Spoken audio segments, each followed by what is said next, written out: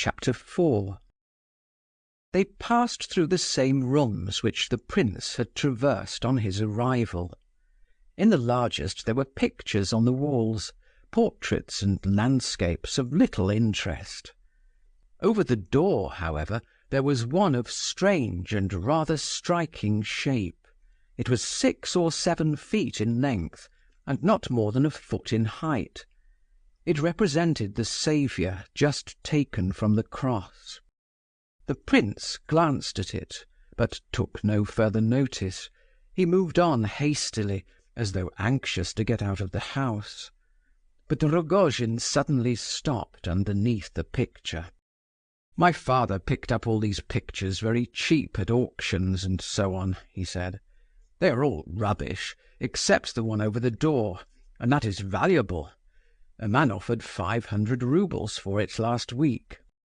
"Yes, that's a copy of a Holbein," said the prince, looking at it again.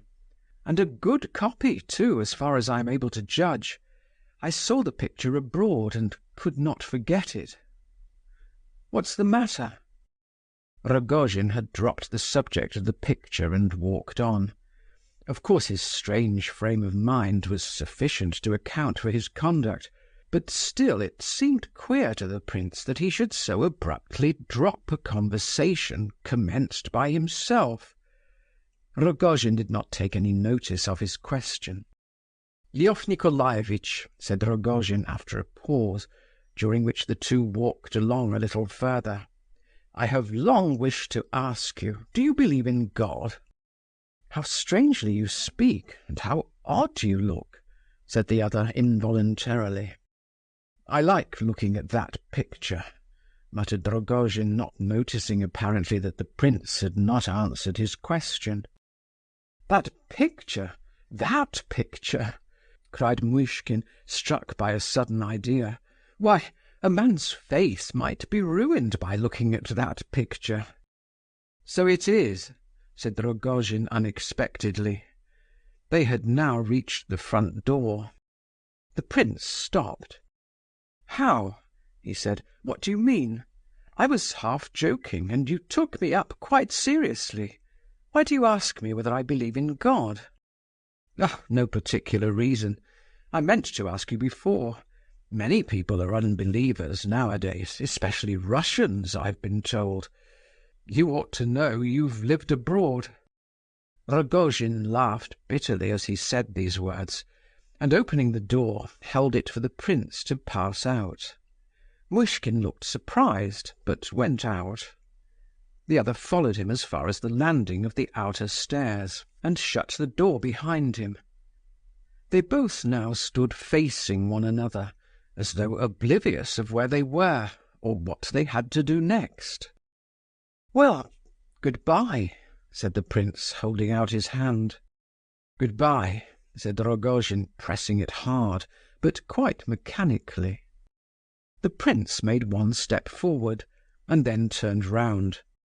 "As to faith," he said, smiling, and evidently unwilling to leave Rogojin in this state, "as to faith, I had 4 curious conversations in 2 days, a week or so ago. One morning I met a man in the train, and made acquaintance with him at once. I had often heard of him as a very learned man, but an atheist. I was very glad of the opportunity of conversing with so eminent and clever a person. He doesn't believe in God, and he talked a good deal about it, but all the while it appeared to me that he was speaking outside the subject. And it has always struck me, both in speaking to such men and in reading their books, that they do not seem really to be touching on that at all, though on the surface they may appear to do so.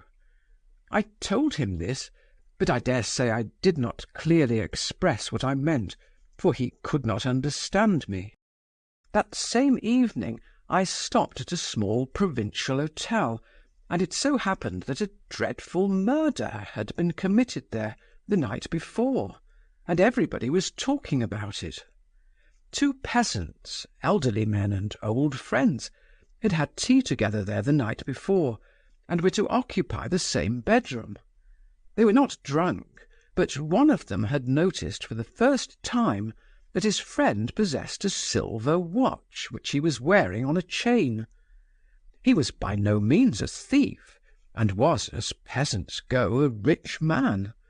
But this watch so fascinated him that he could not restrain himself.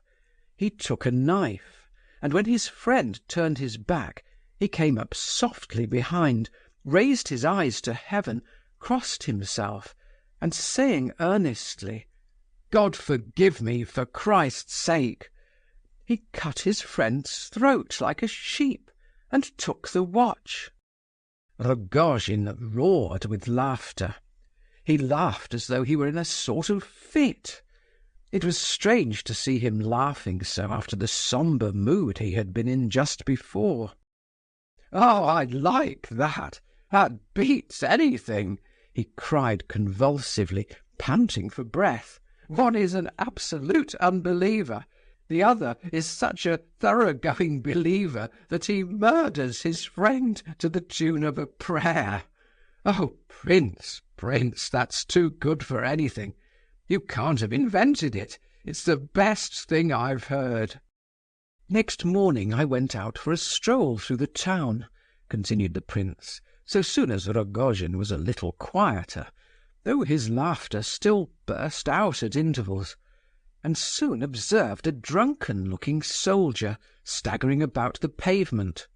He came up to me and said, "Buy my silver cross, sir. You shall have it for 4d. It's real silver."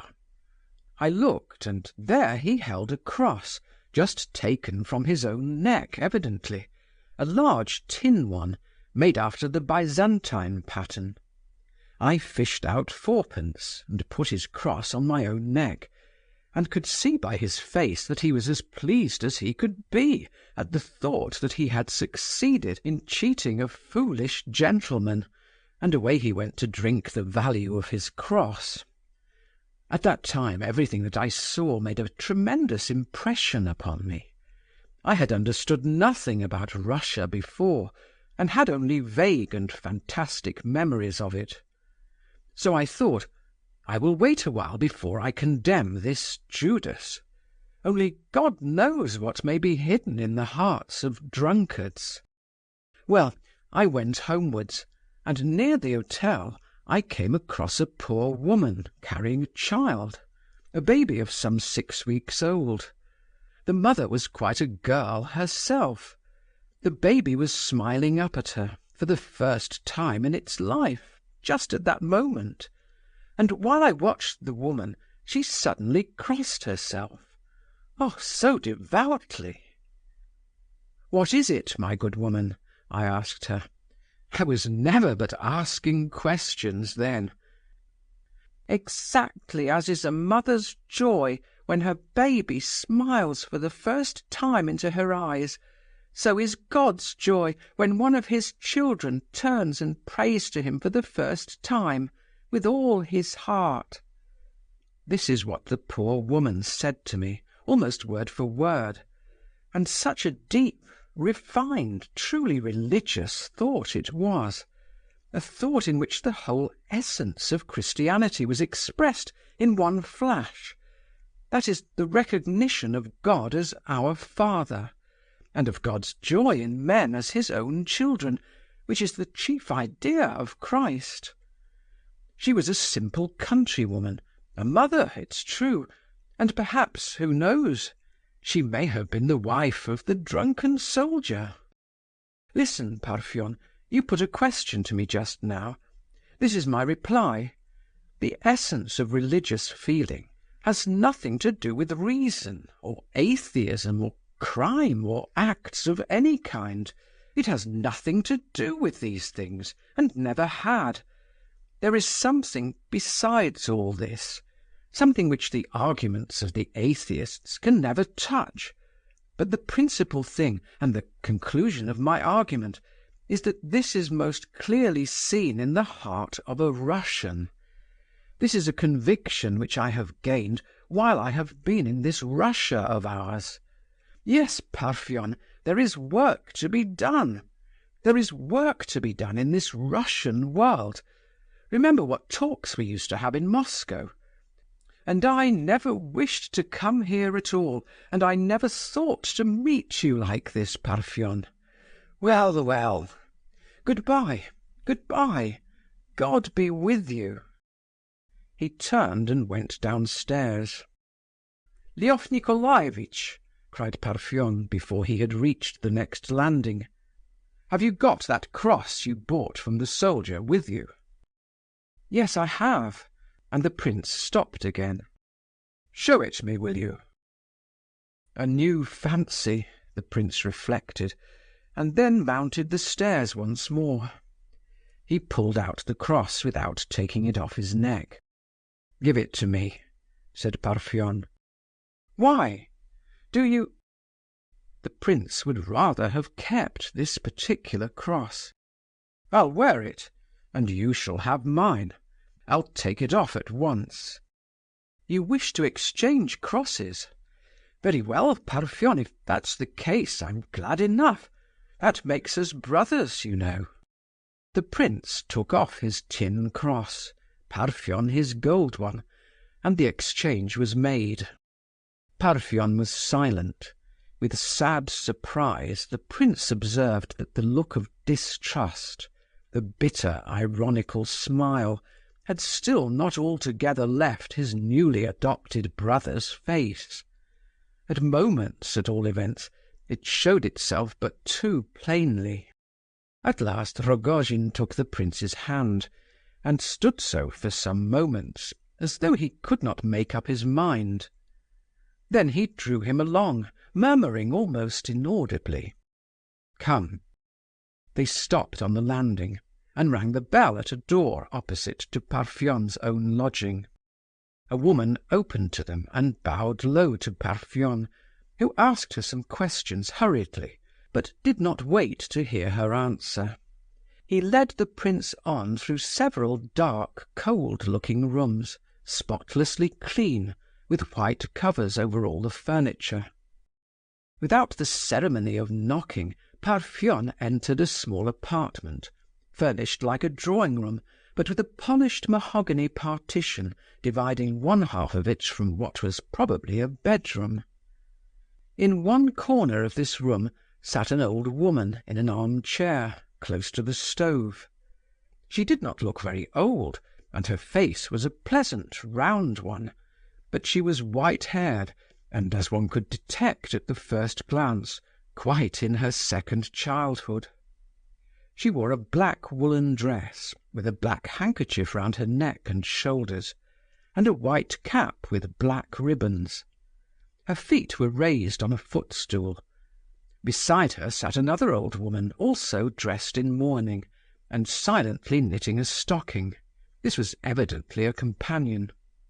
They both looked as though they never broke the silence. The first old woman, so soon as she saw Rogojin and the prince, smiled and bowed courteously several times, in token of her gratification at their visit. "Mother," said Rogojin, kissing her hand, "here is my great friend, Prince Muishkin. We have exchanged crosses.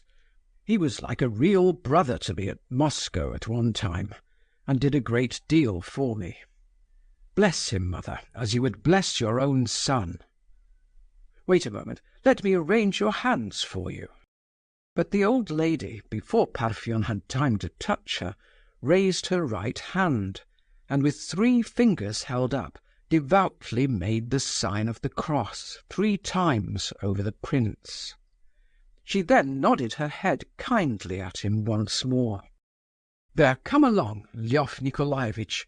That's all I brought you here for," said Rogojin. When they reached the stairs again, he added, "She understood nothing of what I said to her, and did not know what I wanted her to do, and yet she blessed you. That shows she wished to do so herself.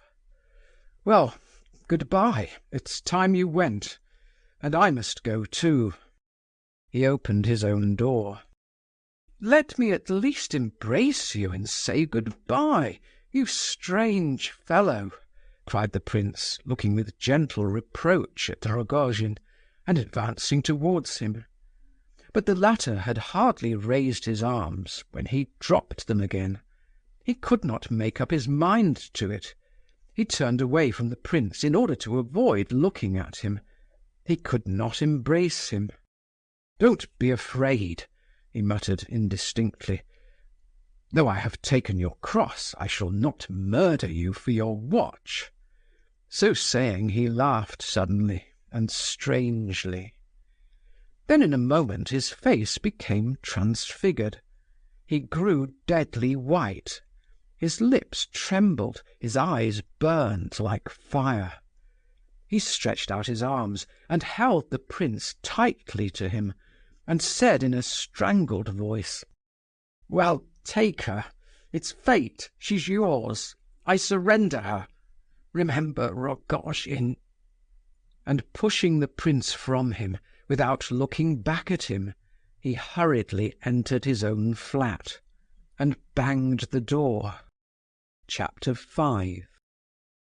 It was late now, nearly 2:30, and the prince did not find General Epanchin at home. He left a card and determined to look up Kolya, who had a room at a small hotel near. Kolya was not in, but he was informed that he might be back shortly, and had left word that if he were not in by 3:30, it was to be understood that he had gone to Pavlovsk, to General Epanchin's, and would dine there. The prince decided to wait till 3:30, and ordered some dinner. At 3:30 there was no sign of Kolya. The prince waited until 4 o'clock, and then strolled off mechanically, wherever his feet should carry him. In early summer there are often magnificent days in St. Petersburg, bright, hot, and still. This happened to be such a day. For some time the prince wandered about without aim or object. He did not know the town well. He stopped to look about him on bridges, at street corners. He entered a confectioner's shop to rest once. He was in a state of nervous excitement and perturbation. He noticed nothing and no one, and he felt a craving for solitude, to be alone with his thoughts and his emotions, and to give himself up to them passively. He loathed the idea of trying to answer the questions that would rise up in his heart and mind. "I am not to blame for all this," he thought to himself, half unconsciously. Towards 6 o'clock he found himself at the station of the Tsarskoye-Selsky railway. He was tired of solitude now. A new rush of feeling took hold of him, and a flood of light chased away the gloom for a moment from his soul.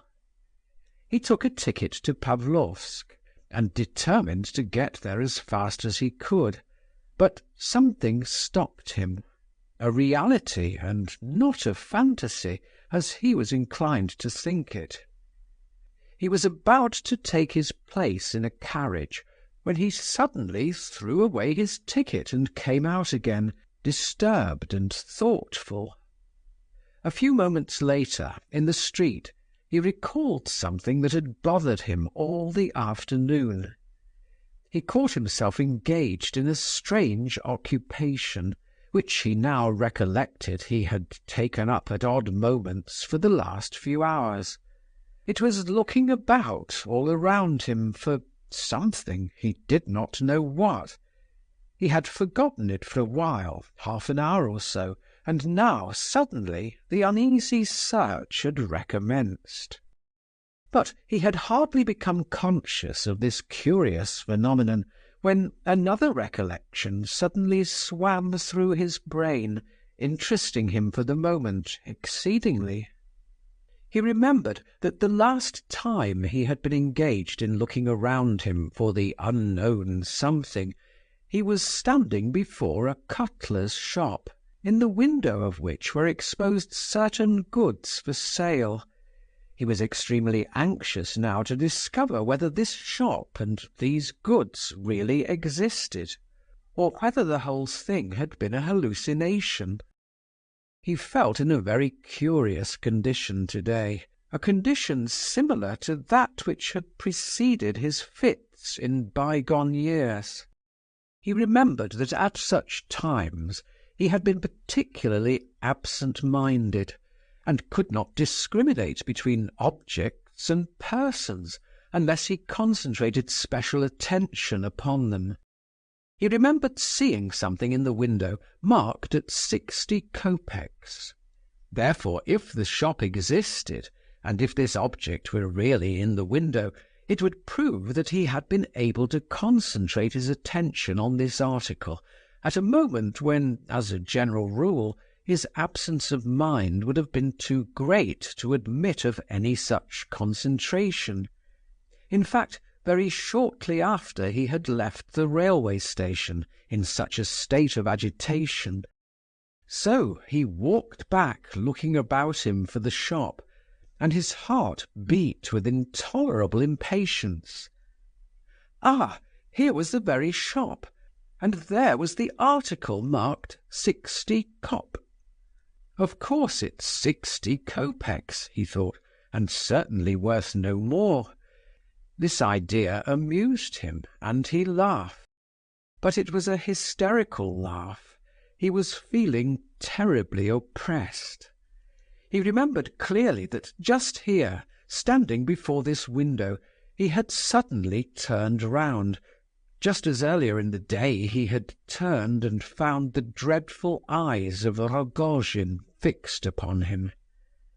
Convinced, therefore, that in this respect, at all events, he had been under no delusion, he left the shop and went on. This must be thought out.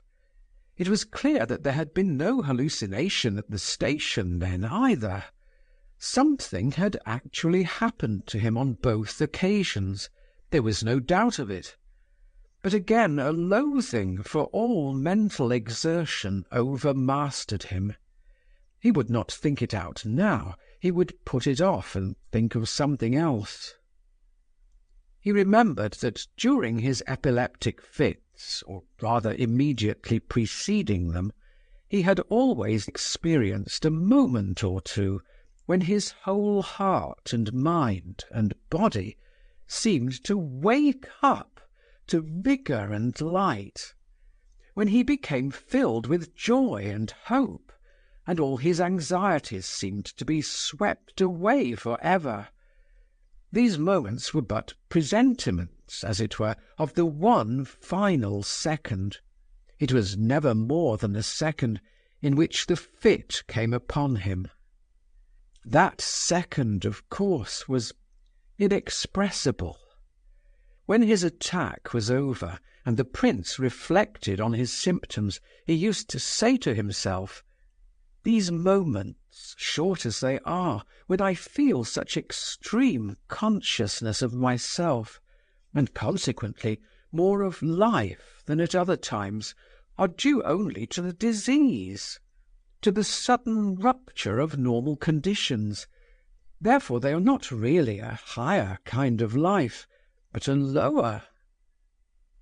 This reasoning, however, seemed to end in a paradox, and lead to the further consideration: what matter though it be only disease, an abnormal tension of the brain, if when I recall and analyse the moment, it seems to have been one of harmony and beauty in the highest degree, an instant of deepest sensation, overflowing with unbounded joy and rapture, ecstatic devotion, and completest life. Vague though this sounds, it was perfectly comprehensible to Muishkin, though he knew that it was but a feeble expression of his sensations. That there was indeed beauty and harmony in those abnormal moments, that they really contained the highest synthesis of life, he could not doubt, nor even admit the possibility of doubt. He felt that they were not analogous to the fantastic and unreal dreams due to intoxication by hashish, opium, or wine. Of that he could judge when the attack was over. These instants were characterized, to define it in a word, by an intense quickening of the sense of personality. Since in the last conscious moment preceding the attack he could say to himself with full understanding of his words, "I would give my whole life for this one instant," then doubtless to him it really was worth a lifetime. For the rest, he thought the dialectical part of the argument of little worth. He saw only too clearly that the result of these ecstatic moments was stupefaction, mental darkness, idiocy. No argument was possible on that point. His conclusion, his estimate of the moment, doubtless contained some error, yet the reality of the sensation troubled him. What's more unanswerable than a fact? And this fact had occurred. The prince had confessed unreservedly to himself that the feeling of intense beatitude in that crowded moment made the moment worth a lifetime. "I feel then," he said one day to Rogojin in Moscow, "I feel then as if I understood those amazing words, 'There shall be no more time.'" And he added with a smile, "No doubt the epileptic Mohammed refers to that same moment when he says that he visited all the dwellings of Allah in less time than was needed to empty his pitcher of water." Yes, he had often met Rogojin in Moscow, and many were the subjects they discussed. "He told me I had been a brother to him," thought the prince. "He said so today for the first time." He was sitting in the summer garden on a seat under a tree, and his mind dwelt on the matter. It was about 7 o'clock, and the place was empty. The stifling atmosphere foretold a storm, and the prince felt a certain charm in the contemplative mood which possessed him. He found pleasure, too, in gazing at the exterior objects around him. All the time he was trying to forget something, to escape from some idea that haunted him. But melancholy thoughts came back, though he would so willingly have escaped from them. He remembered suddenly how he had been talking to the waiter while he dined about a recently committed murder which the whole town was discussing, and as he thought of it something strange came over him. He was seized all at once by a violent desire, almost a temptation, against which he strove in vain. He jumped up and walked off as fast as he could towards the Petersburg side. He had asked someone a little while before to show him which was the Petersburg side on the banks of the Neva. He had not gone there, however, and he knew very well that it was of no use to go now, for he would certainly not find Lebedeff's relation at home. He had the address, but she must certainly have gone to Pavlovsk, or Kolya would have let him know. If he were to go now, it would merely be out of curiosity. But a sudden new idea had come into his head. However, it was something to move on and know where he was going. A minute later he was still moving on, but without knowing anything. He could no longer think out his new idea. He tried to take an interest in all he saw, in the sky, in the Neva. He spoke to some children he met. He felt his epileptic condition becoming more and more developed. The evening was very close. Thunder was heard some way off. The prince was haunted all that day by the face of Lebedeff's nephew, whom he had seen for the first time that morning, just as one is haunted at times by some persistent musical refrain. By a curious association of ideas, the young man always appeared as the murderer of whom Lebedev had spoken when introducing him to Muishkin. Yes, he had read something about the murder, and that quite recently.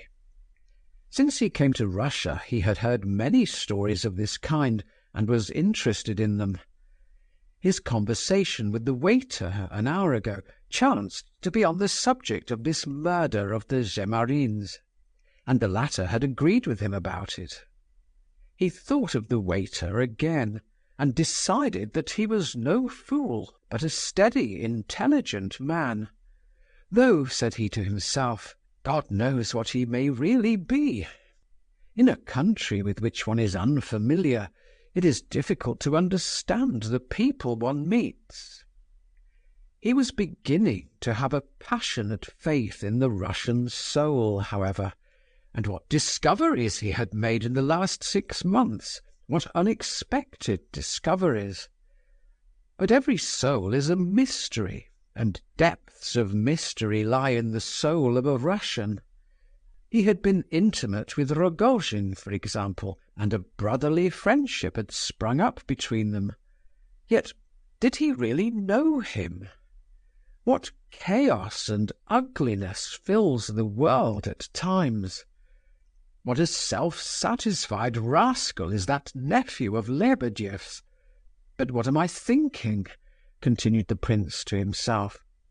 Can he really have committed that crime? Did he kill those 6 persons? I seem to be confusing things. How strange it all is. My head goes round.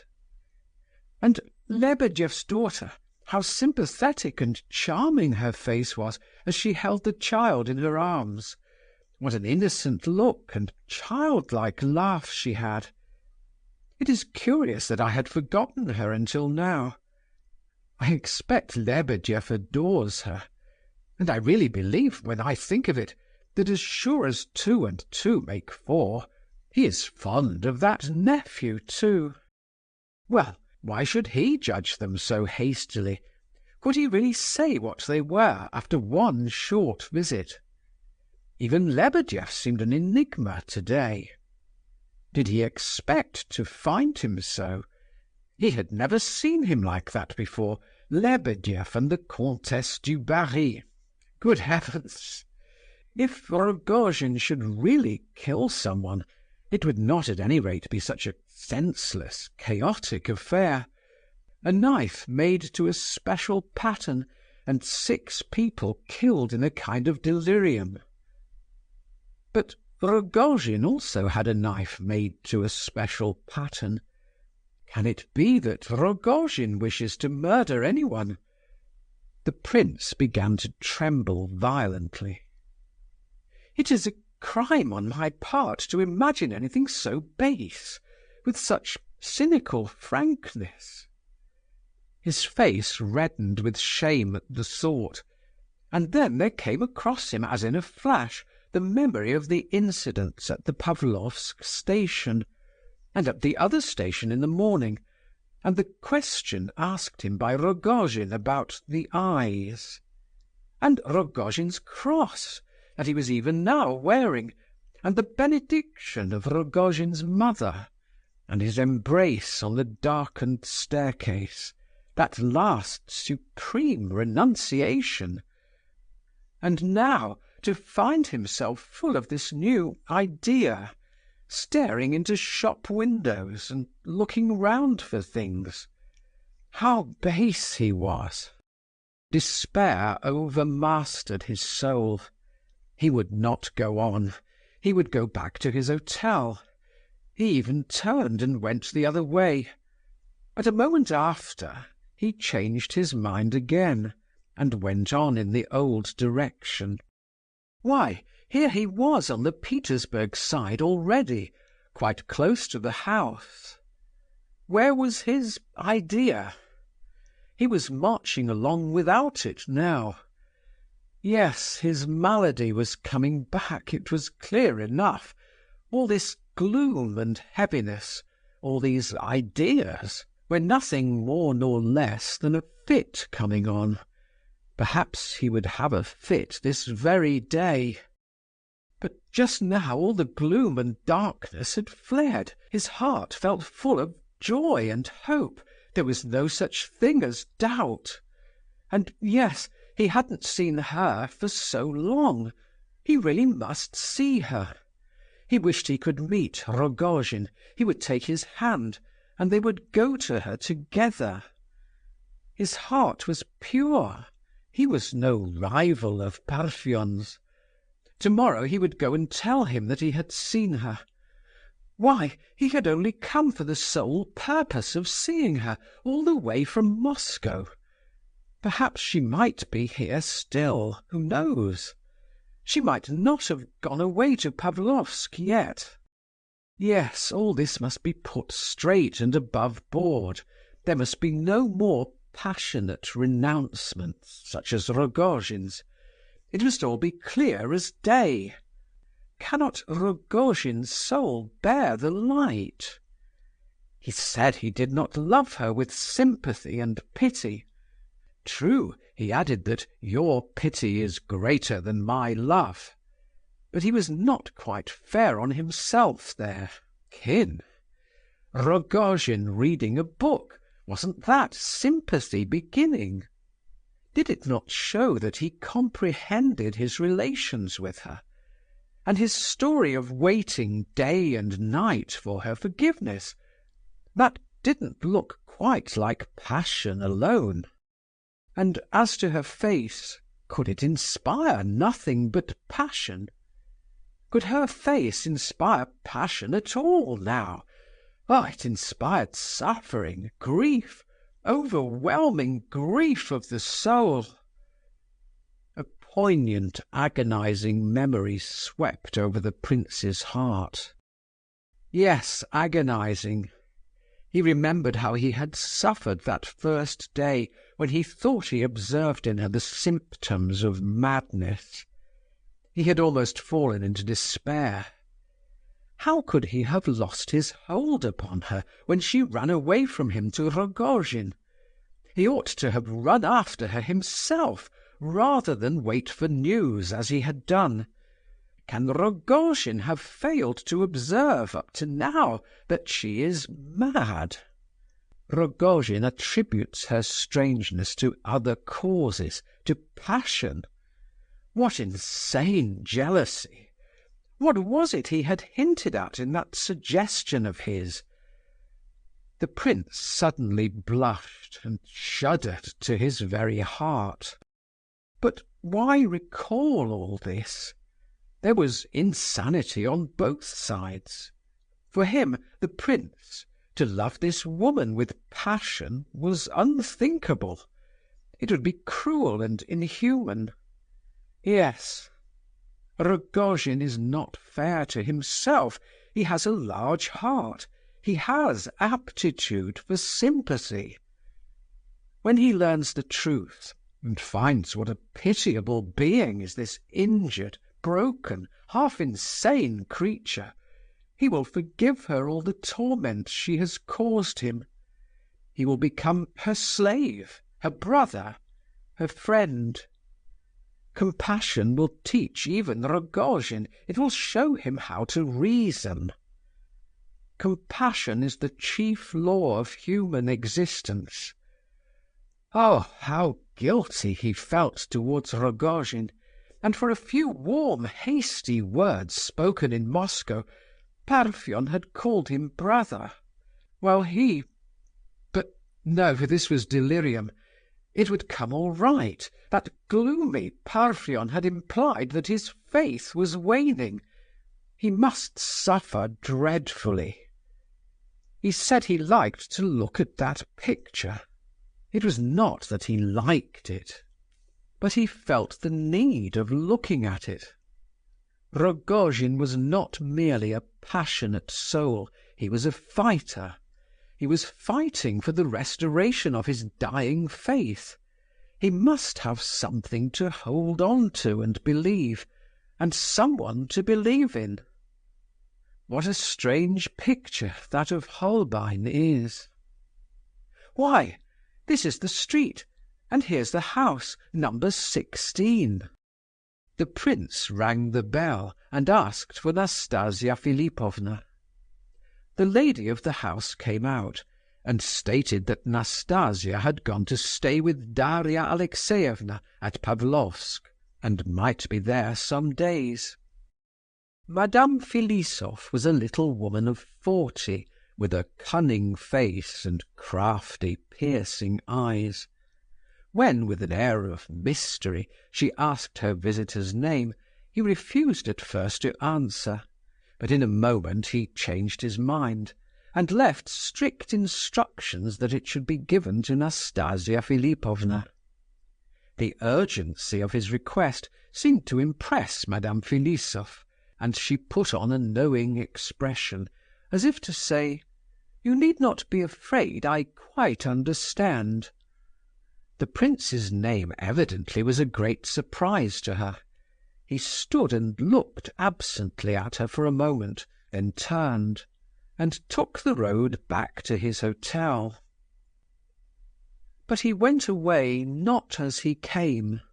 A great change had suddenly come over him. He went blindly forward. His knees shook under him. He was tormented by ideas. His lips were blue and trembled with a feeble, meaningless smile. His demon was upon him once more. What had happened to him? Why was his brow clammy with drops of moisture, his knees shaking beneath him, and his soul oppressed with a cold gloom? Was it because he had just seen those dreadful eyes again? Why, he had left the summer garden on purpose to see them. That had been his idea. He had wished to assure himself that he would see them once more at that house. Then why was he so overwhelmed now, having seen them as he expected? Just as though he had not expected to see them. Yes, they were the very same eyes, and no doubt about it. The same that he had seen in the crowd that morning at the station.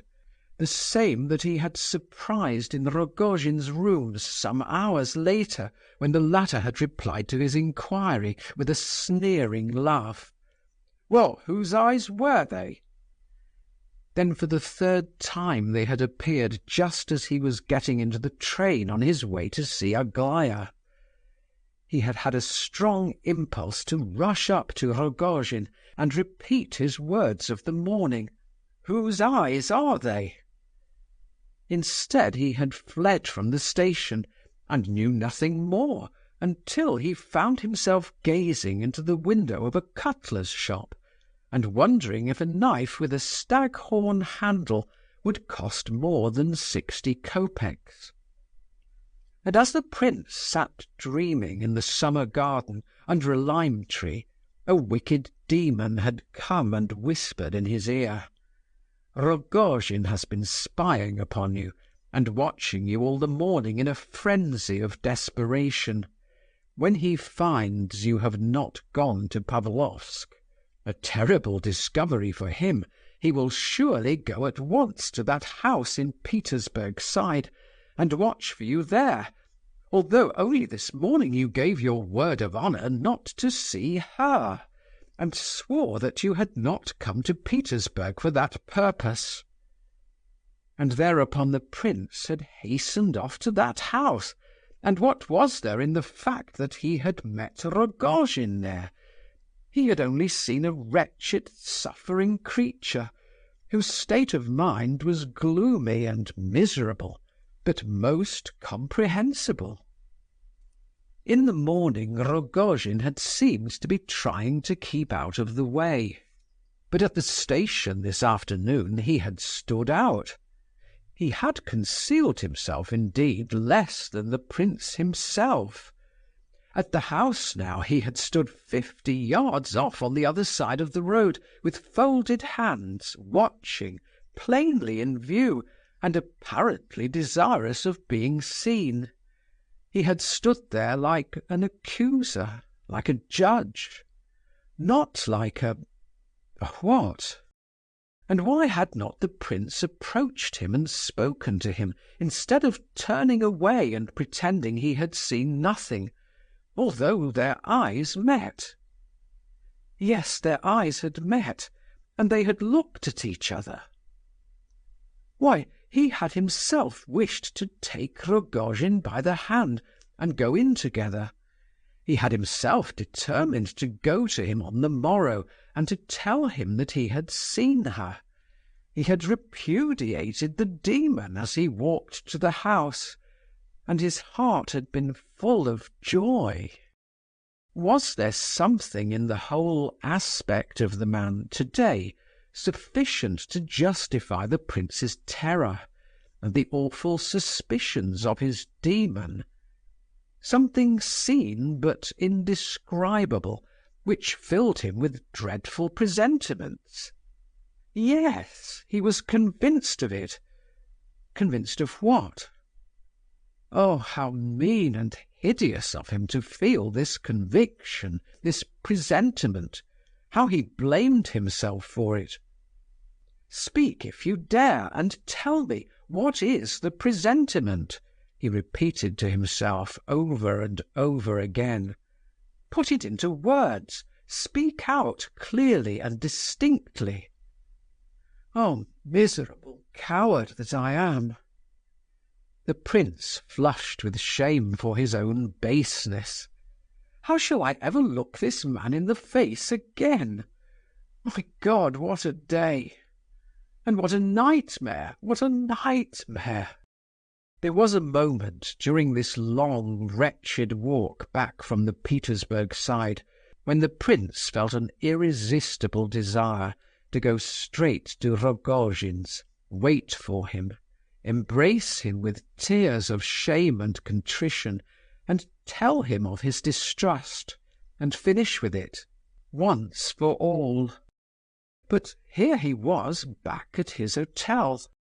How often during the day he had thought of this hotel with loathing, its corridor, its rooms, its stairs. How he had dreaded coming back to it for some reason. "What a regular old woman I am today," he had said to himself each time with annoyance. "I believe in every foolish presentiment that comes into my head." He stopped for a moment at the door. A great flush of shame came over him. "I am a coward, a wretched coward," he said, and moved forward again. But once more he paused. Among all the incidents of the day, one recurred to his mind to the exclusion of the rest. Although now that his self-control was regained, and he was no longer under the influence of a nightmare, he was able to think of it calmly. It concerned the knife on Rogojin's table. Why should not Rogojin have as many knives on his table as he chooses? Thought the prince, wondering at his suspicions, as he had done when he found himself looking into the cutler's window. What could it have to do with me? He said to himself again, and stopped as if rooted to the ground by a kind of paralysis of limb, such as attacks people under the stress of some humiliating recollection. The doorway was dark and gloomy at any time, but just at this moment it was rendered doubly so by the fact that the thunderstorm had just broken, and the rain was coming down in torrents. And in the semi-darkness the prince distinguished a man standing close to the stairs, apparently waiting. There was nothing particularly significant in the fact that a man was standing back in the doorway, waiting to come out or go upstairs, but the prince felt an irresistible conviction that he knew this man, and that it was Rogojin. The man moved on up the stairs. A moment later the prince passed up them too. His heart froze within him. In a minute or two I shall know all, he thought. The staircase led to the first and second corridors of the hotel, along which lay the guests' bedrooms. As is often the case in Petersburg houses, it was narrow and very dark, and turned around a massive stone column. On the first landing, which was as small as the necessary turn of the stairs allowed, there was a niche in the column about half a yard wide, and in this niche the prince felt convinced that a man stood concealed. He thought he could distinguish a figure standing there. He would pass by quickly and not look. He took a step forward, but could bear the uncertainty no longer and turned his head. The eyes, the same two eyes, met his. The man concealed in the niche had also taken a step forward. For 1 second they stood face to face. Suddenly the prince caught the man by the shoulder and twisted him round towards the light, so that he might see his face more clearly. Rogojin's eyes flashed, and a smile of insanity distorted his countenance. His right hand was raised, and something glittered in it. The prince did not think of trying to stop it. All he could remember afterwards was that he seemed to have called out, "Parfen, I won't believe it!"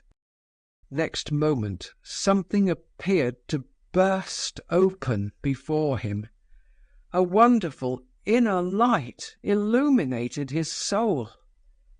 This lasted perhaps half a second, yet he distinctly remembered hearing the beginning of the wail, the strange, dreadful wail, which burst from his lips of its own accord, and which no effort of will on his part could suppress. Next moment he was absolutely unconscious. Black darkness blotted out everything. He had fallen in an epileptic fit. As is well known, these fits occur instantaneously. The face, especially the eyes, become terribly disfigured. Convulsions seize the limbs. A terrible cry breaks from the sufferer, a wail from which everything human seems to be blotted out, so that it is impossible to believe that the man who has just fallen is the same who emitted the dreadful cry. It seems more as though some other being inside the stricken one had cried. Many people have borne witness to this impression, and many cannot behold an epileptic fit without a feeling of mysterious terror and dread. Such a feeling, we must suppose, overtook Rogojin at this moment and saved the prince's life. Not knowing that it was a fit, and seeing his victim disappear head foremost into the darkness, hearing his head strike the stone steps below with a crash, Rogojin rushed downstairs, skirting the body, and flung himself headlong out of the hotel, like a raving madman. The prince's body slipped convulsively down the steps till it rested at the bottom. Very soon, in 5 minutes or so, he was discovered, and a crowd collected around him. A pool of blood on the steps near his head gave rise to grave fears. Was it a case of accident, or had there been a crime? It was, however, soon recognized as a case of epilepsy, and identification and proper measures for restoration followed one another, owing to a fortunate circumstance. Kolya Ivolgin had come back to his hotel about 7 o'clock, owing to a sudden impulse which made him refuse to dine at the Yapanchins, and finding a note from the prince awaiting him, had sped away to the latter's address. Arrived there, he ordered a cup of tea and sat sipping it in the coffee-room.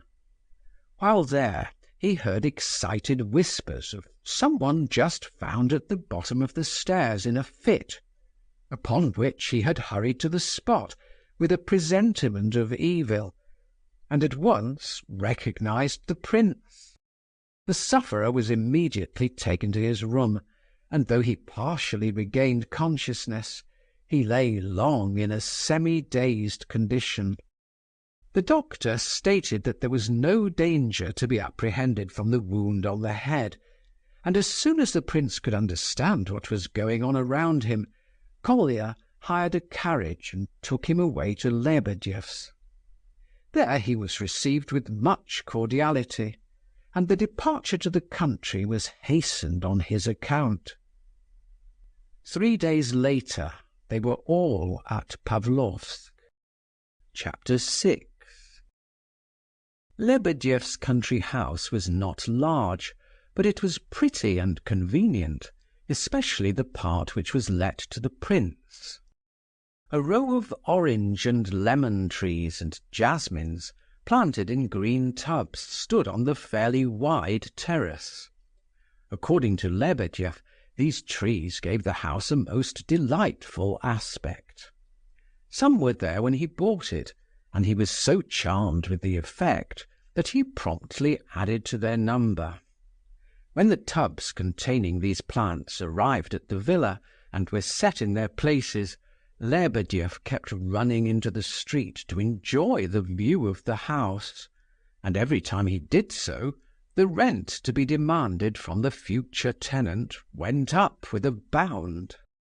This country villa pleased the prince very much in his state of physical and mental exhaustion. On the day that they had left for Pavlovsk, that is, the day after his attack, he appeared almost well, though in reality he felt very far from it. The faces of those around him for the last 3 days had made a pleasant impression. He was pleased to see not only Kolya, who had become his inseparable companion, but Lebedeff himself and all the family, except the nephew who had left the house.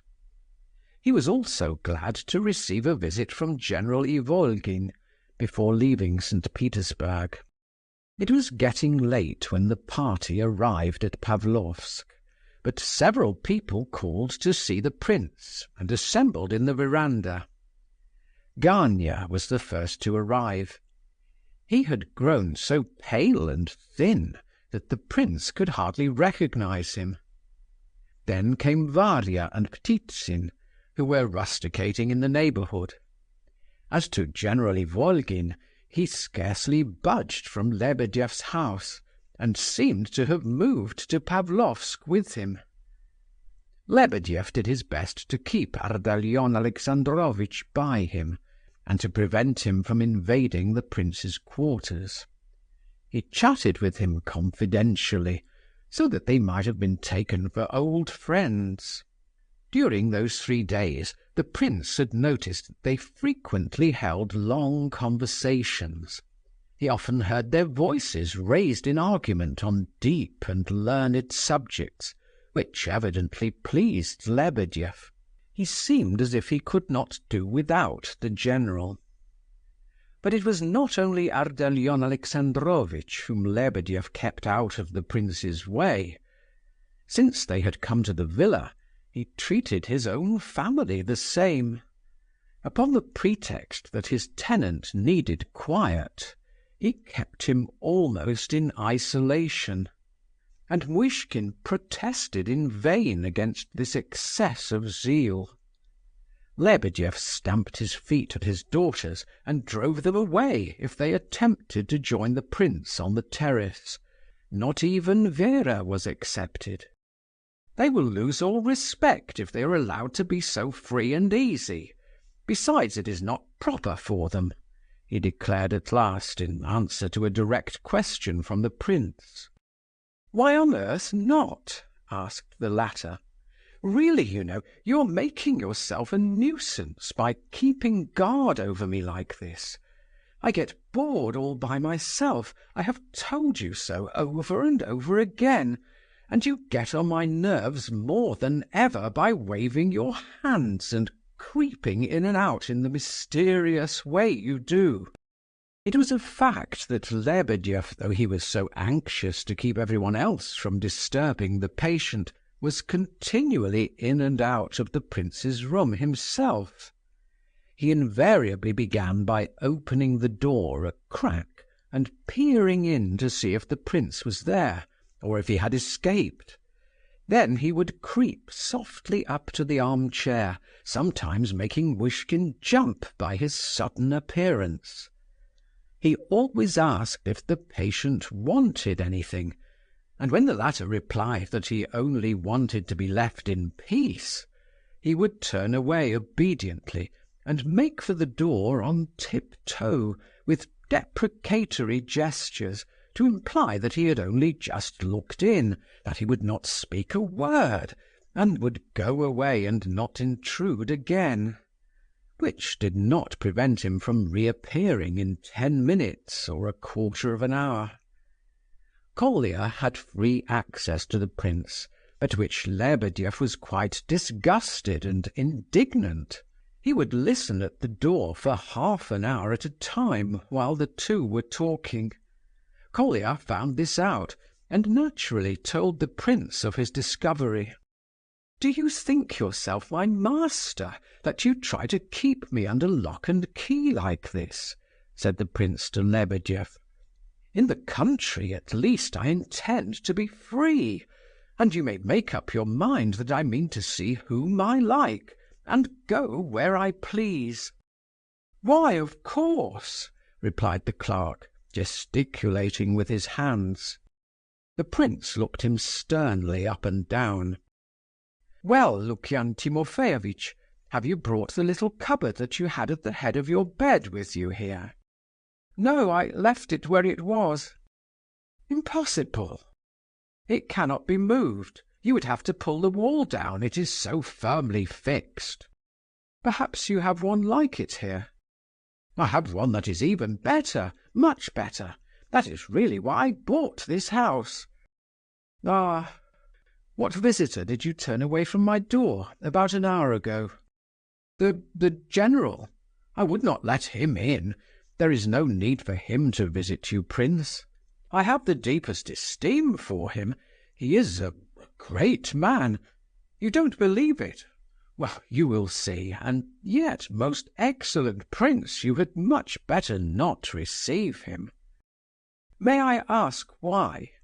And also why you walk about on tiptoe, and always seem as if you were going to whisper a secret in my ear whenever you come near me?" "I am vile, vile, I know it," cried Lebedev, beating his breast with a contrite air. "But will not the general be too hospitable for you?" "Too hospitable?" "Yes. First he proposes to come and live in my house. Well and good. But he sticks at nothing. He immediately makes himself one of the family. We have talked over our respective relations several times, and discovered that we are connected by marriage. It seems also that you are a sort of nephew on his mother's side. He was explaining it to me again only yesterday. If you're his nephew, it follows that I must also be a relation of yours, most excellent prince. Never mind about that, it is only a foible.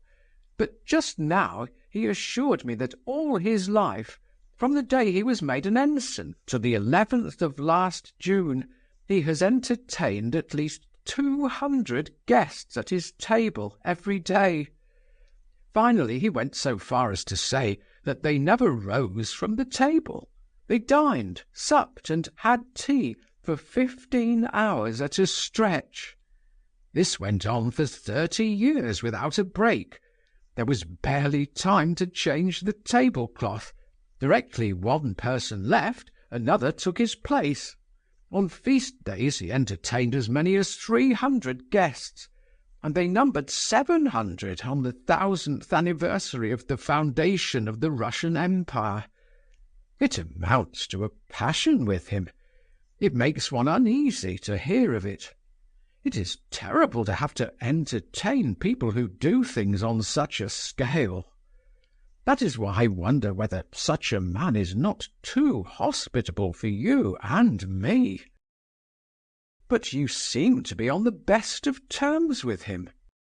quite fraternal. I look upon it as a joke. Let us be brothers-in-law. It is all the same to me. Rather an honour than not. But in spite of the 200 guests and the 1000th anniversary of the Russian Empire, I can see that he is a very remarkable man. I am quite sincere. You said just now that I always looked as if I was going to tell you a secret. You are right. I have a secret to tell you. A certain person has just let me know that she is very anxious for a secret interview with you. Why should it be secret? Not at all. I will call on her myself tomorrow. No, oh no, cried Lebedeff, waving his arms. If she is afraid, it is not for the reason you think. By the way, do you know that the monster comes every day to inquire after your health? Call him a monster so often that it makes me suspicious. You must have no suspicions, none whatever, said Lebedeff quickly. I only want you to know that the person in question is not afraid of him, but of something quite different. What on earth is she afraid of, then? Tell me plainly, without any more beating about the bush, said the prince, exasperated by the other's mysterious grimaces. Ah, that is the secret, said Lebedeff with a smile. Whose secret? Yours. You forbade me yourself to mention it before you, most excellent prince, murmured Lebedeff. Then, satisfied that he had worked up Muishkin's curiosity to the highest pitch, he added abruptly, She is afraid of Aglaya Ivanovna. The prince frowned for a moment in silence, and then said suddenly, Really, Lebedeff, I must leave your house. Where are Gavrila Ardalionovitch and the Ptitsins? Are they here? Have you chased them away too? They are coming, and the general as well. I will open all the doors. I will call all my daughters, all of them, this very minute, said Lebedeff in a low voice, thoroughly frightened, and waving his hands as he ran from door to door. At that moment Kolya appeared on the terrace. He announced that Lizaveta Prokofievna and her 3 daughters were close behind him. Moved by this news, Lebedeff hurried up to the prince. Shall I call the Ptitsins and Gavrila Ardalionovitch? Shall I let the general in? He asked. Why not? Let in anyone who wants to see me. I assure you, Lebedeff, you have misunderstood my position from the very first. You have been wrong all along. I have not the slightest reason to hide myself from anyone, replied the prince gaily. Seeing him laugh, Lebedeff thought fit to laugh also, and though much agitated, his satisfaction was quite visible. Kolya was right. The Epanchin ladies were only a few steps behind him. As they approached the terrace, other visitors appeared from Lebedeff's side of the house, the Ptitsins, Gania, and Ardalion Alexandrovitch. The Epanchins had only just heard of the prince's illness and of his presence in Pavlovsk from Kolya, and up to this time had been in a state of considerable bewilderment about him. The general brought the prince's card down from town, and Mrs. Epanchin had felt convinced that he himself would follow his card at once. She was much excited. In vain the girls assured her that a man who had not written for 6 months would not be in such a dreadful hurry, and that probably he had enough to do in town without needing to bustle down to Pavlovsk to see them. Their mother was quite angry at the very idea of such a thing, and announced her absolute conviction that he would turn up the next day at latest. So next day the prince was expected all the morning, and at dinner, tea, and supper, and when he did not appear in the evening, Mrs. Epanchin quarrelled with everyone in the house, finding plenty of pretexts, without so much as mentioning the prince's name.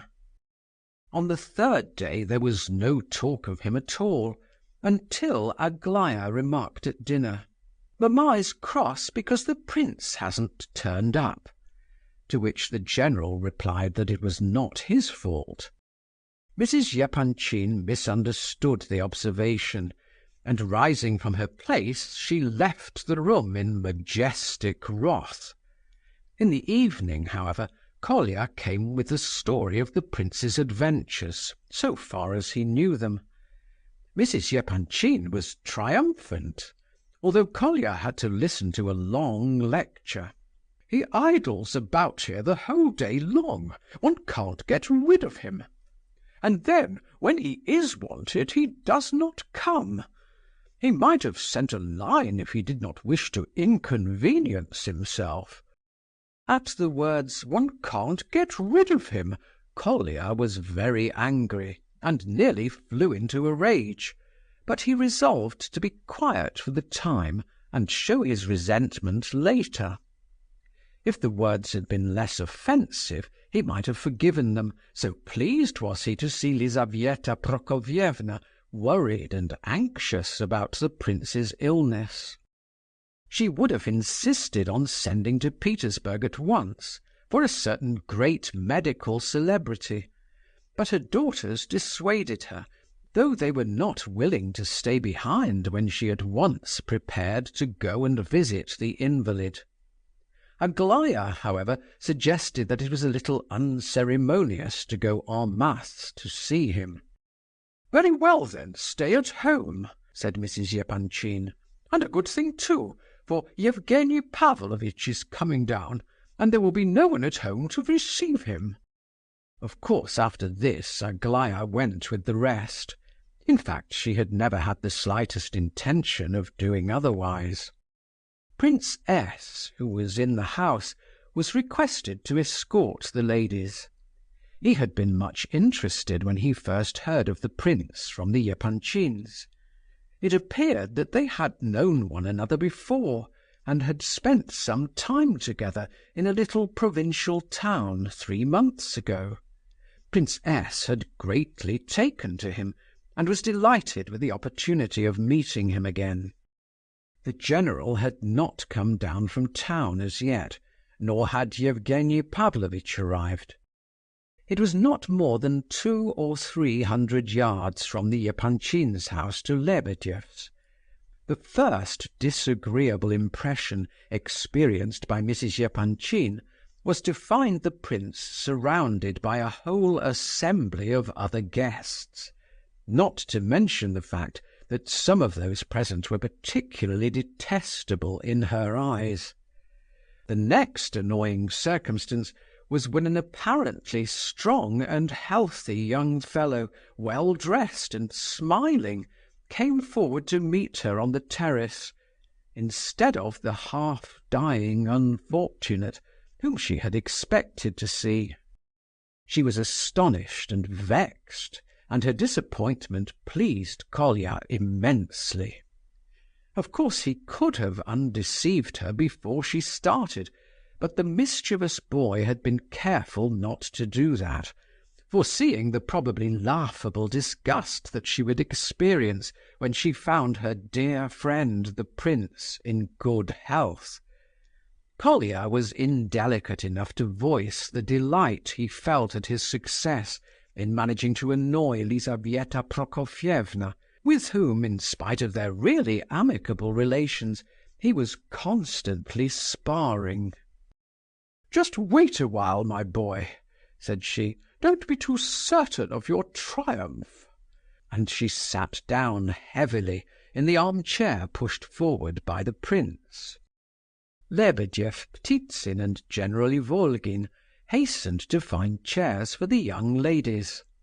Varia greeted them joyfully, and they exchanged confidences in ecstatic whispers. "I must admit, Prince, I was a little put out to see you up and about like this. I expected to find you in bed. But I give you my word I was only annoyed for an instant, before I collected my thoughts properly. I am always wiser on second thoughts, and I dare say you are the same. I assure you I am as glad to see you well as though you were my own son. Yes, and more. And if you don't believe me, the more shame to you, and it's not my fault. But that spiteful boy delights in playing all sorts of tricks. You are his patron, it seems. Well, I warn you that one fine morning I shall deprive myself of the pleasure of his further acquaintance." "What have I done wrong now?" cried Kolya. "What was the good of telling you that the prince was nearly well again? You would not have believed me. It was so much more interesting to picture him on his deathbed." "How long do you remain here, prince?" asked Madame Epanchin.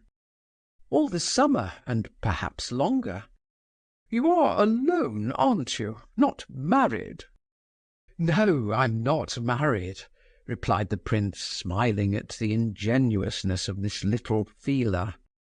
"Oh, you needn't laugh. These things do happen, you know. Now then, why didn't you come to us? We have a wing quite empty. But just as you like, of course. Do you lease it from him? This fellow, I mean," she added, nodding towards Lebedeff. "And why does he always wriggle so?" At that moment, Vera, carrying the baby in her arms as usual, came out of the house onto the terrace. Lebedeff kept fidgeting among the chairs, and did not seem to know what to do with himself, though he had no intention of going away. He no sooner caught sight of his daughter than he rushed in her direction, waving his arms to keep her away. He even forgot himself so far as to stamp his foot. "Is he mad?" asked Madame Epanchin suddenly. "No, perhaps he is drunk. Your company is rather peculiar," she added with a glance at the other guests. "But what a pretty girl! Who is she?" "That is Lebedeff's daughter, Vera Lukianovna." "Indeed? She looks very sweet. I should like to make her acquaintance." The words were hardly out of her mouth when Lebedeff dragged Vera forward in order to present her. "Orphans, poor orphans," he began in a pathetic voice. "The child she carries is an orphan too. She is Vera's sister, my daughter Lyubov. The day this babe was born, 6 weeks ago, my wife died, by the will of God Almighty. Yes, Vera takes her mother's place, though she is but her sister, nothing more, nothing more. And you are nothing more than a fool, if you'll excuse me. Well, you know that yourself, I expect," said the lady indignantly. Lebedeff bowed low. "It is the truth," he replied with extreme respect. "Oh, Mr. Lebedeff, I am told you lecture on the Apocalypse. Is it true?" asked Aglaya. "Yes, that is so, for the last 15 years. I have heard of you, and I think read of you in the newspapers." "No, that was another commentator whom the papers named. He is dead, however, and I have taken his place," said the other, much delighted. "We are neighbours, so will you be so kind as to come over one day and explain the Apocalypse to me?" said Aglaya. "I do not understand it in the least." "Allow me to warn you," interposed General Ivolgin, "that he is the greatest charlatan on earth." He had taken the chair next to the girl, and was impatient to begin talking. "No doubt there are pleasures and amusements peculiar to the country," he continued, "and to listen to a pretended student holding forth on the book of the Revelations may be as good as any other. It may even be original. But you seem to be looking at me with some surprise. May I introduce myself? General Ivolgin. I carried you in my arms as a baby." "Delighted, I'm sure," said Aglaya. I am acquainted with Varvara Ardalionovna and Nina Alexandrovna." She was trying hard to restrain herself from laughing. Mrs. Epanchin flushed up. Some accumulation of spleen in her suddenly needed an outlet. She could not bear this General Ivolgin, whom she had once known, long ago, in society. "You are deviating from the truth, sir, as usual," she remarked, boiling over with indignation. "You never carried her in your life." "You have forgotten, mother," said Aglaya suddenly. "He really did carry me about. In Tver, you know. I was 6 years old, I remember. He made me a bow and arrow, and I shot a pigeon. Don't you remember shooting a pigeon, you and I, one day?" "Yes, and he made me a cardboard helmet and a little wooden sword. I remember," said Adelaida. "Yes, I remember too," said Alexandra. "You quarrelled about the wounded pigeon, and Adelaida was put in the corner and stood there with her helmet and sword and all." The poor general had merely made the remark about having carried Aglaya in his arms because he always did so begin a conversation with young people. But it happened that this time he had really hit upon the truth, though he had himself entirely forgotten the fact. But when Adelaida and Aglaya recalled the episode of the pigeon, his mind became filled with memories, and it is impossible to describe how this poor old man, usually half drunk, was moved by the recollection. I remember it all," he cried. "I was captain then. You were such a lovely little thing. Nina Alexandrovna, Gania, listen. I was received then by General Epanchin." "Yes, and look what you have come to now," interrupted Mrs. Epanchin. "However, I see you have not quite drunk your better feelings away. But you have broken your wife's heart, sir, and instead of looking after your children, you have spent your time in public houses and debtors' prisons. Go away, my friend, stand in some corner and weep, and bemoan your fallen dignity, and perhaps God will forgive you yet. Go, go, I'm serious. There's nothing so favourable for repentance as to think of the past with feelings of remorse." There was no need to repeat that she was serious. The general, like all drunkards, was extremely emotional, and easily touched by recollections of his better days. He rose and walked quietly to the door, so meekly that Mrs. Epanchin was instantly sorry for him. "Ardalion Alexandrovitch," she cried after him, "wait a moment. We are all sinners. When you feel that your conscience reproaches you a little less, come over to me, and we'll have a talk about the past. I dare say I am 50 times more of a sinner than you are. And now go, goodbye. You had better not stay here," she added in alarm as he turned as though to come back. "Don't go after him just now, Kolya, or he'll be vexed, and the benefit of this moment will be lost," said the prince, as the boy was hurrying out of the room. "Quite true. Much better to go in half an hour or so," said Mrs. Epanchin. "That's what comes of telling the truth for once in one's life," said Lebedeff. "It reduced him to tears." "Come, come, the less you say about it the better, to judge from all I have heard about you," replied Mrs. Epanchin. The prince took the first opportunity of informing the Epanchin ladies that he had intended to pay them a visit that day, if they had not themselves come this afternoon, and Lizaveta Prokofievna replied that she hoped he would still do so.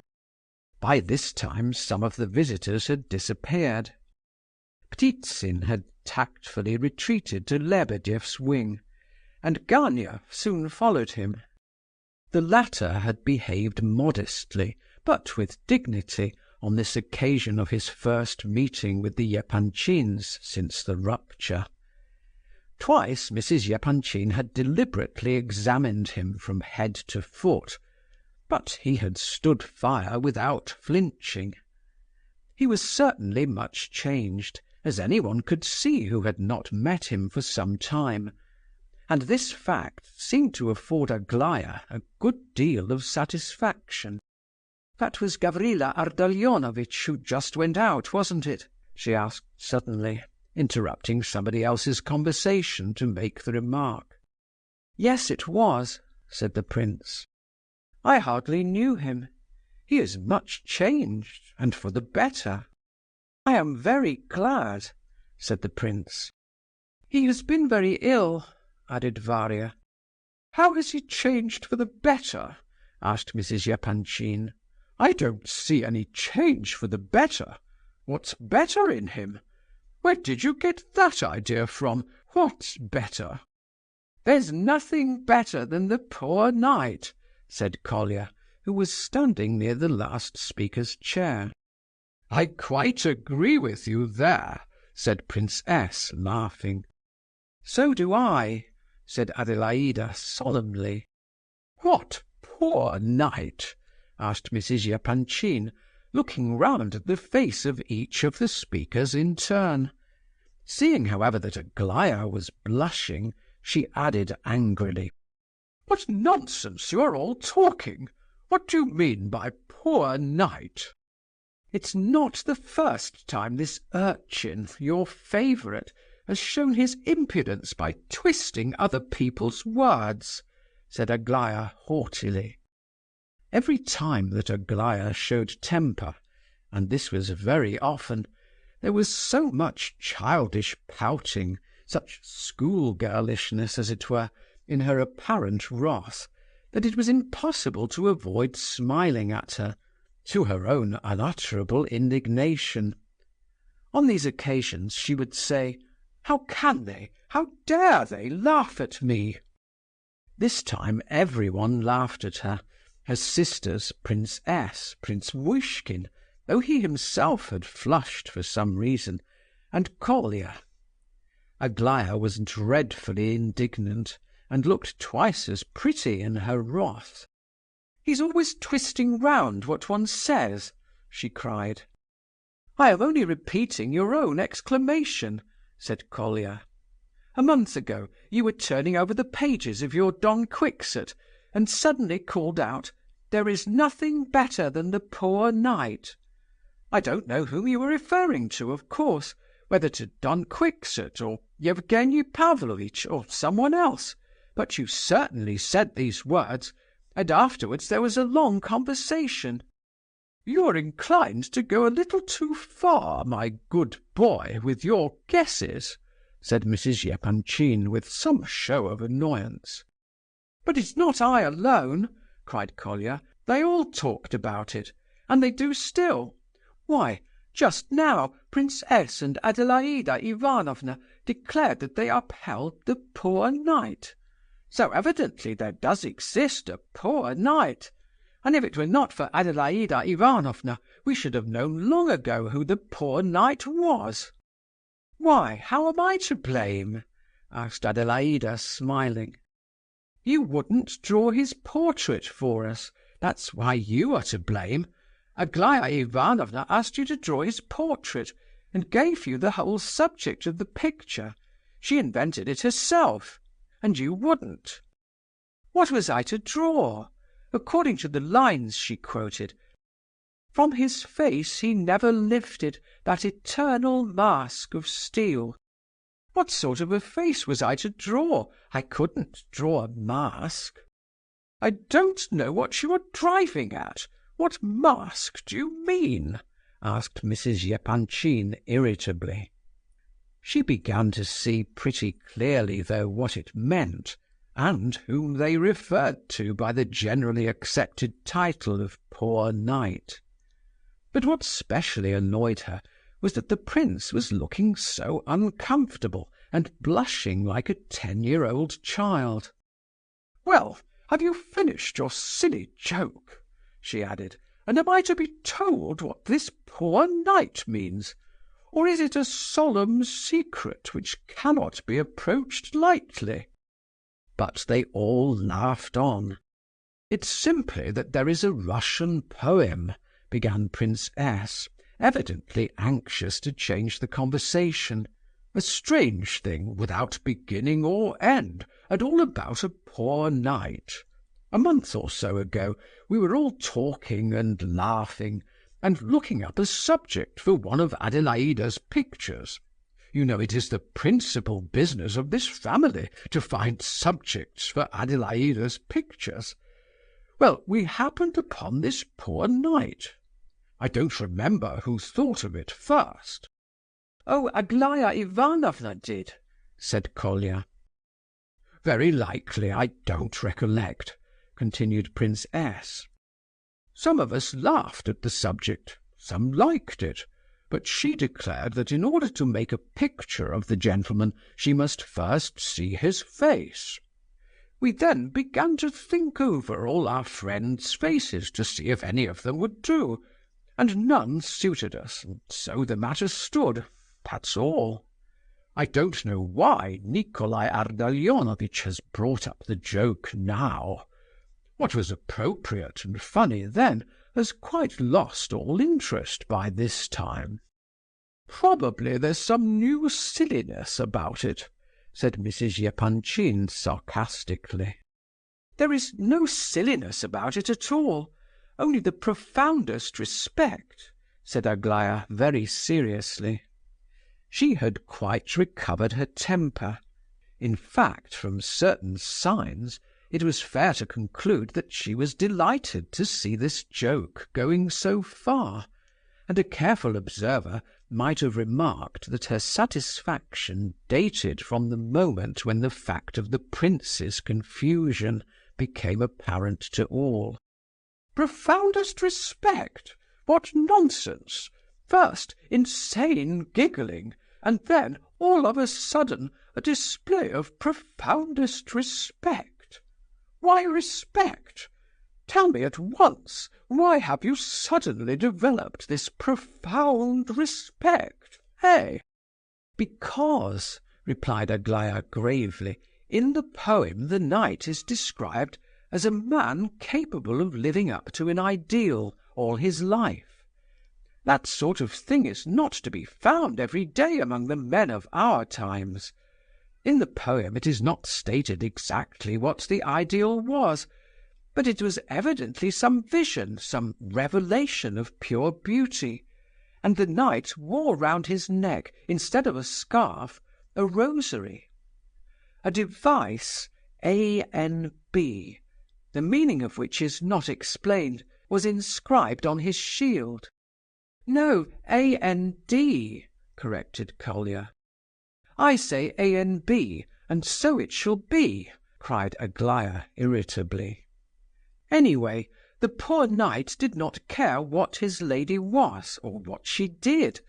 He had chosen his ideal, and he was bound to serve her, and break lances for her, and acknowledge her as the ideal of pure beauty, whatever she might say or do afterwards. If she had taken to stealing, he would have championed her just the same. I think the poet desired to embody in this one picture the whole spirit of medieval chivalry and the platonic love of a pure and high-souled knight. Of course it's all an ideal, and in the poor knight that spirit reached the utmost limit of asceticism. He is a Don Quixote, only serious and not comical. I used not to understand him, and laughed at him, but now I love the poor knight, and respect his actions." So ended Aglaya, and to look at her it was difficult indeed to judge whether she was joking or in earnest. "Pooh! He was a fool, and his actions were the actions of a fool," said Mrs. Epanchin. "And as for you, young woman, you ought to know better. At all events, you are not to talk like that again. What poem is it? Recite it. I want to hear this poem. I have hated poetry all my life. Prince, you must excuse this nonsense. We neither of us like this sort of thing. Be patient." They certainly were put out, both of them. The prince tried to say something, but he was too confused, and could not get his words out. Aglaya, who had taken such liberties in her little speech, was the only person present, perhaps, who was not in the least embarrassed. She seemed, in fact, quite pleased. She now rose solemnly from her seat, walked to the centre of the terrace, and stood in front of the prince's chair. All looked on with some surprise, and Prince S. and her sisters with feelings of decided alarm, to see what new frolic she was up to. It had gone quite far enough already, they thought. But Aglaya evidently thoroughly enjoyed the affectation and ceremony with which she was introducing her recitation of the poem. Mrs. Epanchin was just wondering whether she would not forbid the performance after all, when, at the very moment that Aglaya commenced her declamation, two new guests, both talking loudly, entered from the street. The new arrivals were General Epanchin and a young man. Their entrance caused some slight commotion. Chapter 7. The young fellow accompanying the general was about 28, tall and well-built, with a handsome and clever face, and bright black eyes, full of fun and intelligence. Aglaya did not so much as glance at the new arrivals, but went on with her recitation, gazing at the prince the while in an affected manner, and at him alone. It was clear to him that she was doing all this with some special object.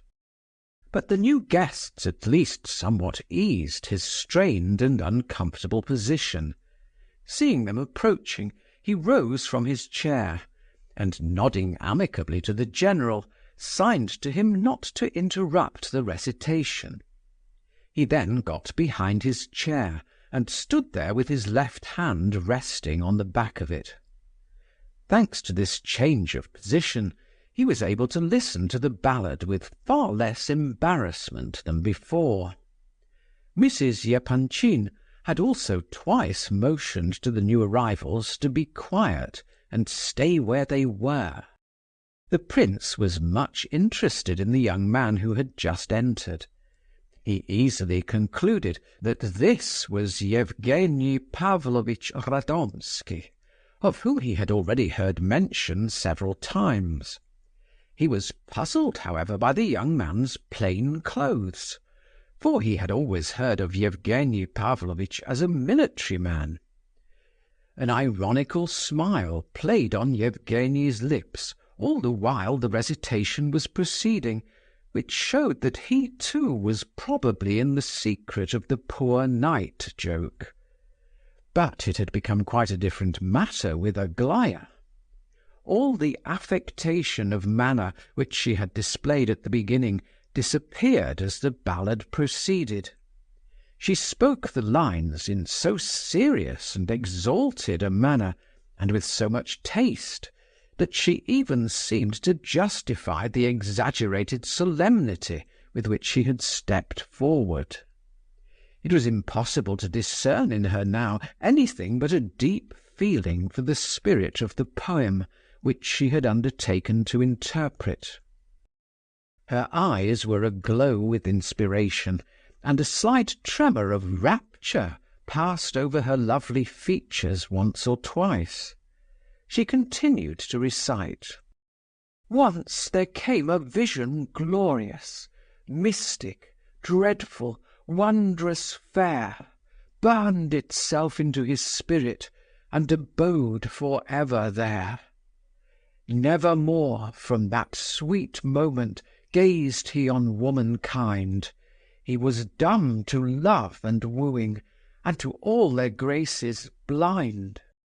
Full of love for that sweet vision, brave and pure, he took the field. With his blood he stained the letters N.P.B. upon his shield. Lumen Caeli, Sancta Rosa. Shouting on the foe he fell, and like thunder rang his war-cry o'er the cowering infidel. Then within his distant castle, home returned, he dreamed his days, silent, sad, and when death took him, he was mad, the legend says. When recalling all this afterwards, the prince could not for the life of him understand how to reconcile the beautiful, sincere, pure nature of the girl with the irony of this jest. That it was a jest there was no doubt whatever. He knew that well enough, and had good reason too for his conviction, for during her recitation of the ballad Aglaya had deliberately changed the letters A.N.B. into N.P.B. He was quite sure she had not done this by accident, and that his ears had not deceived him. At all events, her performance, which was a joke, of course, if rather a crude one, was premeditated. They had evidently talked and laughed over the poor knight for more than a month. Yet Aglaya had brought out these letters N.P.B. not only without the slightest appearance of irony, or even any particular accentuation, but with so even and unbroken an appearance of seriousness, that assuredly anyone might have supposed that these initials were the original ones written in the ballad. The thing made an uncomfortable impression upon the prince. Of course Mrs. Epanchin saw nothing either in the change of initials or in the insinuation embodied therein. General Epanchin only knew that there was a recitation of verses going on, and took no further interest in the matter. Of the rest of the audience, many had understood the allusion, and wondered both at the daring of the lady and at the motive underlying it, but tried to show no sign of their feelings. But Yevgeny Pavlovitch, as the prince was ready to wager, both comprehended and tried his best to show that he comprehended. His smile was too mocking to leave any doubt on that point. "How beautiful that is!" cried Mrs. Epanchin, with sincere admiration. "Whose is it?" "Pushkin's, mamma, of course. Don't disgrace us all by showing your ignorance," said Adelaida. "As soon as we reach home, give it to me to read." "I don't think we have a copy of Pushkin in the house." "There are a couple of torn volumes somewhere. They have been lying about from time immemorial," added Alexandra. "Send Fyodor or Alexei up by the very first train to buy a copy, then. Aglaya, come here. Kiss me, dear. You recited beautifully. But," she added in a whisper, "if you were sincere, I am sorry for you. If it was a joke, I do not approve of the feelings which prompted you to do it, and in any case you would have done far better not to recite it at all. Do you understand? Now come along, young woman. We've sat here too long. I'll speak to you about this another time."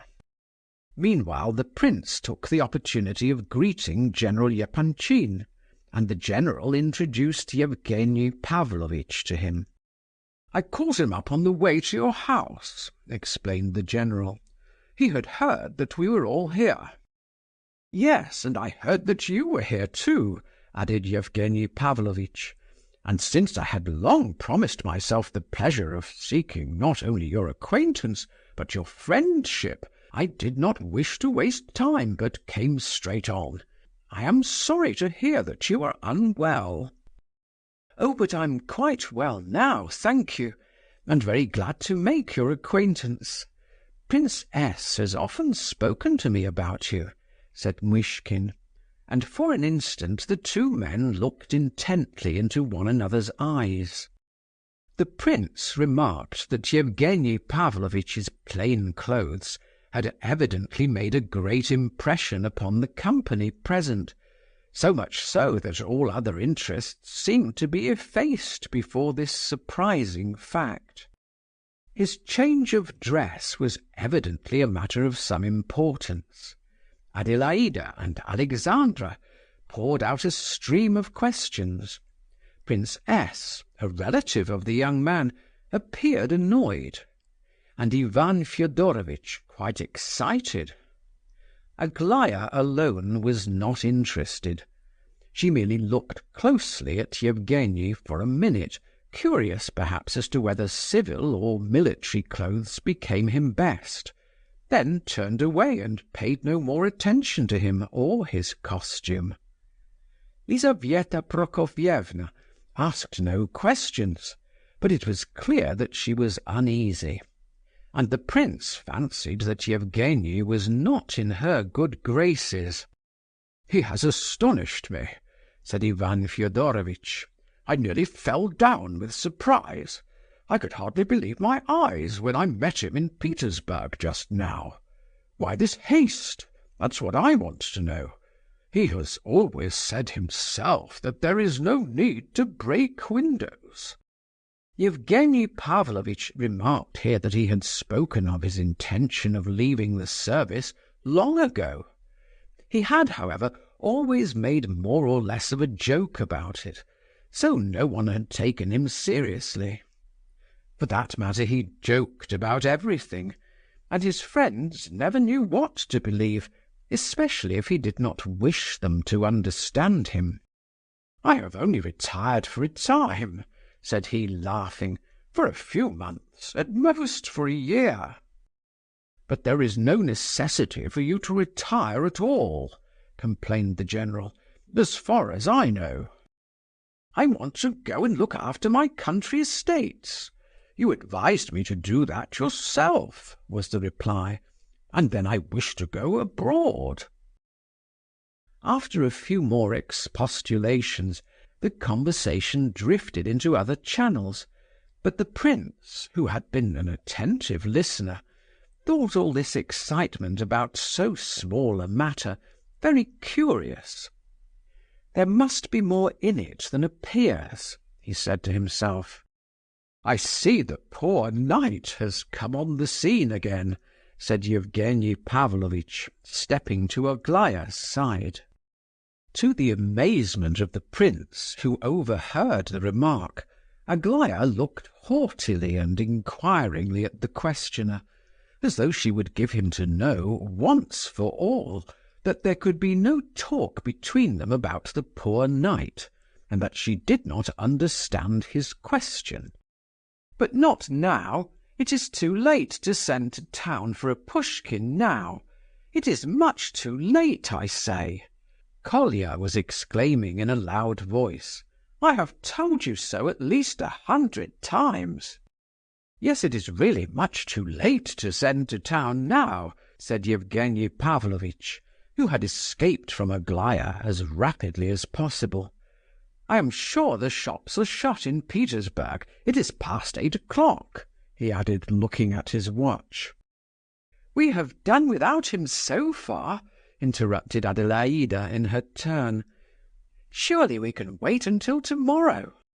"Besides," said Kolya, "it is quite unusual, almost improper for people in our position to take any interest in literature. Ask Yevgeny Pavlovitch if I'm not right. It is much more fashionable to drive a wagonette with red wheels." "You got that from some magazine, Kolya," remarked Adelaida. "He gets most of his conversation in that way," laughed Yevgeny Pavlovitch. "He borrows whole phrases from the reviews. I have long had the pleasure of knowing both Nikolai Ardalionovitch and his conversational methods, but this time he was not repeating something he had read. He was alluding, no doubt, to my yellow wagonette, which has or had red wheels. but I have exchanged it, so you are rather behind the times, Kolya." The prince had been listening attentively to Radomski's words, and thought his manner very pleasant. When Kolya chaffed him about his wagonette, he had replied with perfect equality, and in a friendly fashion. This pleased Muishkin. At this moment Vera came up to Lizaveta Prokofyevna, carrying several large and beautifully bound books, apparently quite new. "What is it?" demanded the lady. "This is Pushkin," replied the girl. "Papa told me to offer it to you." "What? Impossible!" exclaimed Mrs. Epanchin.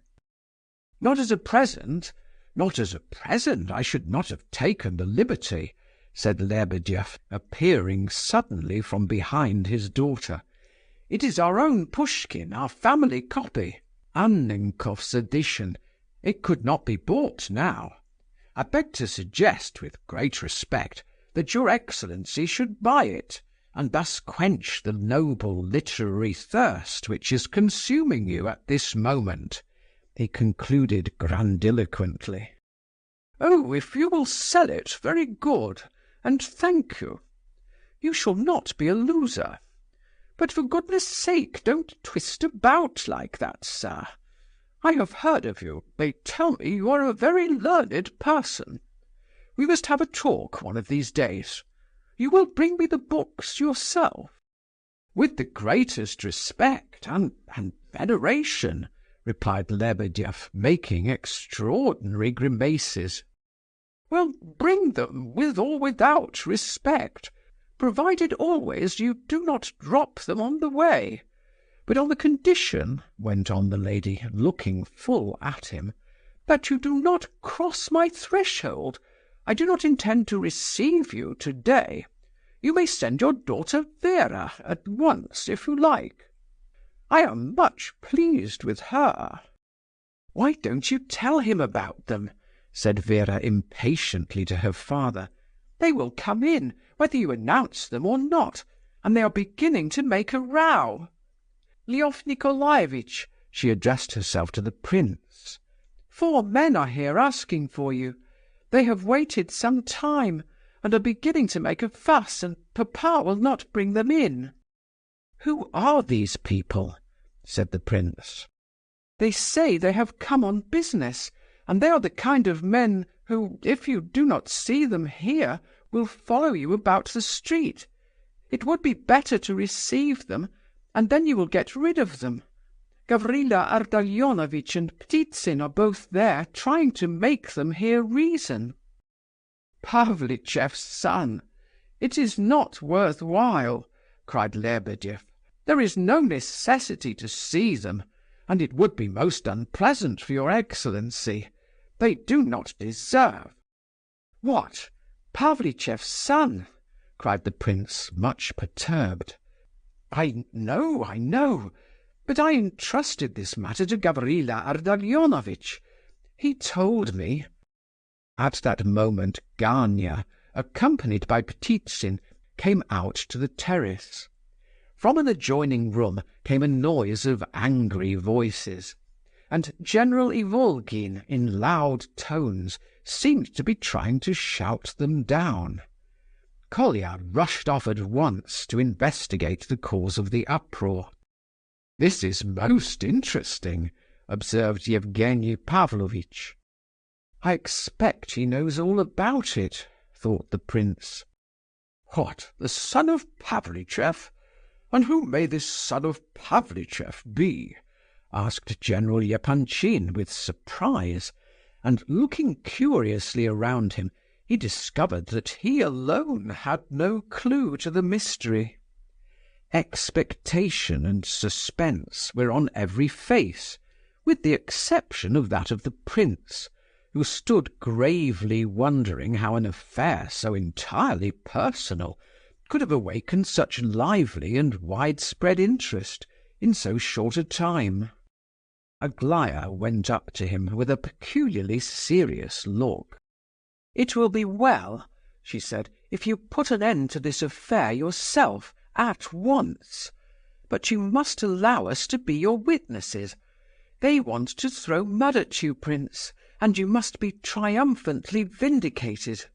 I give you joy beforehand." "And I also wish for justice to be done once for all," cried Madame Epanchin, "about this impudent claim. Deal with them promptly, Prince, and don't spare them. I am sick of hearing about the affair, and many a quarrel I have had in your cause. But I confess I am anxious to see what happens, so do make them come out here, and we will remain. You have heard people talking about it, no doubt," she added, turning to Prince S. "Of course," said he, "I have heard it spoken about at your house, and I am anxious to see these young men." "They are nihilists, are they not?" "No, they are not nihilists," explained Lebedeff, who seemed much excited. "This is another lot, a special group. According to my nephew, they are more advanced even than the nihilists. You are quite wrong, Excellency, if you think that your presence will intimidate them. Nothing intimidates them. Educated men, learned men even, are to be found among nihilists. These go further, in that they are men of action. The movement is, properly speaking, a derivative from nihilism, though they are only known indirectly and by hearsay, for they never advertise their doings in the papers. They go straight to the point. For them it is not a question of showing that Pushkin is stupid, or that Russia must be torn in pieces. No, but if they have a great desire for anything, they believe they have a right to get it, even at the cost of the lives, say, of 8 persons. They are checked by no obstacles. In fact, Prince, I should not advise you—" But Muishkin had risen and was on his way to open the door for his visitors. "You are slandering them, Lebedeff," said he, smiling. "You are always thinking about your nephew's conduct. Don't believe him, Lizaveta Prokofyevna. I can assure you Gorsky and Danilov are exceptions, and that these are only mistaken. However, I do not care about receiving them here, in public. Excuse me, Lizaveta Prokofyevna. They are coming, and you can see them, and then I will take them away. Please come in, gentlemen." Another thought tormented him. He wondered, was this an arranged business, arranged to happen when he had guests in his house, and in anticipation of his humiliation rather than of his triumph. But he reproached himself bitterly for such a thought, and felt as if he should die of shame if it were discovered. When his new visitors appeared, he was quite ready to believe himself infinitely less to be respected than any of them. 4 persons entered, led by General Ivolgin, in a state of great excitement and talking eloquently. "He is for me, undoubtedly," thought the prince with a smile.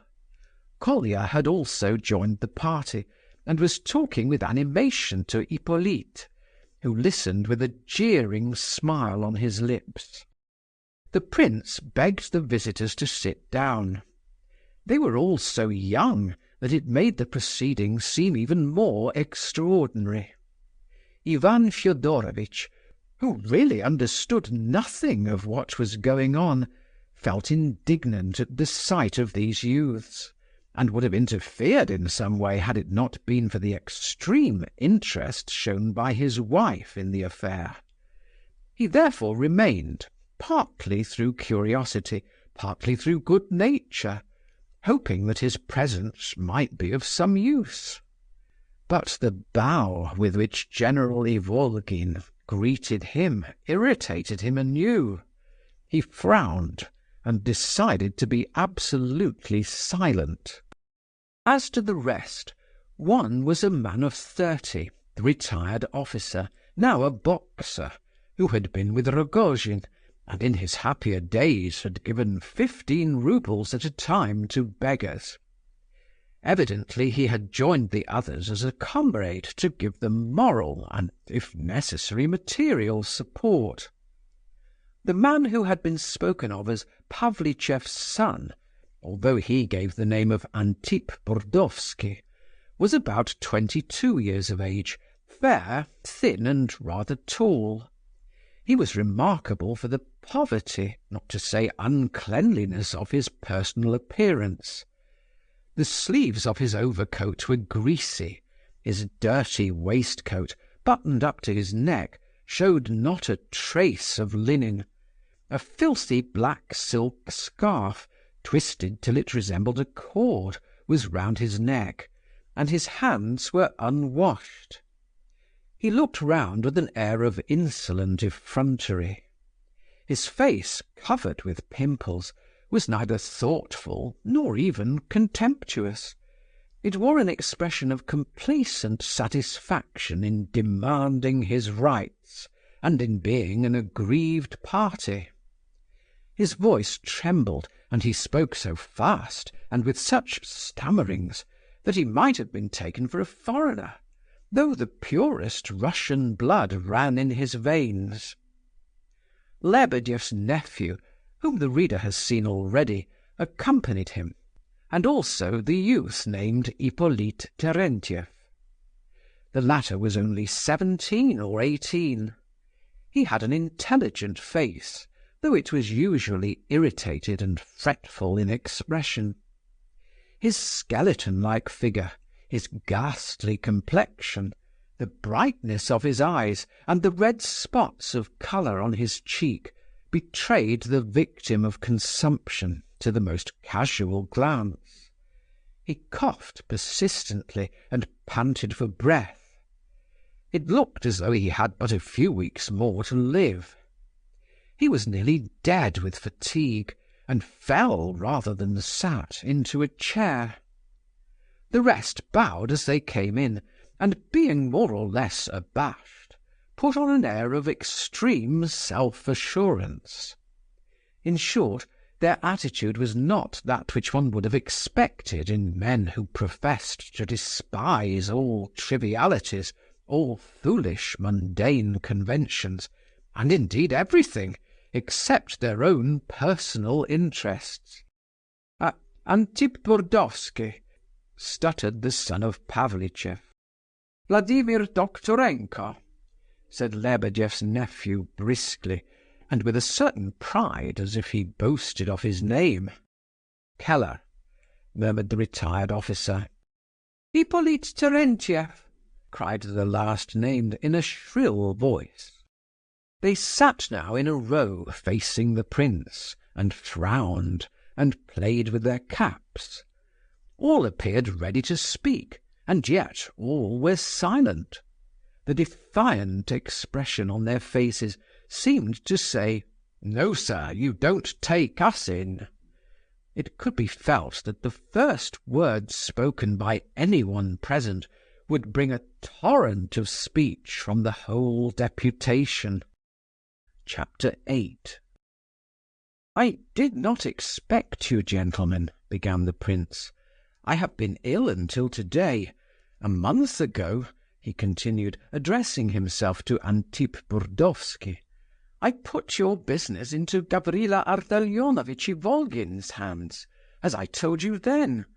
I do not in the least object to having a personal interview, but you will agree with me that this is hardly the time. I propose that we go into another room, if you will not keep me long. As you see, I have friends here, and believe me—" "Friends as many as you please, but allow me," interrupted the harsh voice of Lebedeff's nephew, "allow me to tell you that you might have treated us rather more politely, and not have kept us waiting at least 2 hours. No doubt, and is that acting like a prince? And you may be a general, but I am not your valet, and I stammered Antip Burdovsky. He was extremely excited. His lips trembled, and the resentment of an embittered soul was in his voice. But he spoke so indistinctly that hardly a dozen words could be gathered. "It was a princely action," sneered Hippolyte. "If anyone had treated me so," grumbled the boxer, "I mean to say that if I'd been in Burdovsky's place, Gentlemen, I did not know you were there. I have only just been informed, I assure you," repeated Muishkin. "We are not afraid of your friends, Prince," remarked Lebedeff's nephew, "for we are within our rights." The shrill tones of Hippolyte interrupted him. "What right have you? By what right do you demand us to submit this matter about Burdovsky to the judgment of your friends? We know only too well what the judgment of your friends will be." This beginning gave promise of a stormy discussion. The prince was discouraged, but at last he managed to make himself heard amid the vociferations of his excited visitors.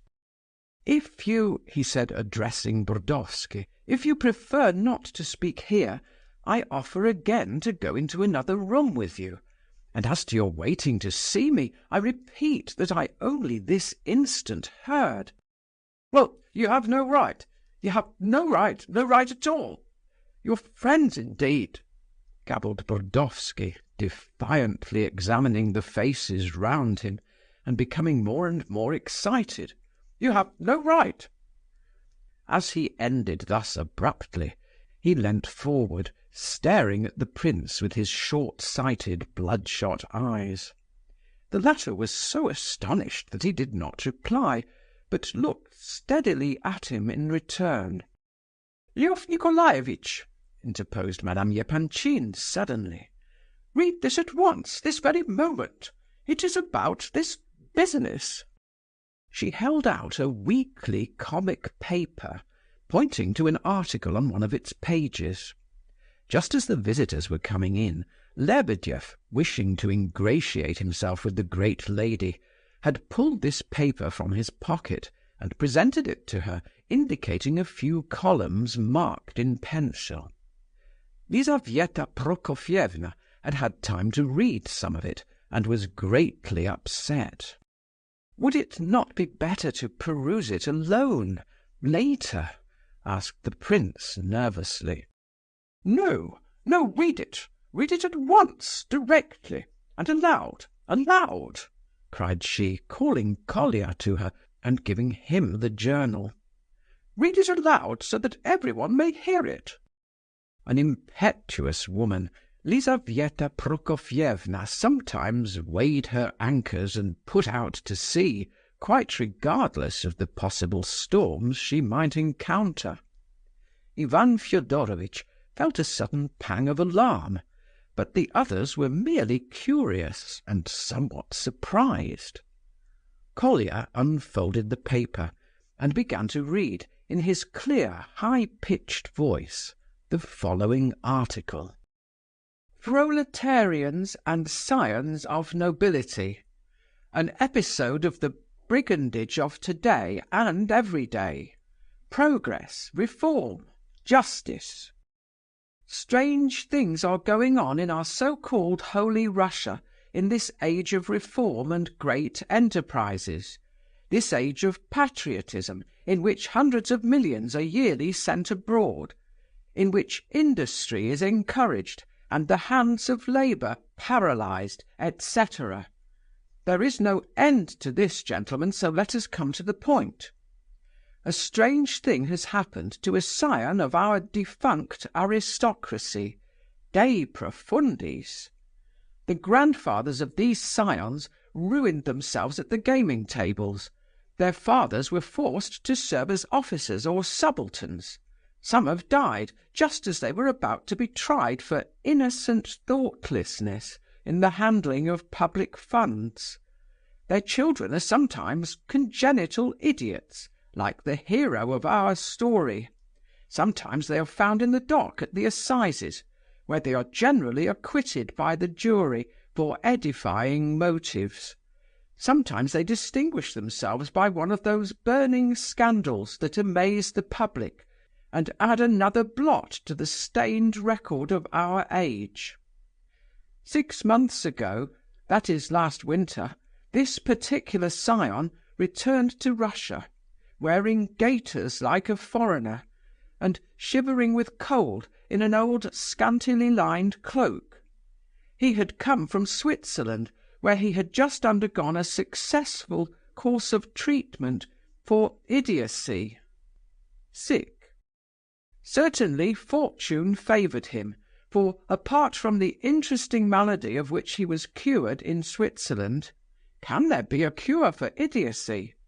His story proves the truth of the Russian proverb that happiness is the right of certain classes. Judge for yourselves. Our subject was an infant in arms when he lost his father, an officer who died just as he was about to be court-martialed for gambling away the funds of his company, and perhaps also for flogging a subordinate to excess. Remember the good old days, gentlemen. The orphan was brought up by the charity of a very rich Russian landowner. In the good old days, this man, whom we will call P, owned 4,000 souls as serfs. Souls as serfs! Can you understand such an expression, gentlemen? I cannot. It must be looked up in a dictionary before one can understand it. These things of a bygone day are already unintelligible to us. He appears to have been one of those Russian parasites who lead an idle existence abroad, spending the summer at some spa and the winter in Paris, to the greater profit of the organisers of public balls. It may safely be said that the manager of the Château des Fleurs, lucky man, pocketed at least a third of the money paid by Russian peasants to their lords in the days of serfdom. However this may be, the gay P brought up the orphan like a prince, provided him with tutors and governesses, pretty of course, which he chose himself in Paris. But the little aristocrat, the last of his noble race, was an idiot. The governesses, recruited at the Château des Fleurs, laboured in vain. At 20 years of age their pupil could not speak in any language, not even Russian. But ignorance of the latter was still excusable. At last P was seized with a strange notion. He imagined that in Switzerland they could change an idiot into a man of sense. After all, the idea was quite logical. A parasite and landowner naturally supposed that intelligence was a marketable commodity, like everything else, and that in Switzerland especially it could be bought for money.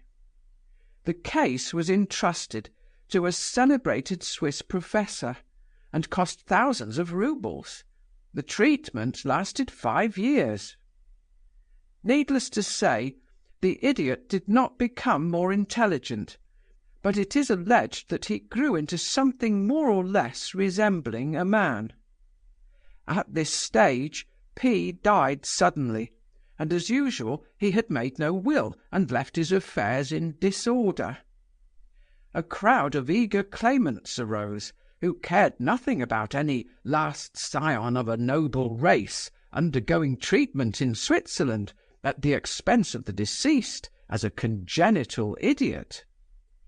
Idiot though he was, the noble scion tried to cheat his professor, and they say he succeeded in getting him to continue the treatment gratis for 2 years, by concealing the death of his benefactor. But the professor himself was a charlatan. Getting anxious at last when no money was forthcoming, and alarmed above all by his patient's appetite, he presented him with a pair of old gaiters and a shabby cloak, and packed him off to Russia, 3rd class. It would seem that fortune had turned her back upon our hero. Not at all. Fortune, who lets whole populations die of hunger, showered all her gifts at once upon the little aristocrat, like Krylov's cloud, which passes over an arid plain and empties itself into the sea. He had scarcely arrived in St. Petersburg when a relation of his mother's, who was of bourgeois origin, of course, died at Moscow. He was a merchant, an old believer, and he had no children. He left a fortune of several millions in good current coin, and everything came to our noble scion, our gaitered baron, formerly treated for idiocy in a Swiss lunatic asylum. Instantly the scene changed. Crowds of friends gathered round our baron, who meanwhile had lost his head over a celebrated demi-mondaine. He even discovered some relations. Moreover, a number of young girls of high birth burned to be united to him in lawful matrimony. Could anyone possibly imagine a better match? Aristocrat, millionaire, and idiot. He has every advantage. One might hunt in vain for his equal, even with the lantern of Diogenes. His like is not to be had even by getting it made to order. "Ah, I don't know what this means," cried Ivan Fyodorovitch, transported with indignation. "Leave off, Kolya," begged the prince. Exclamations arose on all sides. "Let him go on reading at all costs," ordered Lizaveta Prokofievna, evidently preserving her composure by a desperate effort. "Prince, if the reading is stopped, you and I will quarrel." Kolya had no choice but to obey. With crimson cheeks he read on unsteadily. "But while our young millionaire dwelt, as it were, in the Empyrean, something new occurred. One fine morning a man called upon him, calm and severe of aspect, distinguished but plainly dressed. Politely, but in dignified terms, as befitted his errand, he briefly explained the motive for his visit. He was a lawyer of enlightened views. His client was a young man who had consulted him in confidence. This young man was no other than the son of P, though he bears another name.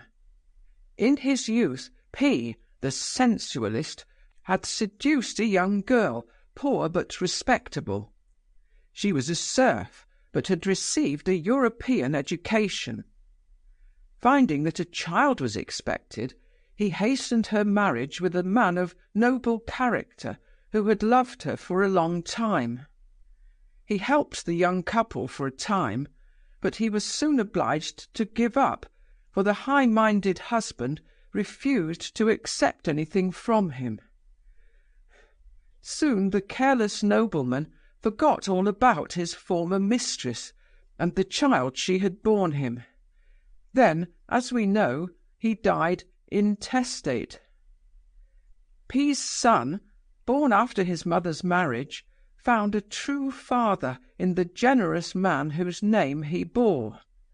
But when he also died, the orphan was left to provide for himself, his mother now being an invalid who had lost the use of her limbs. Leaving her in a distant province, he came to the capital in search of pupils. By dint of daily toil, he earned enough to enable him to follow the college courses, and at last to enter the university. But what can one earn by teaching the children of Russian merchants at 10 kopecks a lesson, especially with an invalid mother to keep? Even her death did not much diminish the hardships of the young man's struggle for existence. Now, this is the question. How, in the name of justice, should our scion have argued the case? Our readers will think, no doubt, that he would say to himself, P showered benefits upon me all my life. He spent tens of thousands of roubles to educate me, to provide me with governesses, and to keep me under treatment in Switzerland. Now I am a millionaire, and P.'s son, a noble young man who is not responsible for the faults of his careless and forgetful father, is wearing himself out giving ill-paid lessons. According to justice, all that was done for me ought to have been done for him. The enormous sums spent upon me were not really mine. They came to me by an error of blind fortune, when they ought to have gone to P.'s son. They should have gone to benefit him, not me, in whom P. interested himself by a mere caprice, instead of doing his duty as a father. If I wished to behave nobly, justly, and with delicacy, I ought to bestow half my fortune upon the son of my benefactor. But as economy is my favourite virtue, and I know this is not a case in which the law can intervene, I will not give up half my millions. But it would be too openly vile, too flagrantly infamous, if I did not at least restore to P.'s son the tens of thousands of roubles spent in curing my idiocy. This is simply a case of conscience and of strict justice. Whatever would have become of me if P. had not looked after my education, and had taken care of his own son instead of me? No, gentlemen, our scions of the nobility do not reason thus. The lawyer, who had taken up the matter purely out of friendship to the young man, and almost against his will, invoked every consideration of justice, delicacy, honour, and even plain figures. In vain. The ex-patient of the Swiss lunatic asylum was inflexible. All this might pass, but the sequel is absolutely unpardonable, and not to be excused by any interesting malady. This millionaire, having but just discarded the old gaiters of the professor, could not even understand that the young man slaving away at his lessons was not asking for charitable help, but for his rightful due, though the debt was not a legal one; that, correctly speaking, he was not asking for anything, but it was merely his friends who had thought fit to bestir themselves on his behalf. With the cool insolence of a bloated capitalist secure in his millions, he majestically drew a banknote for 50 roubles from his pocket-book and sent it to the noble young man as a humiliating piece of charity. You can hardly believe it, gentlemen. You are scandalized and disgusted. You cry out in indignation. But this is what he did. Needless to say, the money was returned, or rather flung back in his face. The case is not within the province of the law. It must be referred to the tribunal of public opinion. This is what we now do, guaranteeing the truth of all the details which we have related." When Kolya had finished reading, he handed the paper to the prince, and retired silently to a corner of the room, hiding his face in his hands. He was overcome by a feeling of inexpressible shame. His boyish sensitiveness was wounded beyond endurance. It seemed to him that something extraordinary, some sudden catastrophe had occurred, and that he was almost the cause of it, because he had read the article aloud. Yet all the others were similarly affected. The girls were uncomfortable and ashamed. Lizaveta Prokofievna restrained her violent anger by a great effort. Perhaps she bitterly regretted her interference in the matter. For the present she kept silence. The prince felt as very shy people often do in such a case. He was so ashamed of the conduct of other people so humiliated for his guests that he dared not look them in the face. Ptitsin, Varia, Gania, and Lebedev himself all looked rather confused. Stranger still, Hippolyte and the son of Pavlichev also seemed slightly surprised, and Lebedev's nephew was obviously far from pleased. The boxer alone was perfectly calm. He twisted his moustaches with affected dignity, and if his eyes were cast down, it was certainly not in confusion, but rather in noble modesty, as if he did not wish to be insolent in his triumph. It was evident that he was delighted with the article. "The devil knows what it means," growled Ivan Fyodorovitch under his breath. "It must have taken the united wits of 50 footmen to write it." "May I ask your reason for such an insulting supposition, sir?" said Hippolyte, trembling with rage.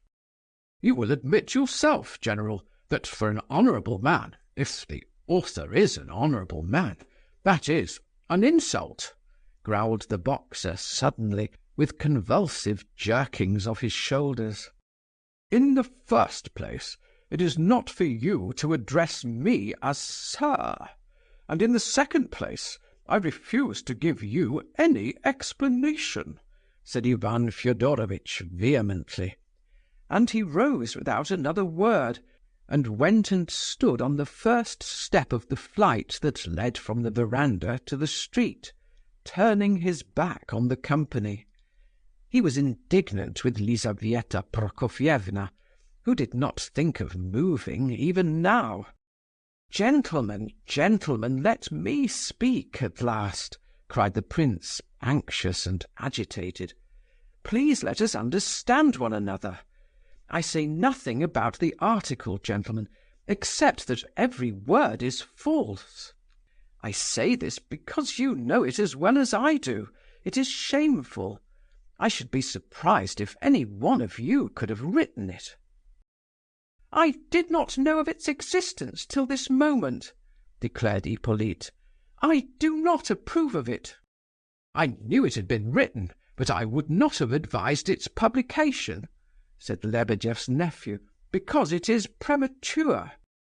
"I knew it, but I have a right. I stammered the son of Pavlichev. "What?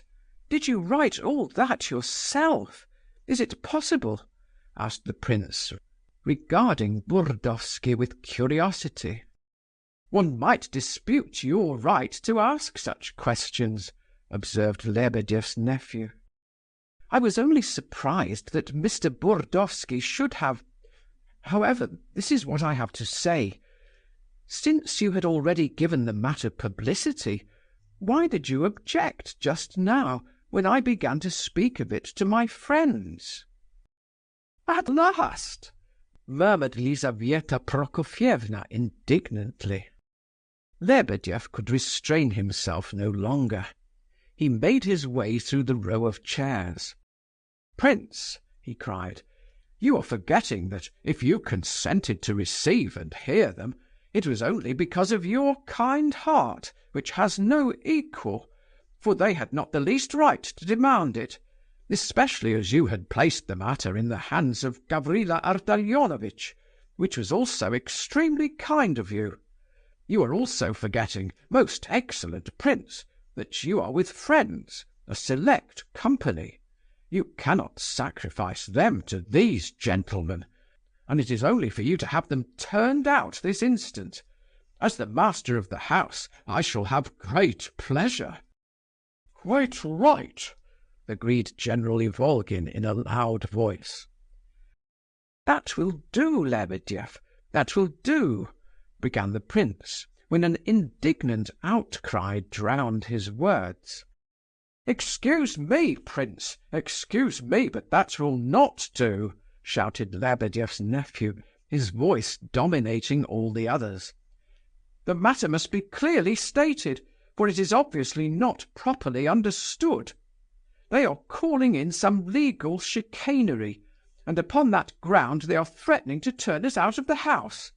Really, Prince, do you think we are such fools as not to be aware that this matter does not come within the law, and that legally we cannot claim a rouble from you?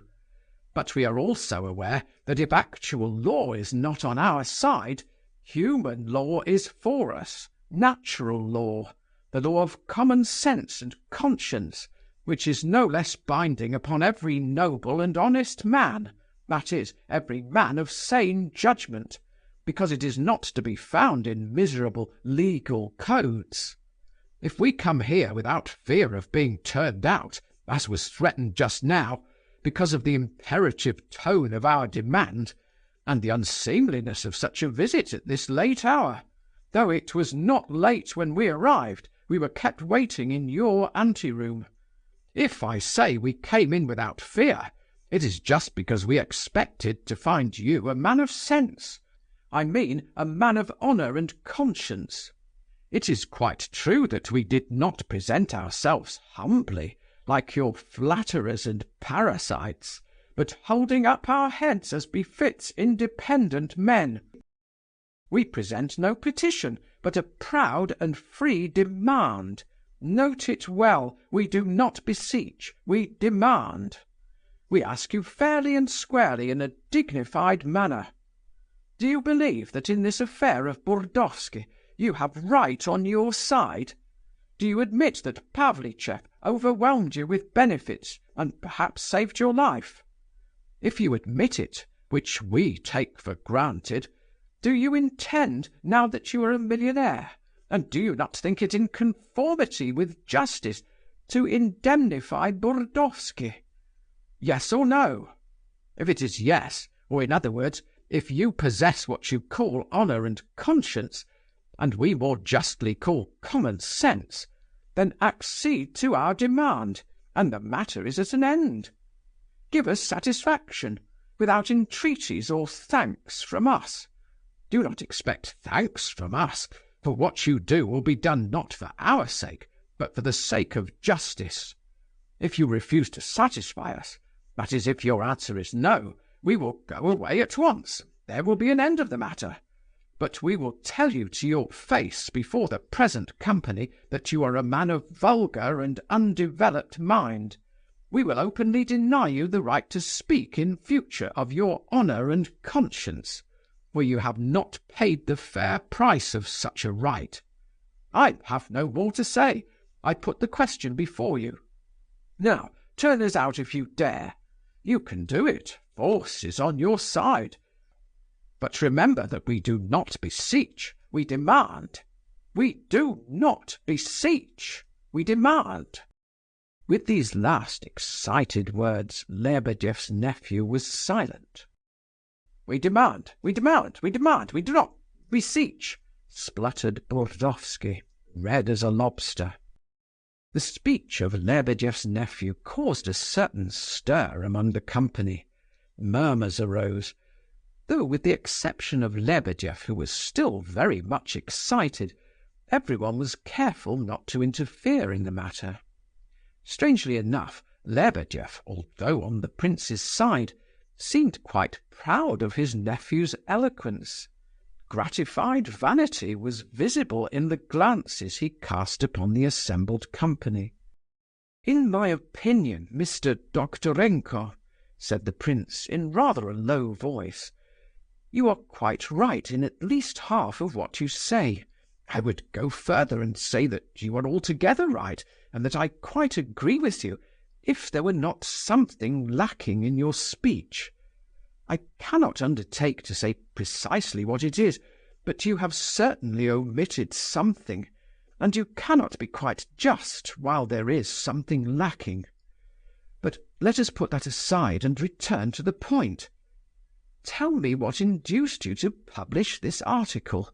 Every word of it is a calumny, and I think, gentlemen, that you have been guilty of a mean action." "Allow me!" "Sir!" What? cried all the visitors at once, in violent agitation. "As to the article," said Hippolyte in his croaking voice, "I have told you already that we none of us approve of it. There is the writer. he added, pointing to the boxer who sat beside him. "I quite admit that he has written it in his old regimental manner, with an equal disregard for style and decency. I know he is a cross between a fool and an adventurer. I make no bones about telling him so to his face every day. But after all, he is half justified. Publicity is the lawful right of every man. Consequently, Burdovsky is not excepted. Let him answer for his own blunders. As to the objection which I made just now in the name of all, to the presence of your friends, I think I ought to explain, gentlemen, that I only did so to assert our rights, though we really wished to have witnesses. We had agreed unanimously upon the point before we came in. We do not care who your witnesses may be, or whether they are your friends or not, as they cannot fail to recognize Burdovsky's right, seeing that it is mathematically demonstrable. It is just as well that the witnesses should be your friends. The truth will only be more plainly evident." "It is quite true. We had agreed upon that point," said Lebedeff's nephew in confirmation. "If that is the case, why do you begin by making such a fuss about it?" asked the astonished prince. The boxer was dying to get in a few words. Owing, no doubt, to the presence of the ladies, he was becoming quite jovial. "As to the article, Prince," he said, "I admit that I wrote it, in spite of the severe criticism of my poor friend, in whom I always overlook many things because of his unfortunate state of health. But I wrote and published it in the form of a letter, in the paper of a friend. I showed it to no one but Burdovsky, and I did not read it all through, even to him. He immediately gave me permission to publish it, but you will admit that I might have done so without his consent. Publicity is a noble, beneficent, and universal right. I hope, Prince, that you are too progressive to deny this." "I deny nothing, but you must confess that your article—" "Is a bit thick, you mean? Well, in a way, that is in the public interest. You will admit that yourself, and after all, one cannot overlook a blatant fact. So much the worse for the guilty parties, but the public welfare must come before everything. As to certain inaccuracies and figures of speech, so to speak, you will also admit that the motive, aim, and intention are the chief thing. It is a question, above all, of making a wholesome example. The individual case can be examined afterwards, and as to the style, well, the thing was meant to be humorous, so to speak, and after all, everybody writes like that. You must admit it yourself. "But, gentlemen, I assure you that you are quite astray," exclaimed the prince. "You have published this article upon the supposition that I would never consent to satisfy Mr. Burdovsky. Acting on that conviction, you have tried to intimidate me by this publication, and to be revenged for my supposed refusal. But what did you know of my intentions? It may be that I have resolved to satisfy Mr. Burdovsky's claim. I now declare openly, in the presence of these witnesses, that I will do so." "The noble and intelligent word of an intelligent and most noble man, at last!" exclaimed the boxer. "Good God!" exclaimed Lizaveta Prokofyevna involuntarily. "This is intolerable!" growled the general. "Allow me, gentlemen, allow me," urged the prince. "I will explain matters to you. 5 weeks ago I received a visit from Tchebarov, your agent, Mr. Burdovsky. You have given a very flattering description of him in your article, Mr. Keller," he continued, turning to the boxer with a smile. "But he did not please me at all. I saw at once that Tchebarov was the moving spirit in the matter, and to speak frankly, I thought he might have induced you, Mr. Burdovsky, to make this claim by taking advantage of your simplicity." "You have no right. I'm not simple," stammered Burdovsky, much agitated. "You have no sort of right to suppose such things," said Lebedeff's nephew in a tone of authority. "It is most offensive," shrieked Hippolyte. "It is an insulting suggestion, false and most ill-timed." "I beg your pardon, gentlemen. Please excuse me," said the prince.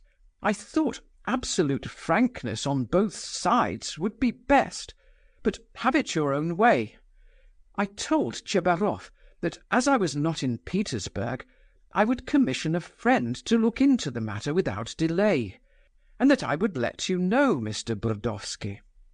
Gentlemen, I have no hesitation in telling you that it was the fact of Tchebarov's intervention that made me suspect a fraud. Oh, do not take offence at my words, gentlemen. For heaven's sake, do not be so touchy," cried the prince, seeing that Burdovsky was getting excited again and that the rest were preparing to protest. "If I say I suspected a fraud, there is nothing personal in that. I had never seen any of you then. I did not even know your names. I only judged by Tchebarov. I am speaking quite generally. If you only knew how I have been done since I came into my fortune."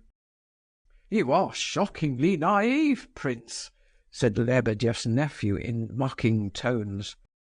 "Besides, though you are a prince and a millionaire, and even though you may really be simple and good-hearted, you can hardly be outside the general law," Hippolyte declared loudly. "Perhaps not. It is very possible," the prince agreed hastily, "though I do not know what general law you allude to. I will go on, only please do not take offence without good cause. I assure you I do not mean to offend you in the least. Really, it is impossible to speak 3 words sincerely without your flying into a rage. At first I was amazed when Tchebarov told me that Pavlicheff had a son, and that he was in such a miserable position. Pavlicheff was my benefactor and my father's friend. Oh, Mr. Keller, why does your article impute things to my father without the slightest foundation? He never squandered the funds of his company, nor ill-treated his subordinates. I am absolutely certain of it. I cannot imagine how you could bring yourself to write such a calumny. But your assertions concerning Pavlicheff are absolutely intolerable. You do not scruple to make a libertine of that noble man. You call him a sensualist as coolly as if you were speaking the truth, and yet it would not be possible to find a chaster man. He was even a scholar of note, and in correspondence with several celebrated scientists, and spent large sums in the interests of science. As to his kind heart and his good actions, you were right indeed when you said that I was almost an idiot at that time, and could hardly understand anything. I could speak and understand Russian, though. But now I can appreciate what I remember." "Excuse me," interrupted Hippolyte. "Is not this rather sentimental? You said you wished to come to the point. Please remember that it is after 9 o'clock." "Very well, gentlemen, very well," replied the prince. "At first I received the news with mistrust. Then I said to myself that I might be mistaken, and that Pavlicheff might possibly have had a son. But I was absolutely amazed at the readiness with which the son had revealed the secret of his birth at the expense of his mother's honour. For Tchebarov had already menaced me with publicity in our interview." "What nonsense!" Lebedeff's nephew interrupted violently. "You have no right, you have no right," cried Burdovsky. "The son is not responsible for the misdeeds of his father, and the mother is not to blame," added Hippolyte with warmth. "That seems to me all the more reason for sparing her," said the prince timidly. Prince, you are not only simple, but your simplicity is almost past the limit," said Lebedeff's nephew with a sarcastic smile. "But what right had you?" said Hippolyte in a very strange tone. "None, none whatever," agreed the prince hastily. "I admit you are right there, but it was involuntary, and I immediately said to myself that my personal feelings had nothing to do with it, that if I thought it right to satisfy the demands of Mr. Burdovsky out of respect for the memory of Pavlicheff, I ought to do so in any case, whether I esteemed Mr. Burdovsky or not. I only mentioned this, gentlemen, because it seemed so unnatural to me for a son to betray his mother's secret in such a way. In short, that is what convinced me that Tchebarov must be a rogue, and that he had induced Mr. Burdovsky to attempt this fraud." "But this is intolerable!" cried the visitors, some of them starting to their feet. "Gentlemen, I supposed from this that poor Mr. Burdovsky must be a simple-minded man, quite defenceless, and an easy tool in the hands of rogues. That is why I thought it my duty to try and help him as Pavlicheff's son, in the first place by rescuing him from the influence of Tchebarov, and secondly by making myself his friend. I have resolved to give him 10,000 roubles. That is about the sum which I calculate that Pavlicheff must have spent on me." "What, only 10,000?" cried Hippolyte. "Well, prince, your arithmetic is not up to much, or else you are mighty clever at it, though you affect the air of a simpleton," said Lebedeff's nephew. "I will not accept 10,000 roubles," said Burdovsky.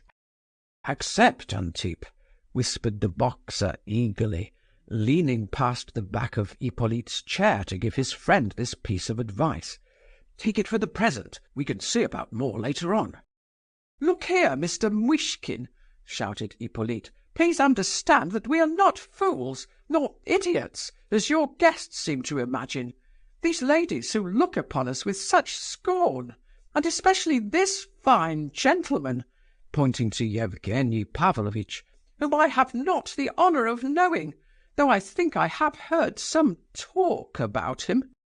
"Really, really, gentlemen," cried the prince in great agitation, "you are misunderstanding me again. In the first place, Mr. Keller, you have greatly overestimated my fortune in your article. I am far from being a millionaire. I have barely a tenth of what you suppose. Secondly, my treatment in Switzerland was very far from costing tens of thousands of roubles. Schneider received 600 roubles a year, and he was only paid for the first 3 years. As to the pretty governesses whom Pavlicheff is supposed to have brought from Paris, they only exist in Mr. Keller's imagination. It is another calumny. According to my calculations, the sum spent on me was very considerably under 10,000 roubles, but I decided on that sum, and you must admit that in paying a debt I could not offer Mr. Burdovsky more, however kindly disposed I might be towards him. Delicacy forbids it. I should seem to be offering him charity instead of rightful payment. I don't know how you cannot see that, gentlemen. Besides, I had no intention of leaving the matter there. I meant to intervene amicably later on and help to improve poor Mr. Burdovsky's position. It is clear that he has been deceived, or he would never have agreed to anything so vile as the scandalous revelations about his mother in Mr. Keller's article. But, gentlemen, why are you getting angry again? Are we never to come to an understanding? Well, the event has proved me right. I have just seen with my own eyes the proof that my conjecture was correct," he added with increasing eagerness. He meant to calm his hearers, and did not perceive that his words had only increased their irritation. "What do you mean? What are you convinced of?" they demanded angrily. "In the first place, I have had the opportunity of getting a correct idea of Mr. Burdovsky. I see what he is for myself. He is an innocent man, deceived by everyone, a defenceless victim who deserves indulgence. Secondly, Gavrila Ardalionovitch, in whose hands I had placed the matter, had his first interview with me barely an hour ago. I had not heard from him for some time, as I was away, and have been ill for 3 days since my return to St. Petersburg. He tells me that he has exposed the designs of Tchebarov, and has proof that justifies my opinion of him. I know, gentlemen, that many people think me an idiot. Counting upon my reputation as a man whose purse strings are easily loosened, Tchebarov thought it would be a simple matter to fleece me, especially by trading on my gratitude to Pavlichev. But the main point is, listen, gentlemen, let me finish. The main point is that Mr. Burdovsky is not Pavlichev's son at all. Gavrila Ardalionovitch has just told me of his discovery, and assures me that he has positive proofs. Well, what do you think of that? It is scarcely credible, even after all the tricks that have been played upon me. Please note that we have positive proofs. I can hardly believe it myself, I assure you. I do not yet believe it. I am still doubtful, because Gavrila Ardalionovitch has not had time to go into details. But there can be no further doubt that Tchebarov is a rogue. He has deceived poor Mr. Burdovsky, and all of you gentlemen who have come forward so nobly to support your friend. He evidently needs support, I quite see that. He has abused your credulity, and involved you all in an attempted fraud, for when all is said and done, this claim is nothing else. What, a fraud? What, he is not Pavlichev's son? Impossible! These exclamations but feebly expressed the profound bewilderment into which the prince's words had plunged Burdovsky's companions. Certainly it is a fraud. Since Mr. Burdovsky is not Pavlichev's son, his claim is neither more nor less than attempted fraud, supposing, of course, that he had known the truth. But the fact is that he has been deceived. I insist on this point in order to justify him. I repeat that his simple-mindedness makes him worthy of pity, and that he cannot stand alone, otherwise he would have behaved like a scoundrel in this matter. But I feel certain that he does not understand it. I was just the same myself before I went to Switzerland. I stammered incoherently. One tries to express oneself and cannot. I understand that.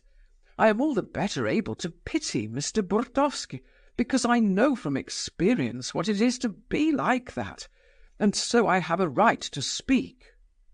Well, though there is no such person as Pavlichev's son, and it is all nothing but a humbug, yet will I keep to my decision, and I am prepared to give up 10,000 roubles in memory of Pavlichev. Before Mr. Burdovsky made this claim, I proposed to found a school with this money, in memory of my benefactor. But I shall honour his memory quite as well by giving the 10,000 roubles to Mr. Burdovsky, because, though he was not Pavlichev's son, he was treated almost as though he were. That is what gave a rogue the opportunity of deceiving him. He really did think himself Pavlichev's son. Listen, gentlemen, this matter must be settled. Keep calm, do not get angry, and sit down. Gavrila Ardalionovitch will explain everything to you at once, and I confess that I am very anxious to hear all the details myself. He says that he has even been to Pskov to see your mother, Mr. Burdovsky. She is not dead, as the article which was just read to us makes out. Sit down, gentlemen, sit down. The prince sat down, and at length prevailed upon Burdovsky's company to do likewise. During the last 10 or 20 minutes, exasperated by continual interruptions, he had raised his voice and spoken with great vehemence. Now, no doubt, he bitterly regretted several words and expressions which had escaped him in his excitement. If he had not been driven beyond the limits of endurance, he would not have ventured to express certain conjectures so openly. He had no sooner sat down than his heart was torn by sharp remorse.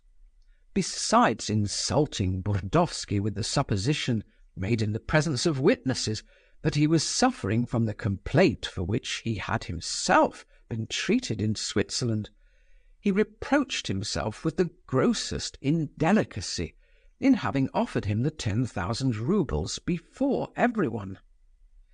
"I ought to have waited till tomorrow and offered him the money when we were alone," thought Muishkin. "Now it is too late, the mischief is done. Yes, I am an idiot, an absolute idiot," he said to himself, overcome with shame and regret. Till then, Gavrila Ardalionovitch had sat apart in silence. When the prince called upon him, he came and stood by his side, and in a calm, clear voice began to render an account of the mission confided to him.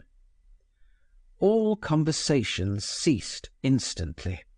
Everyone, especially the Burdovsky party, listened with the utmost curiosity. Chapter 9.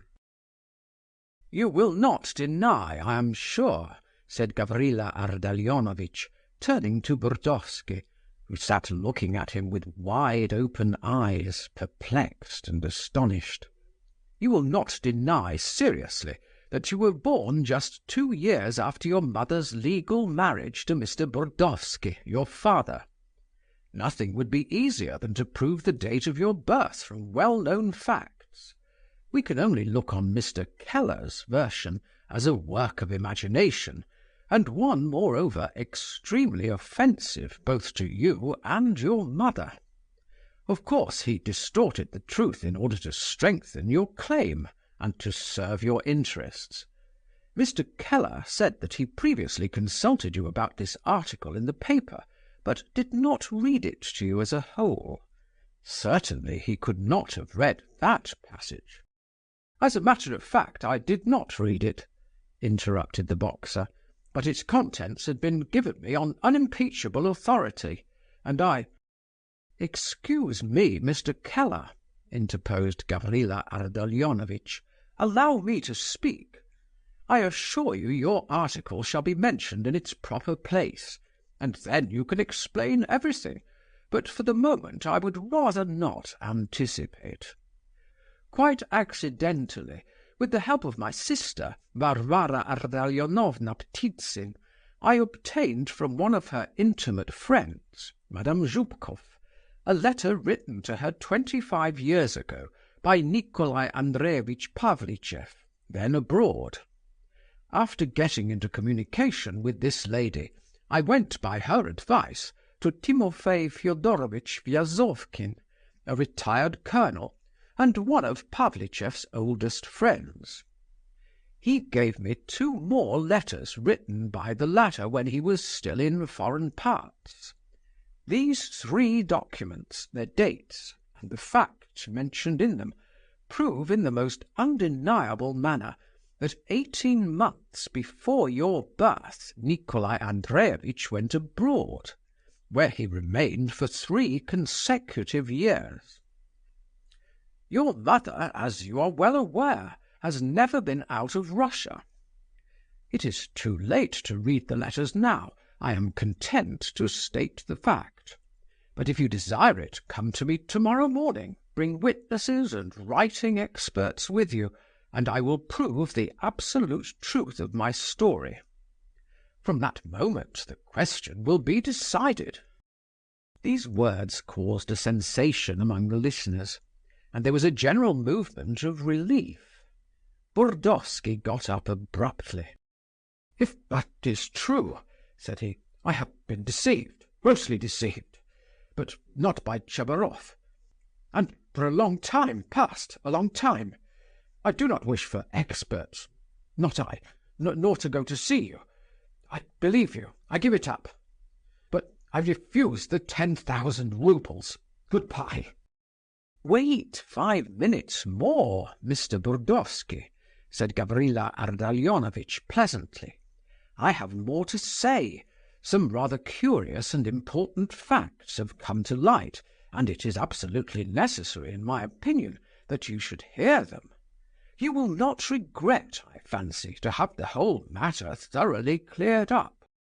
Burdovsky silently resumed his seat, and bent his head as though in profound thought. His friend, Lebedeff's nephew, who had risen to accompany him, also sat down again. He seemed much disappointed, though as self-confident as ever. Hippolyte looked dejected and sulky, as well as surprised. He had just been attacked by a violent fit of coughing, so that his handkerchief was stained with blood. The boxer looked thoroughly frightened. "Oh, Antip," cried he in a miserable voice, "I did say to you the day before yesterday, that perhaps you were not really Pavlicheff's son." There were sounds of half-smothered laughter at this. "Now, that is a valuable piece of information, Mr. Keller," replied Gania. "However that may be, I have private information which convinces me that Mr. Burdovsky, though doubtless aware of the date of his birth, knew nothing at all about Pavlicheff's sojourn abroad.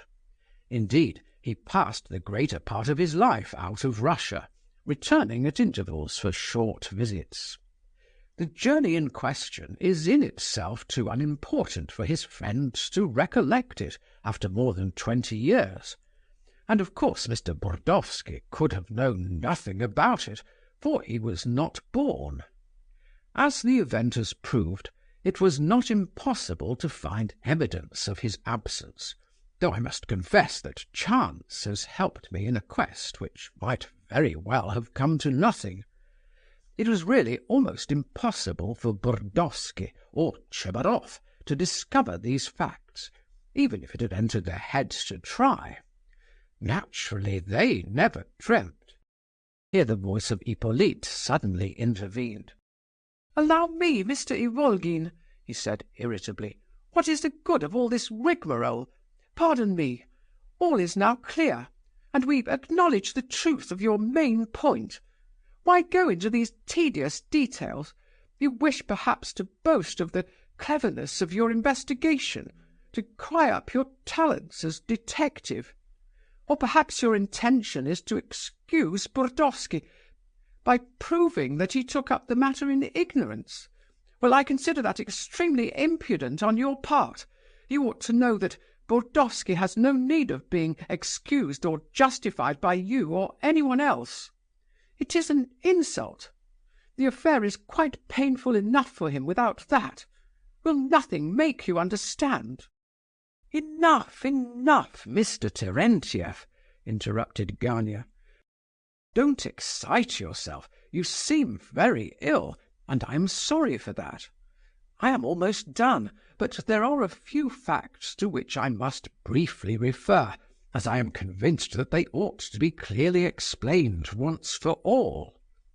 A movement of impatience was noticed in his audience as he resumed. "I merely wish to state, for the information of all concerned, that the reason for Mr. Pavlicheff's interest in your mother, Mr. Burdovsky, was simply that she was the sister of a serf girl with whom he was deeply in love in his youth, and whom most certainly he would have married but for her sudden death. I have proofs that this circumstance is almost, if not quite, forgotten. I may add that when your mother was about 10 years old, Pavlicheff took her under his care, gave her a good education, and later a considerable dowry.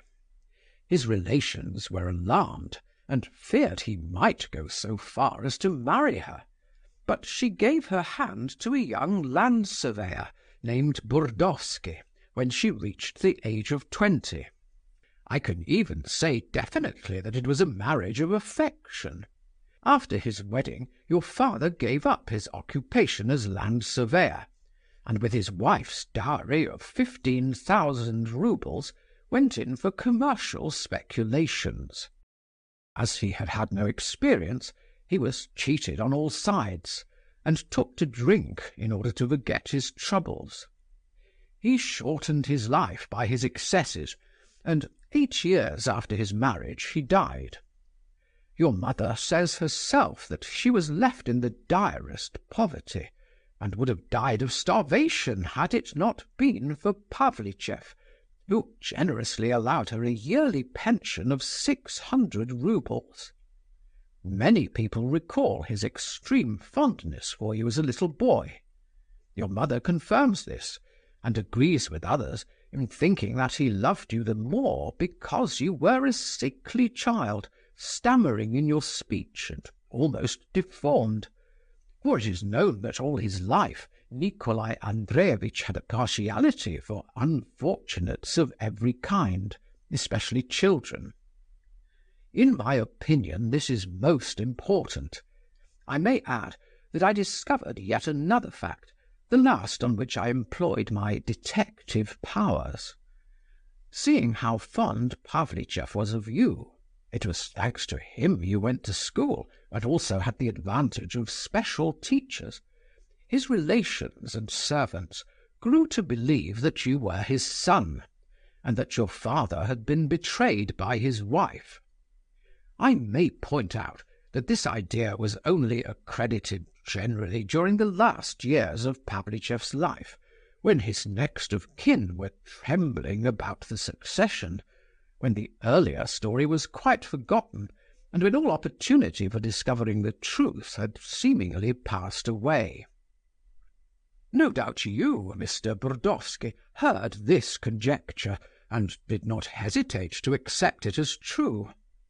I have had the honour of making your mother's acquaintance, and I find that she knows all about these reports.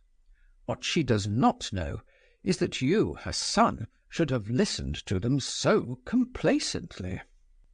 I found your respected mother at Pskov, ill and in deep poverty, as she has been ever since the death of your benefactor. She told me with tears of gratitude how you had supported her. She expects much of you, and believes fervently in your future success." "Oh, this is unbearable," said Lebedeff's nephew impatiently. "What is the good of all this romancing?" "It is revolting and unseemly," cried Hippolyte, jumping up in a fury. Burdovsky alone sat silent and motionless. "What is the good of it?" repeated Gavrila Ardalionovitch with pretended surprise. "Well, firstly, because now perhaps Mr. Burdovsky is quite convinced that Mr. Pavlichev's love for him came simply from generosity of soul, and not from paternal duty. It was most necessary to impress this fact upon his mind, considering that he approved of the article written by Mr. Keller. I speak thus because I look on you, Mr. Burdovsky, as an honourable man. Secondly, it appears that there was no intention of cheating in this case, even on the part of Tchebarov. I wish to say this quite plainly, because the prince hinted a while ago that I too thought it an attempt at robbery and extortion. On the contrary, everyone has been quite sincere in the matter, and although Tchebarov may be somewhat of a rogue, in this business he has acted simply as any sharp lawyer would do under the circumstances. He looked at it as a case that might bring him in a lot of money, and he did not calculate badly, because on the one hand he speculated on the generosity of the prince and his gratitude to the late Mr. Pavlichev, and on the other to his chivalrous ideas as to the obligations of honour and conscience. As to Mr. Burdovsky, allowing for his principles, we may acknowledge that he engaged in the business with very little personal aim in view. at the instigation of Tchebarov and his other friends, he decided to make the attempt in the service of truth, progress, and humanity. In short, the conclusion may be drawn that, in spite of all appearances, Mr. Burdovsky is a man of irreproachable character, and thus the prince can all the more readily offer him his friendship, and the assistance of which he spoke just now. "Hush, hush, Gavrila Ardalionovitch!" cried Muishkin in dismay, but it was too late. "I said, and I've repeated it over and over again," shouted Burdovsky furiously, "that I did not want the money. I will not take it. Why, I will not. I'm going away." He was rushing hurriedly from the terrace when Lebedeff's nephew seized his arms and said something to him in a low voice. Burdovsky turned quickly, and drawing an addressed but unsealed envelope from his pocket, he threw it down on a little table beside the prince. "There's the money. I tell you, the money. Those are the 250 roubles you dared to send him as a charity by the hands of Tchebarov," explained Doktorenko. "The article in the newspaper put it at 50, cried Kolya. "I beg your pardon," said the prince, going up to Burdovsky. "I have done you a great wrong, but I did not send you that money as a charity, believe me. And now I am again to blame. I offended you just now." The prince was much distressed. He seemed worn out with fatigue and spoke almost incoherently. "I spoke of swindling, but I did not apply that to you. I was deceived. I said you were afflicted, like me. But you are not like me. You give lessons, you support your mother. I said you had dishonored your mother, but you love her. She says so herself. I did not know. Gavrila Ardalionovitch did not tell me that. Forgive me. I dared to offer you 10,000 roubles, but I was wrong. I ought to have done it differently. And now there is no way of doing it, for you despise me." "I declare this is a lunatic asylum," cried Lizaveta Prokofievna. "Of course it is a lunatic asylum," repeated Aglaya sharply, but her words were overpowered by other voices. Everybody was talking loudly, making remarks and comments. Some discussed the affair gravely, others laughed. Ivan Fyodorovitch Epanchin was extremely indignant. He stood waiting for his wife with an air of offended dignity. Lebedeff's nephew took up the word again. "Well, prince, to do you justice, you certainly know how to make the most of your, let us call it, infirmity, for the sake of politeness.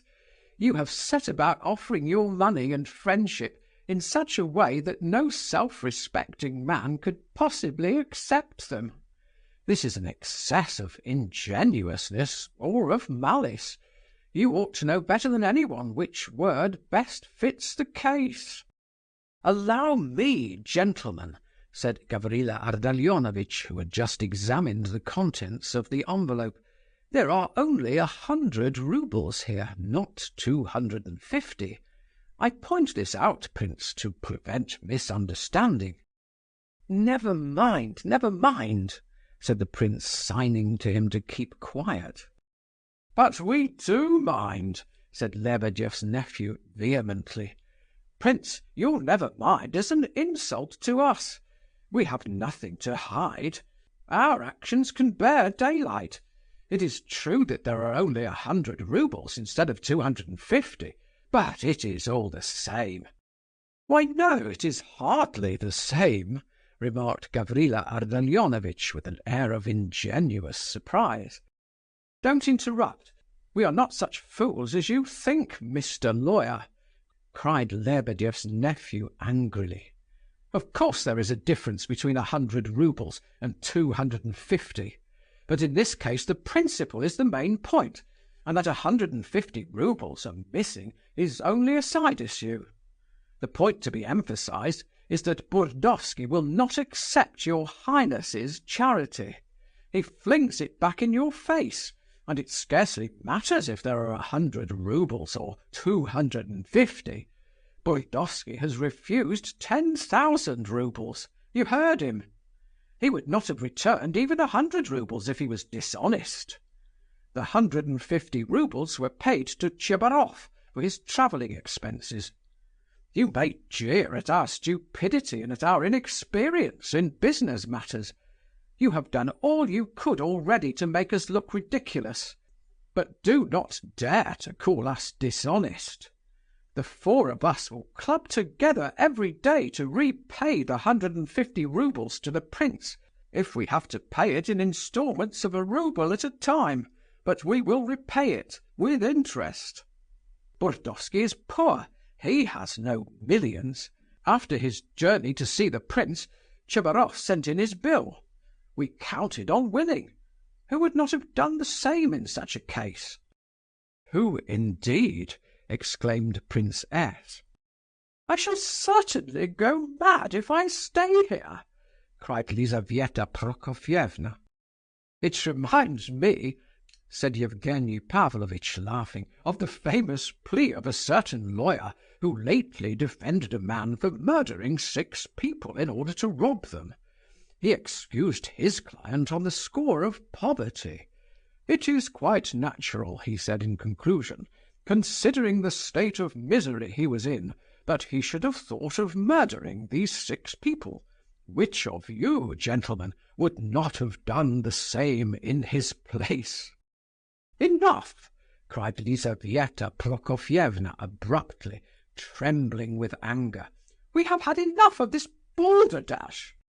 In a state of terrible excitement, she threw back her head with flaming eyes, casting looks of contempt and defiance upon the whole company, in which she could no longer distinguish friend from foe. She had restrained herself so long that she felt forced to vent her rage on somebody. Those who knew Lizaveta Prokofyevna saw at once how it was with her. She flies into these rages sometimes, said Ivan Fyodorovitch to Prince S. the next day, but she is not often so violent as she was yesterday. It does not happen more than once in 3 years. Be quiet, Ivan Fyodorovitch. Leave me alone, cried Mrs. Yepanchin. Why do you offer me your arm now? You had not sense enough to take me away before. You are my husband. You are a father. It was your duty to drag me away by force. If in my folly I refused to obey you and go quietly, you might at least have thought of your daughters. We can find our way out now without your help. Here is shame enough for a year. Wait a moment till I thank the prince. Thank you, prince, for the entertainment you have given us. It was most amusing to hear these younger men. It is vile, vile, a chaos, a scandal, worse than a nightmare. Is it possible that there can be many such people on earth? Be quiet, Aglaya. Be quiet, Alexandra. It is none of your business.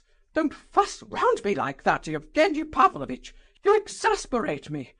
So, my dear, she cried, addressing the prince, you go so far as to beg their pardon. He says, forgive me for offering you a fortune. And you mountebank, what are you laughing at? She cried, turning suddenly on Lebedeff's nephew. We refuse 10,000 roubles. We do not beseech, we demand. As if he did not know that this idiot will call on them tomorrow to renew his offers of money and friendship. You will, won't you? You will. Come, will you or won't you? I shall, said the prince with gentle humility. You hear him. You count upon it too, she continued, turning upon Doktorenko. You are as sure of him now as if you had the money in your pocket, and there you are playing the swaggerer to throw dust in our eyes. No, my dear sir, you may take other people in. I can see through all your airs and graces. I see your game. Lizaveta Prokofyevna!" exclaimed the prince.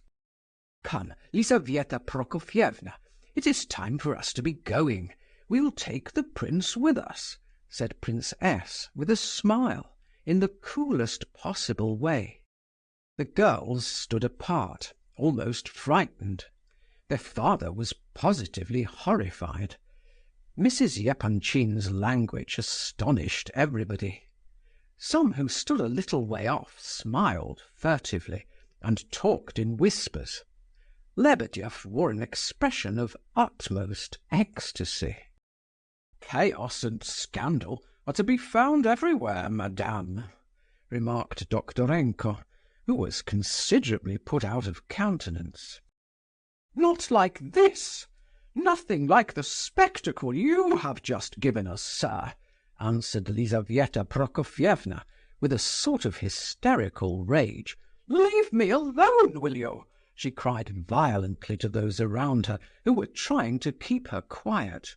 "No, Evgenie Pavlovitch, if, as you said yourself just now, a lawyer said in open court that he found it quite natural that a man should murder 6 people because he was in misery, the world must be coming to an end. I had not heard of it before. Now I understand everything.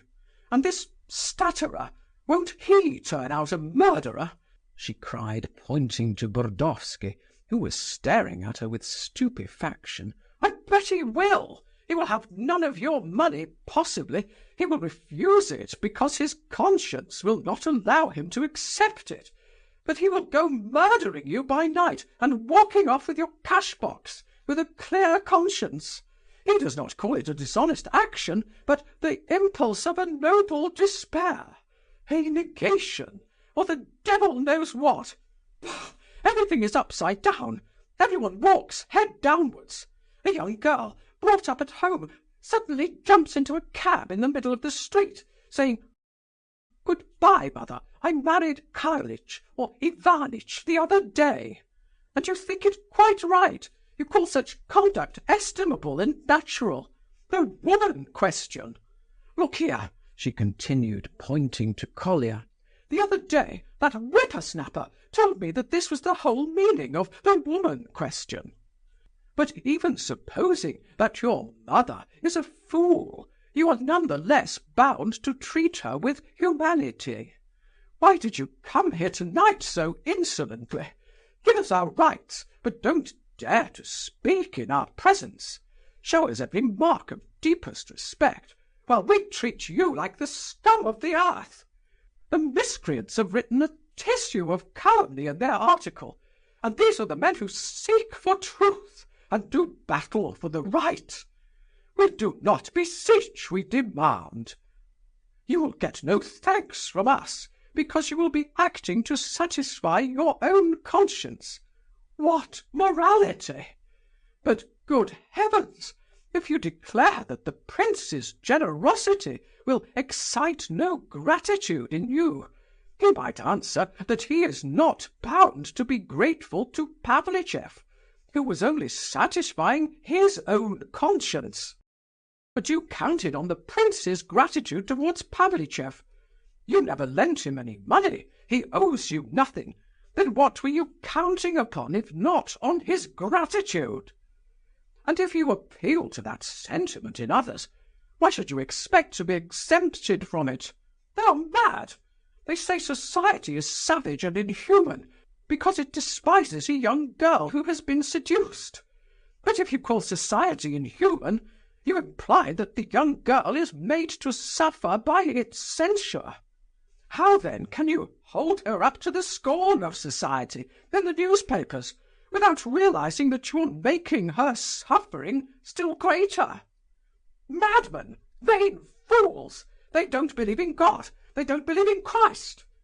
But you are so eaten up by pride and vanity that you will end by devouring each other. That is my prophecy. Is not this absurd? Is it not monstrous chaos? And after all this, that shameless creature will go and beg their pardon. Are there many people like you? What are you smiling at? Because I am not ashamed to disgrace myself before you.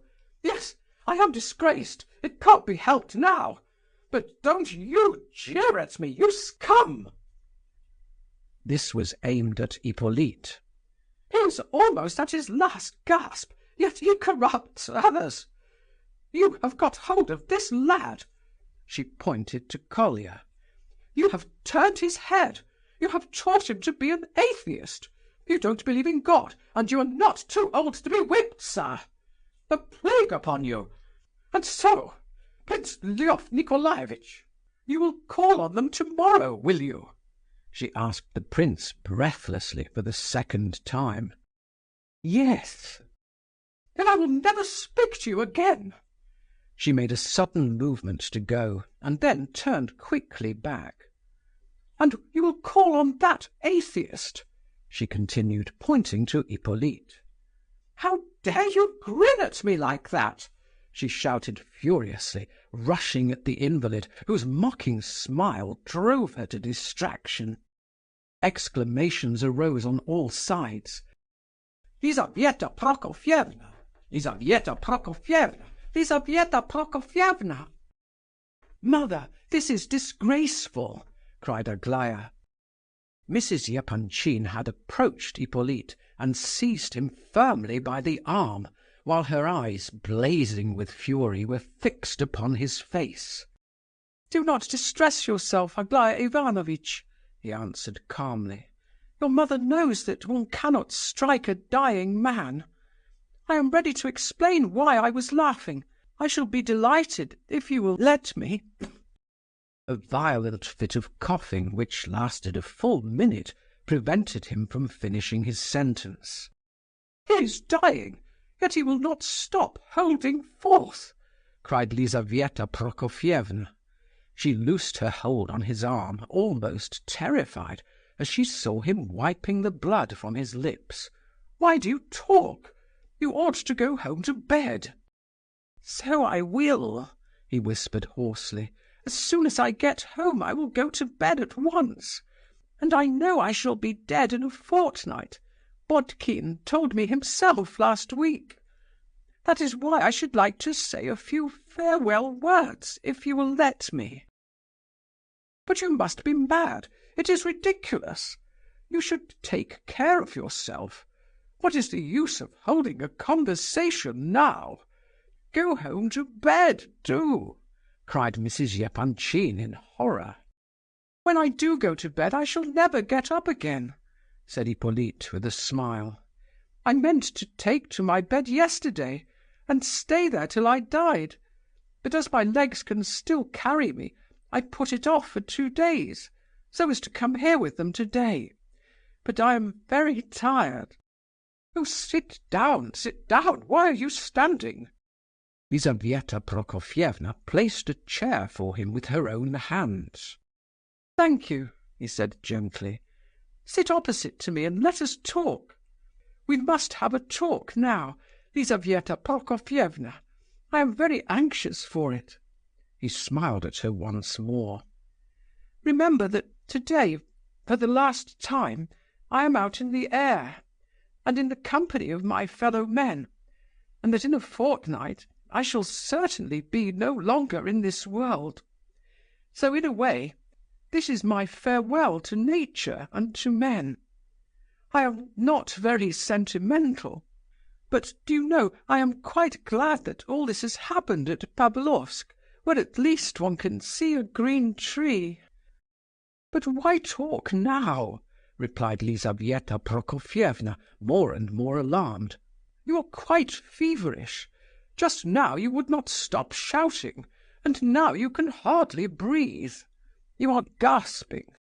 I shall have time to rest. Why will you not grant my last wish?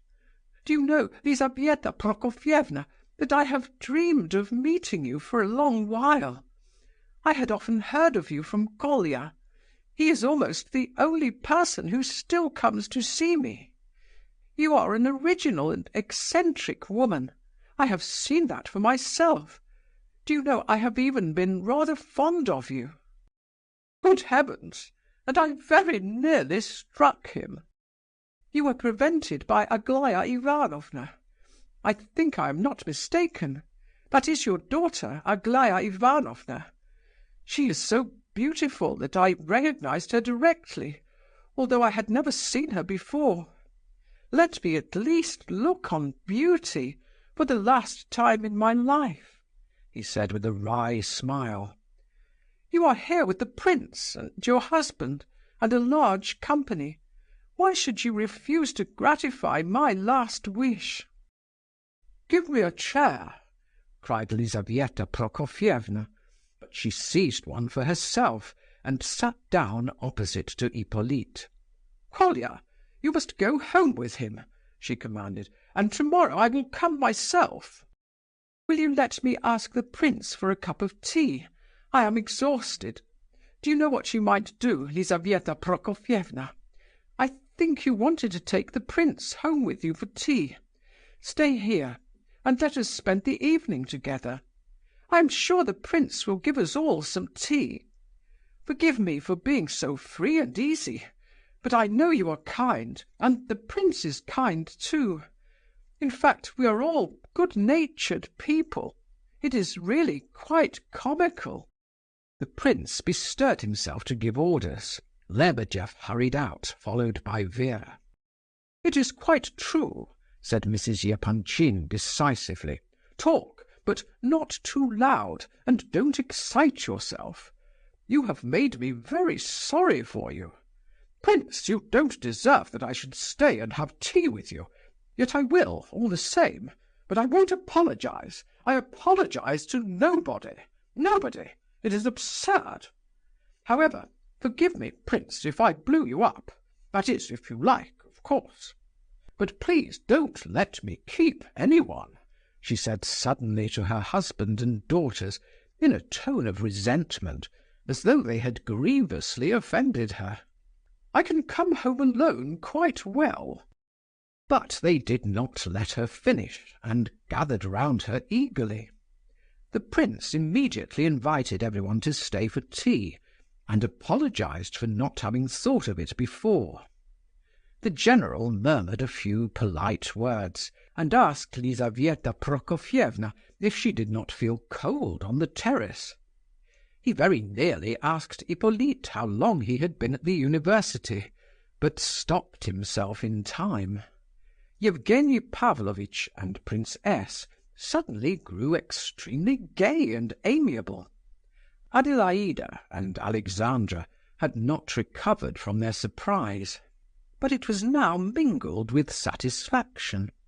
In short, everyone seemed very much relieved that Lizaveta Prokofievna had got over her paroxysm. Aglaya alone still frowned and sat apart in silence. All the other guests stayed on as well. No one wanted to go, not even General Ivolgin. But Lebedeff said something to him in passing which did not seem to please him, for he immediately went and sulked in a corner. The prince took care to offer tea to Burdovsky and his friends, as well as the rest. The invitation made them rather uncomfortable. They muttered that they would wait for Hippolyte, and went and sat by themselves in a distant corner of the veranda. Tea was served at once. Lebedeff had no doubt ordered it for himself and his family before the others arrived. It was striking 11. Chapter 10. After moistening his lips with the tea which Vera Lebedeff brought him, Hippolyte set the cup down on the table and glanced round. He seemed confused and almost at a loss. "Just look, Lizaveta Prokofievna," he began, with a kind of feverish haste. "These china cups are supposed to be extremely valuable. Lebedeff always keeps them locked up in his china cupboard. They were part of his wife's dowry. Yet he has brought them out tonight, in your honour, of course. He is so pleased." He was about to add something else, but could not find the words. "There he is feeling embarrassed. I expected as much," whispered Yevgeny Pavlovitch suddenly in the prince's ear.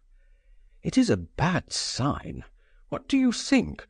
Now, out of spite, he will come out with something so outrageous that even Lizaveta Prokofievna will not be able to stand it." Muishkin looked at him inquiringly. "You do not care if he does," added Yevgeny Pavlovitch. "Neither do I. In fact, I should be glad, merely as a proper punishment for our dear Lizaveta Prokofievna. I am very anxious that she should get it without delay, and I shall stay till she does. You seem feverish."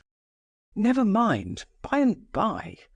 Yes, I am not feeling well," said the prince impatiently, hardly listening.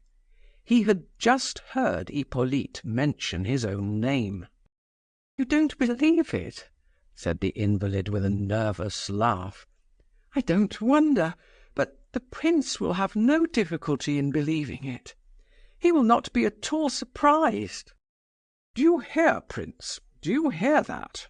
said Lizaveta Prokofievna, turning towards him. There was laughter in the group around her, and Lebedeff stood before her, gesticulating wildly. "He declares that your humbug of a landlord revised this gentleman's article, the article that was read aloud just now, in which you got such a charming dressing down." The prince regarded Lebedeff with astonishment. "Why don't you say something?" cried Lizaveta Prokofievna, stamping her foot. "Well," murmured the prince, with his eyes still fixed on Lebedeff, "I can see now that he did." "Is it true?" she asked eagerly.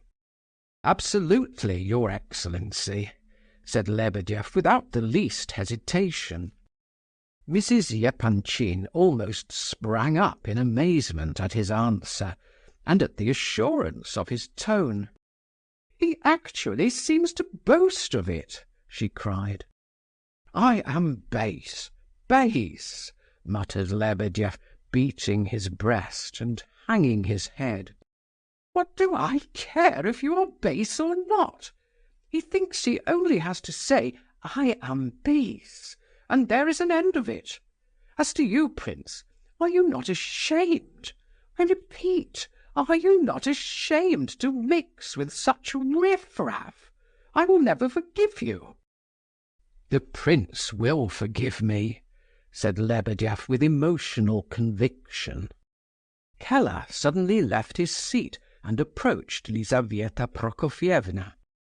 "It was only out of generosity, madame," he said in a resonant voice, "and because I would not betray a friend in an awkward position, that I did not mention this revision before, though you heard him yourself threatening to kick us down the steps. To clear the matter up, I declare now that I did have recourse to his assistance, and that I paid him 6 roubles for it. But I did not ask him to correct my style. I simply went to him for information concerning the facts, of which I was ignorant to a great extent, and which he was competent to give. The story of the gaiters, the appetite in the Swiss professor's house, the substitution of 50 roubles for 250, all such details, in fact, were got from him. I paid him 6 roubles for them, but he did not correct the style." "I must state that I only revised the first part of the article," interposed Lebedeff with feverish impatience, while laughter rose from all around him. "But we fell out in the middle over one idea, so I never corrected the second part. Therefore I cannot be held responsible for the numerous grammatical blunders in it." "That is all he thinks of," cried Lizaveta Prokofievna. "May I ask when this article was revised?" said Yevgeny Pavlovitch to Keller. "Yesterday morning," he replied, We had an interview which we all gave our word of honour to keep secret. The very time when he was cringing before you and making protestations of devotion. Oh, the mean wretches! I will have nothing to do with your Pushkin, and your daughter shall not set foot in my house." Lizaveta Prokofievna was about to rise, when she saw Hippolyte laughing, and turned upon him with irritation. "Well, sir, I suppose you wanted to make me look ridiculous." "Heaven forbid," he answered with a forced smile. "But I am more than ever struck by your eccentricity, Lizaveta Prokofievna. I admit that I told you of Lebedeff's duplicity on purpose. I knew the effect it would have on you alone, for the prince will forgive him. He has probably forgiven him already, and is racking his brains to find some excuse for him. Is that not the truth, prince?" He gasped as he spoke, and his strange agitation seemed to increase. "Well," said Mrs. Epanchin angrily, surprised at his tone, "well, what more?" "I have heard many things of the kind about you. They delighted me. I have learned to hold you in the highest esteem," continued Hippolyte. His words seemed tinged with a kind of sarcastic mockery. Yet he was extremely agitated, casting suspicious glances around him, growing confused, and constantly losing the thread of his ideas. All this, together with his consumptive appearance, and the frenzied expression of his blazing eyes, naturally attracted the attention of everyone present. "I might have been surprised, though I admit I know nothing of the world, not only that you should have stayed on just now in the company of such people as myself and my friends, who are not of your class, but that you should let these young ladies listen to such a scandalous affair, though no doubt novel reading has taught them all there is to know. I may be mistaken. I hardly know what I am saying. But surely no one but you would have stayed to please a whippersnapper. Yes, a whippersnapper, I admit it, to spend the evening and take part in everything, only to be ashamed of it tomorrow. I know I express myself badly. I admire and appreciate it all extremely, though the expression on the face of His Excellency, your husband, shows that he thinks it very improper." He burst out laughing, and was seized with a fit of coughing, which lasted for 2 minutes, and prevented him from speaking. "He has lost his breath now," said Lizaveta Prokofievna coldly, looking at him with more curiosity than pity. "Come, my dear boy, that is quite enough. Let us make an end of this." Ivan Fyodorovitch, now quite out of patience, interrupted suddenly. "Let me remark in my turn, sir," he said in tones of deep annoyance, "that my wife is here as the guest of Prince Lef Nikolaevitch, our friend and neighbour, and that in any case, young man, it is not for you to pass judgment on the conduct of Lizaveta Prokofievna, or to make remarks aloud in my presence concerning what feelings you think may be read in my face. Yes, my wife stayed here," continued the general with increasing irritation, "more out of amazement than anything else. Everyone can understand that a collection of such strange young men would attract the attention of a person interested in contemporary life.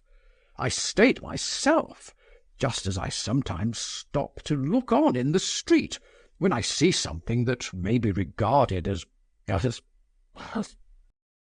a curiosity," suggested Yevgeny Pavlovitch, seeing his Excellency involved in a comparison which he could not complete. "That is exactly the word I wanted," said the General with satisfaction. "A curiosity. However, the most astonishing, and, if I may so express myself, the most painful thing in this matter is that you cannot even understand, young man, that Lizaveta Prokofievna only stayed with you because you are ill. If you really are dying, moved by the pity awakened by your plaintive appeal, and that her name, character, and social position place her above all risk of contamination. Lizaveta Prokofievna," he continued, now crimson with rage, "if you are coming, we will say good night to the prince, and—" "Thank you for the lesson, General," said Hippolyte, with unexpected gravity, regarding him thoughtfully.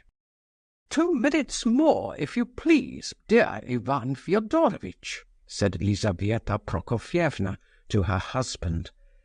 "It seems to me that he is in a fever, and delirious. You can see by his eyes what a state he is in. It is impossible to let him go back to Petersburg tonight. Can you put him up, Lьов Nikolaevitch? I hope you are not bored, dear Prince," she added suddenly to Prince S. "Alexandra, my dear, come here. Your hair is coming down."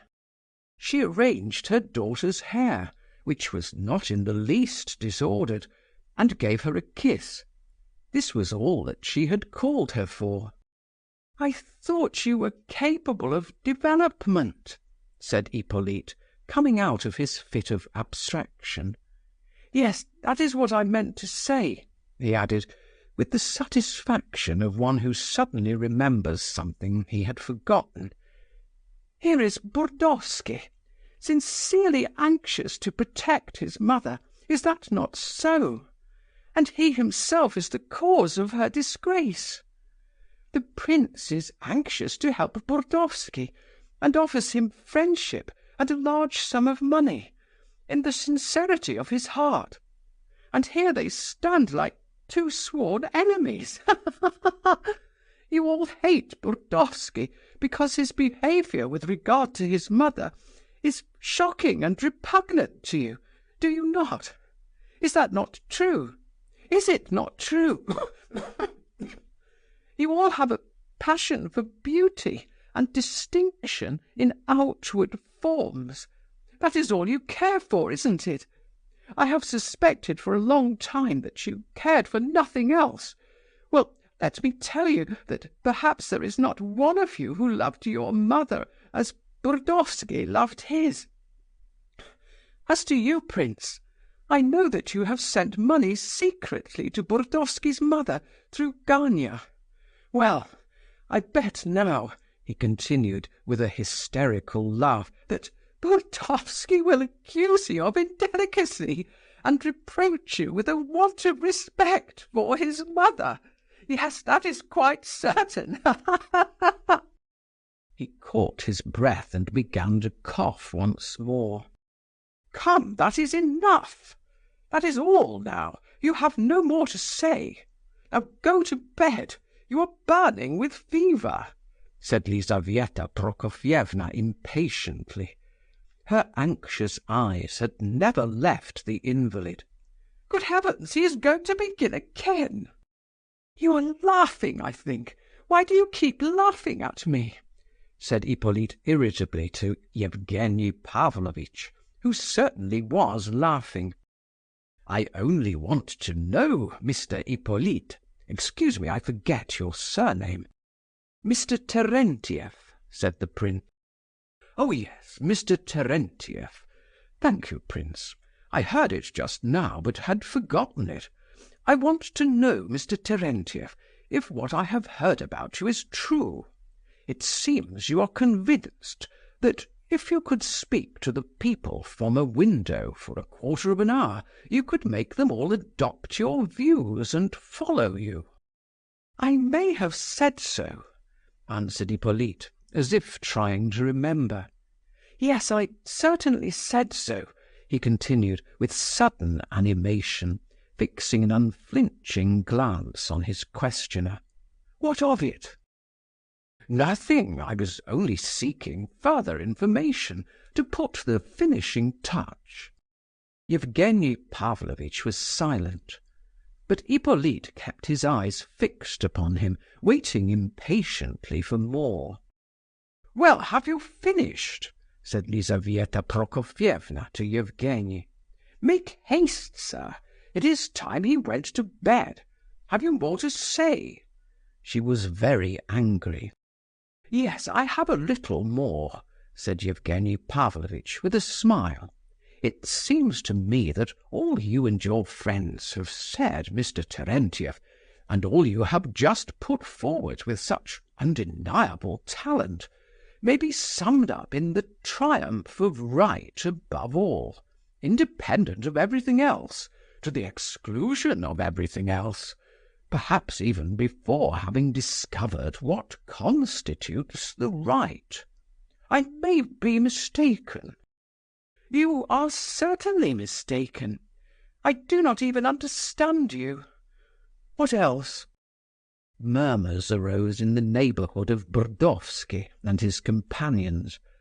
Lebedeff's nephew protested under his breath. "I have nearly finished," replied Yevgeny Pavlovitch. "I will only remark that from these premises one could conclude that might is right. I mean the right of the clenched fist and of personal inclination. Indeed, the world has often come to that conclusion. Proudhon upheld that might is right. In the American War, some of the most advanced liberals took sides with the planters on the score that the blacks were an inferior race to the whites, and that might was the right of the white race."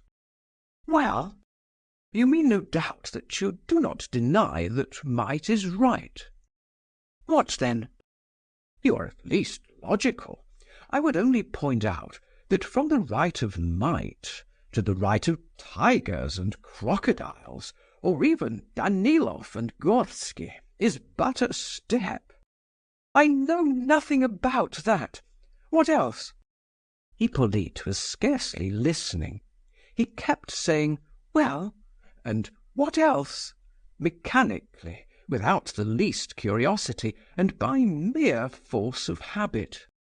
"Why, nothing else, that is all."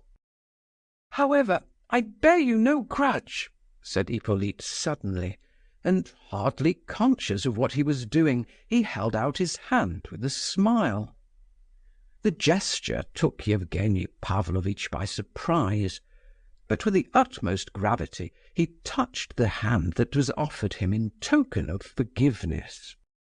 "I can but thank you," he said, in a tone too respectful to be sincere, "for your kindness in letting me speak, for I have often noticed that our liberals never allow other people to have an opinion of their own, and immediately answer their opponents with abuse, if they do not have recourse to arguments of a still more unpleasant nature." "What you say is quite true," observed General Epanchin. Then, clasping his hands behind his back, he returned to his place on the terrace steps, where he yawned with an air of boredom.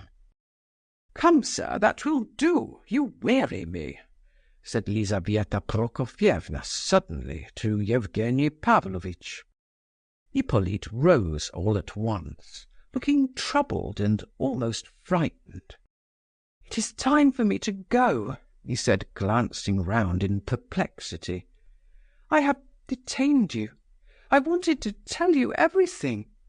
I thought you all... for the last time. It was a whim." He evidently had sudden fits of returning animation when he awoke from his semi-delirium. Then, recovering full self-possession for a few moments, he would speak in disconnected phrases which had perhaps haunted him for a long while on his bed of suffering during weary, sleepless nights. "Well, good-bye," he said abruptly. "You think it is easy for me to say good-bye to you?" Feeling that his question was somewhat gauche, he smiled angrily. Then, as if vexed that he could not ever express what he really meant, he said irritably, in a loud voice, "Excellency, I have the honour of inviting you to my funeral. That is, if you will deign to honour it with your presence. I invite you all, gentlemen, as well as the general." He burst out laughing again, but it was the laughter of a madman. Lizaveta Prokofievna approached him anxiously and seized his arm. He stared at her for a moment, still laughing, but soon his face grew serious.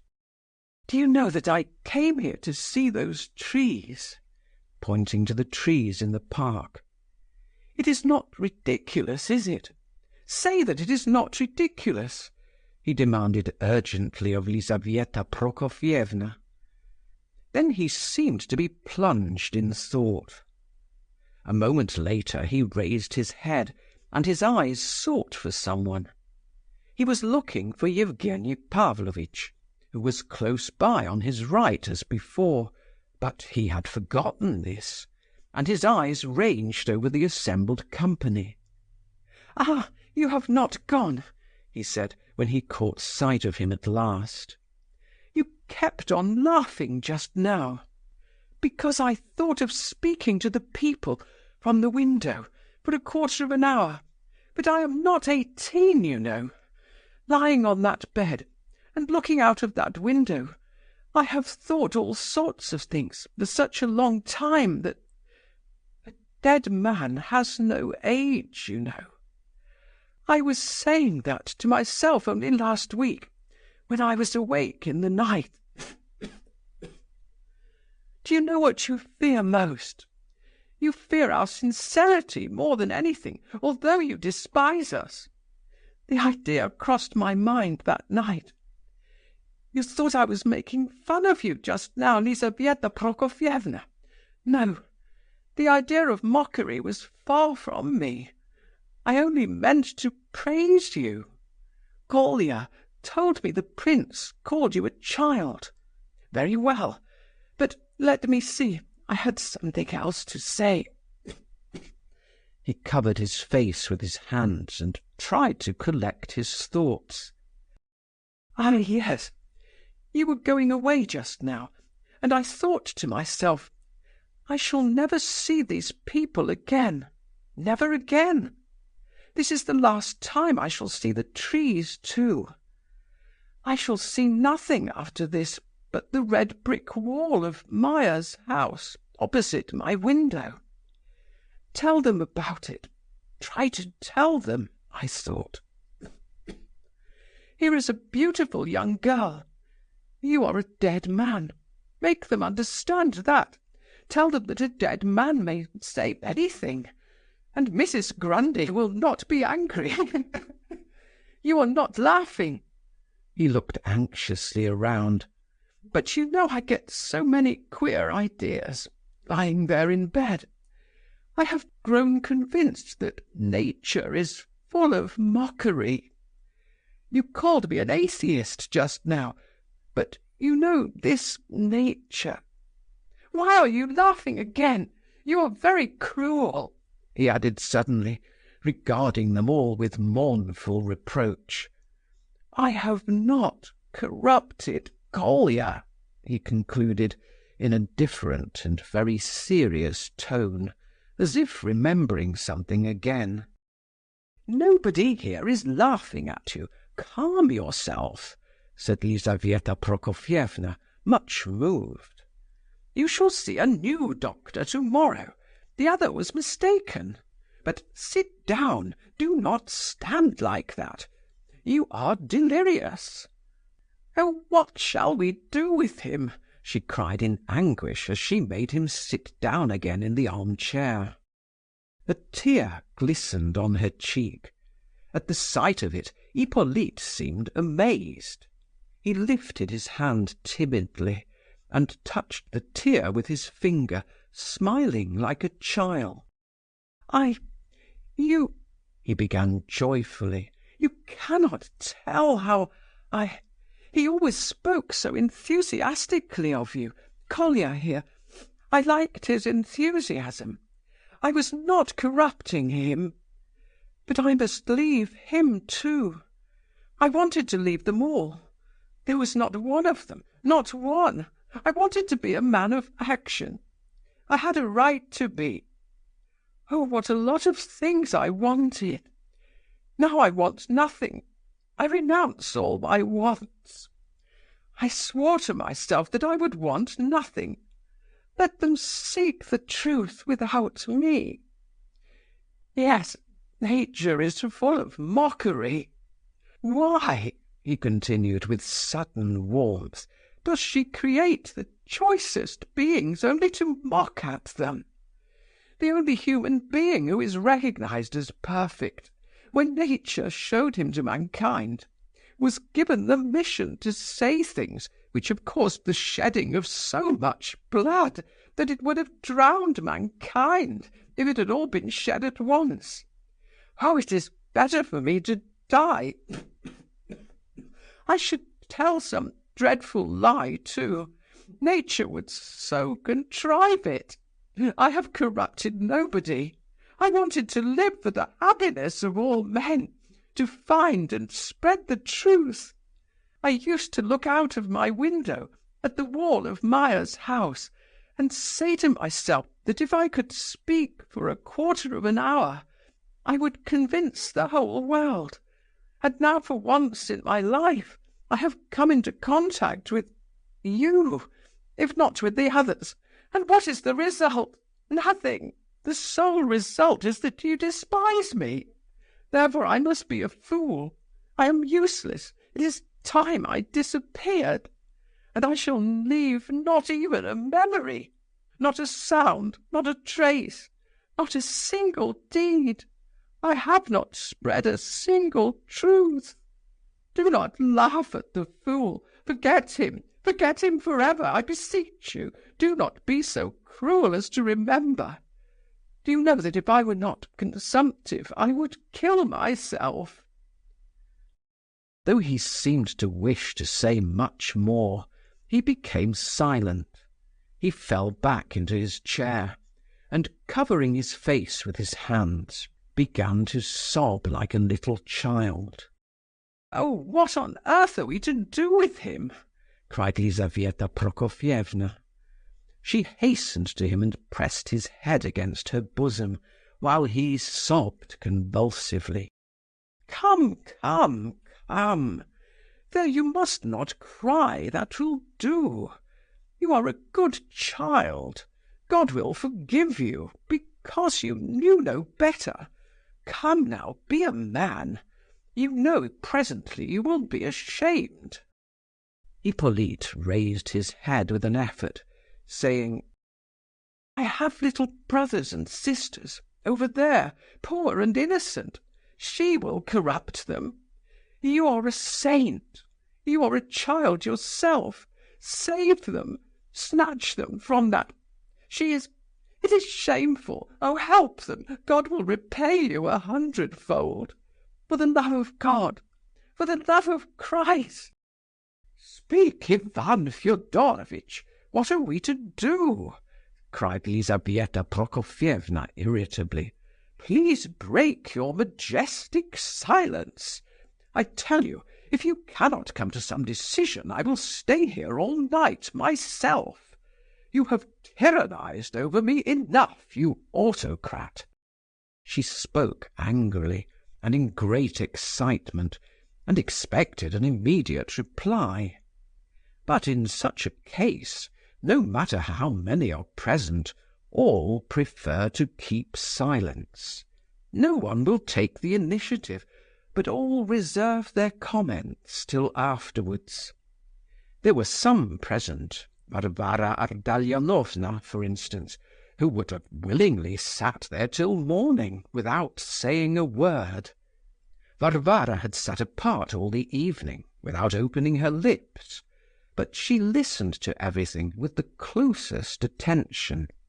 Perhaps she had her reasons for so doing. "My dear," said the General, "it seems to me that a sick nurse would be of more use here than an excitable person like you.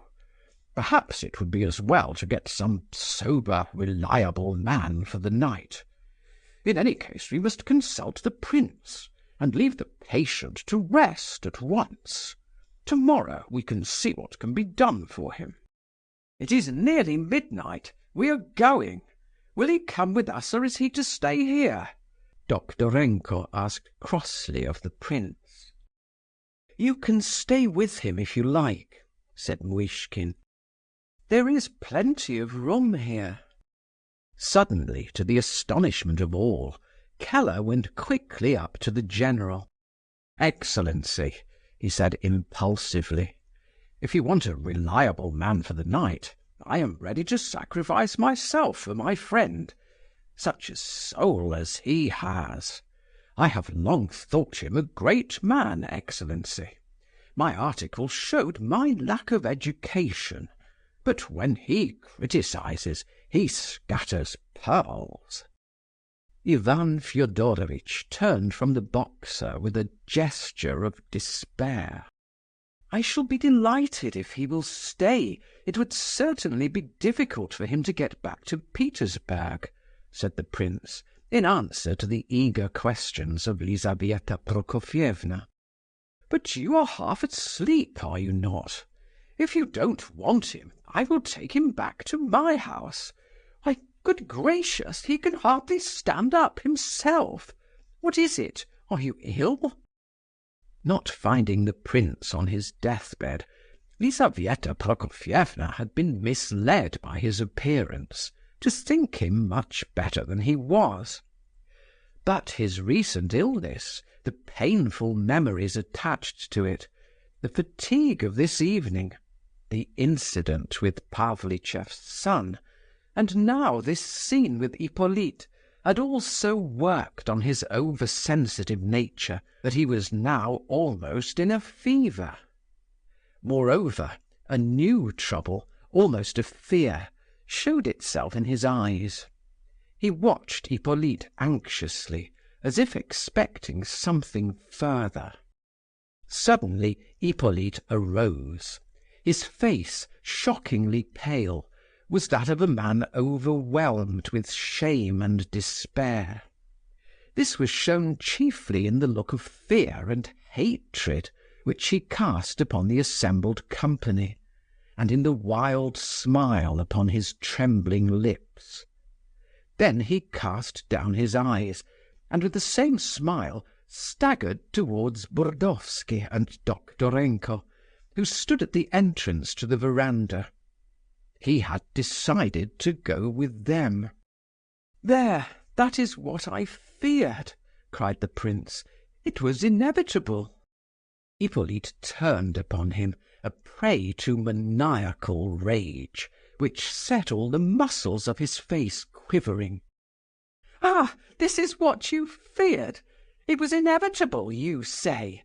Well, let me tell you that if I hate anyone here, I hate you all," he cried in a hoarse, strained voice. "But you with your Jesuitical soul, your soul of sickly sweetness, idiot, beneficent millionaire, I hate you worse than anything or anyone on earth. I saw through you and hated you long ago, from the day I first heard of you. I hated you with my whole heart. You have contrived all this. You have driven me into this state. You have made a dying man disgrace himself. You are the cause of my abject cowardice. I would kill you if I remained alive. I do not want your benefits. I will accept none from anyone, do you hear? Not from anyone. I want nothing. I was delirious. Do not dare to triumph. I curse every one of you, once for all." Breath failed him here, and he was obliged to stop.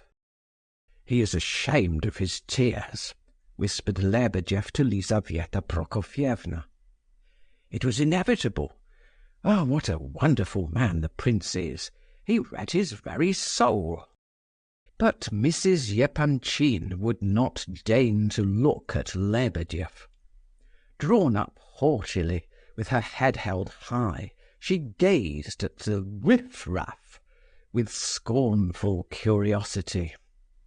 When Hippolyte had finished, Ivan Fyodorovitch shrugged his shoulders, and his wife looked him angrily up and down, as if to demand the meaning of this movement. Then she turned to the prince. "Thanks, prince, many thanks, eccentric friend of the family, for the pleasant evening you have provided for us. I am sure you are quite pleased that you have managed to mix us up with your extraordinary affairs. It is quite enough, dear family friend. Thank you for giving us an opportunity of getting to know you so well." She arranged her cloak with hands that trembled with anger as she waited for the riff-raff to go. The cab which Lebedeff's son had gone to fetch a quarter of an hour ago by Doktorenko's order arrived at that moment. The general thought fit to put in a word after his wife. "Really, prince, I hardly expected after all our friendly intercourse. And you see, Lizaveta Prokofievna—" "Pa, how can you?" cried Adelaida, walking quickly up to the prince and holding out her hand. He smiled absently at her. Then suddenly he felt a burning sensation in his ear as an angry voice whispered, "If you do not turn those dreadful people out of the house this very instant, I shall hate you all my life, all my life." It was Aglaya. She seemed almost in a frenzy, but she turned away before the prince could look at her.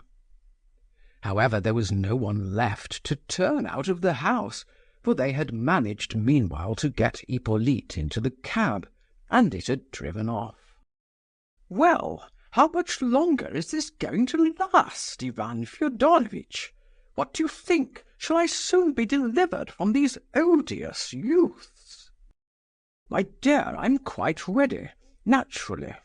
The prince—" Ivan Fyodorovitch held out his hand to Muishkin, but ran after his wife, who was leaving with every sign of violent indignation before he had time to shake it.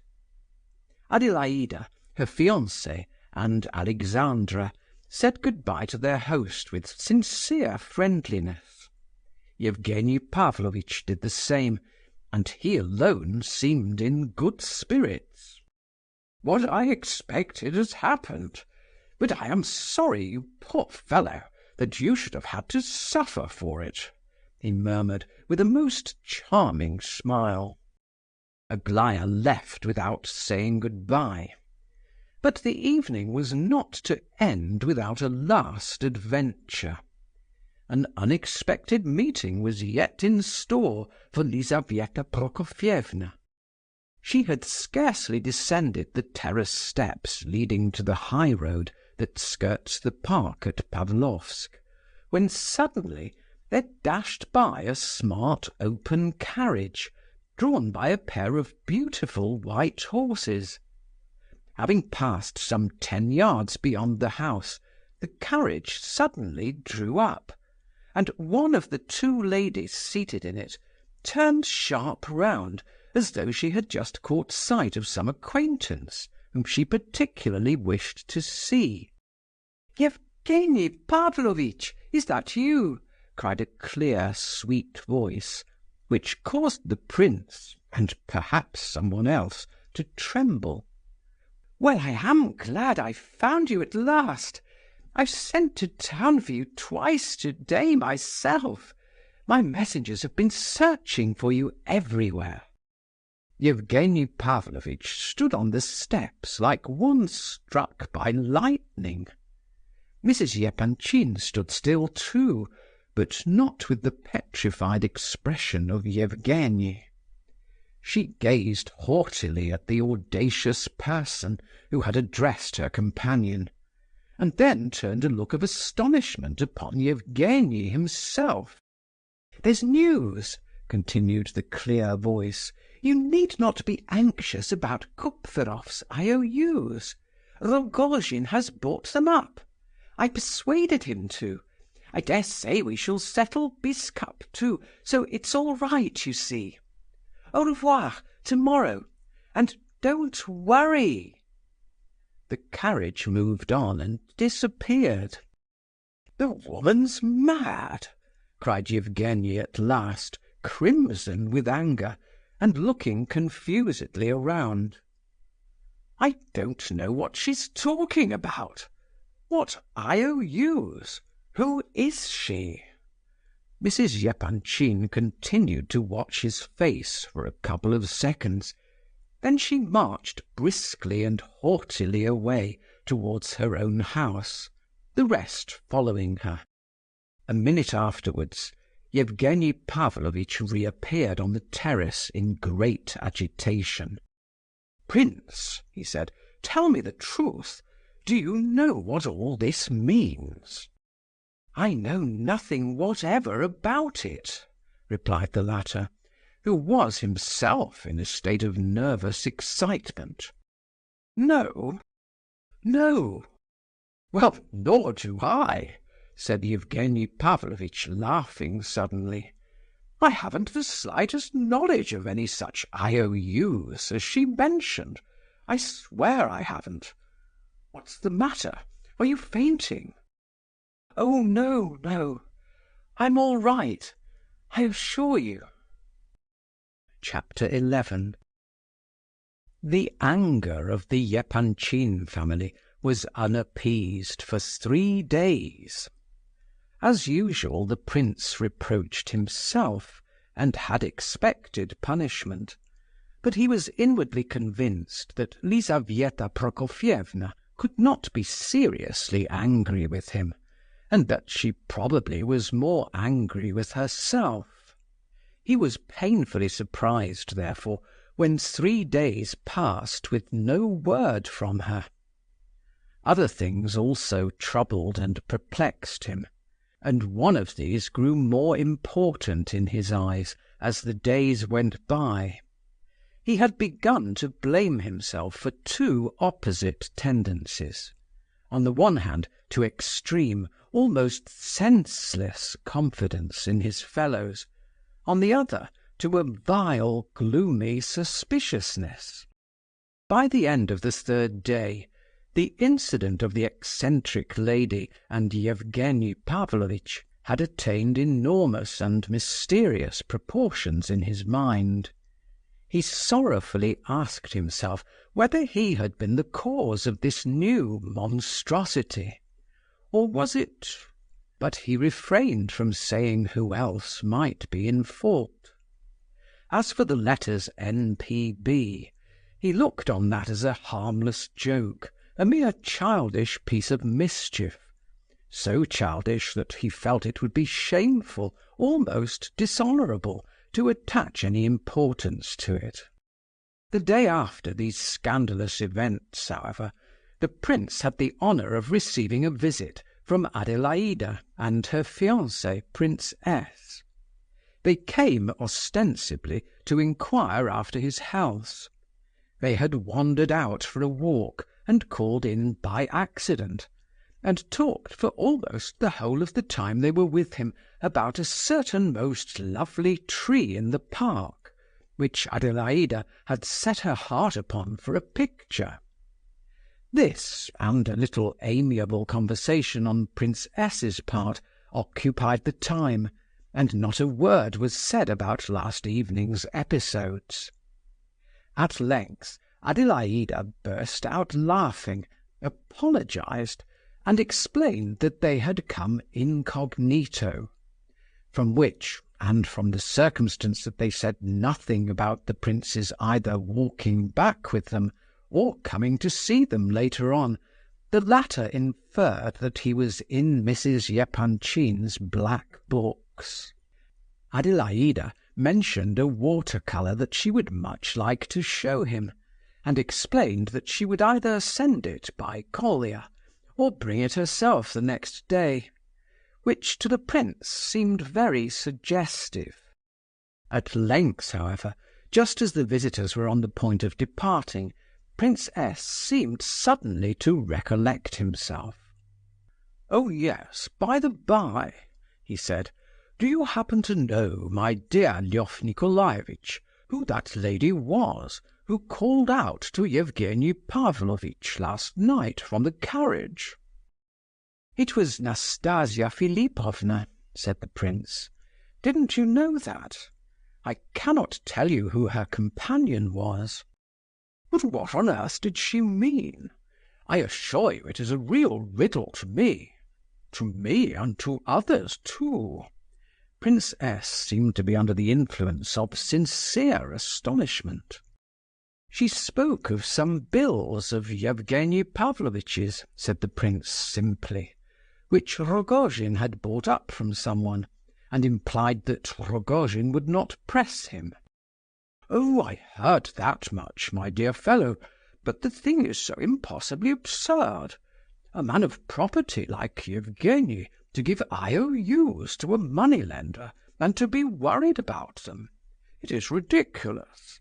Besides, he cannot possibly be on such intimate terms with Nastasia Philipovna as she gave us to understand. That's the principal part of the mystery.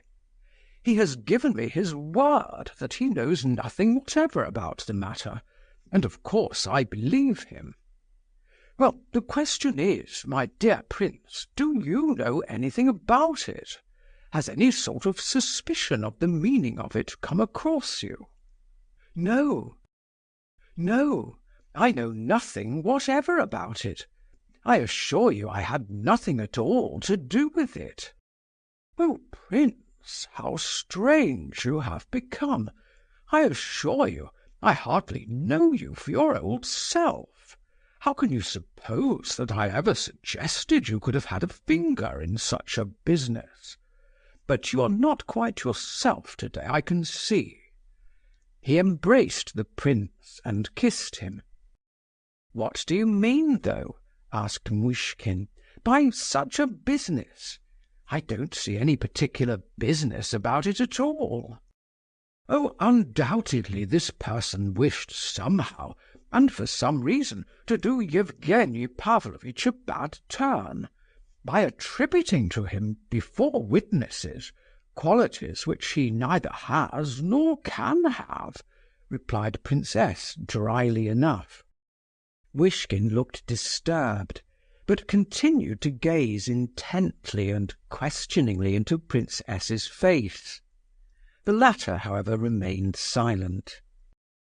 "Then it was not simply a matter of bills," Muishkin said at last, with some impatience. "It was not as she said. But I ask you, my dear sir, how can there be anything in common between Evgenie Pavlovitch and her, and again Rogojin? I tell you he is a man of immense wealth, as I know for a fact, and he has further expectations from his uncle. Simply Nastasia Philipovna." Prince S. paused, as though unwilling to continue talking about Nastasia Philipovna. "Then at all events he knows her," remarked the prince after a moment's silence. "Oh, that may be. He may have known her some time ago, 2 or 3 years at least. He used to know Totsky. But it is impossible that there should be any intimacy between them. She has not even been in the place. Many people don't even know that she has returned from Moscow. I have only observed her carriage about for the last 3 days or so." "It's a lovely carriage," said Adelaida. "Yes, it was a beautiful turnout, certainly." The visitors left the house, however, on no less friendly terms than before. but the visit was of the greatest importance to the prince, from his own point of view. Admitting that he had his suspicions, from the moment of the occurrence of last night, perhaps even before, that Nastasia had some mysterious end in view, yet this visit confirmed his suspicions and justified his fears. It was all clear to him.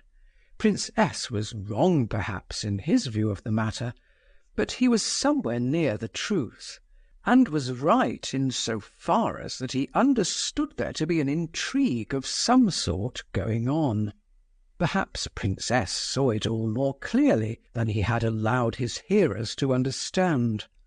At all events, nothing could be plainer than that he and Adelaida had come for the express purpose of obtaining explanations, and that they suspected him of being concerned in the affair.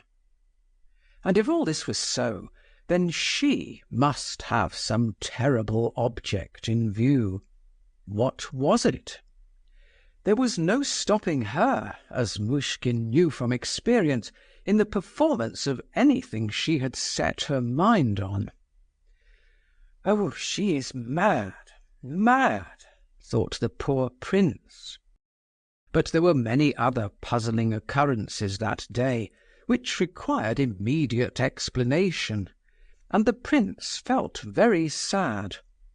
A visit from Vera Lebedev distracted him a little. She brought the infant Lyubochka with her as usual, and talked cheerfully for some time. Then came her younger sister, and later the brother who attended a school close by.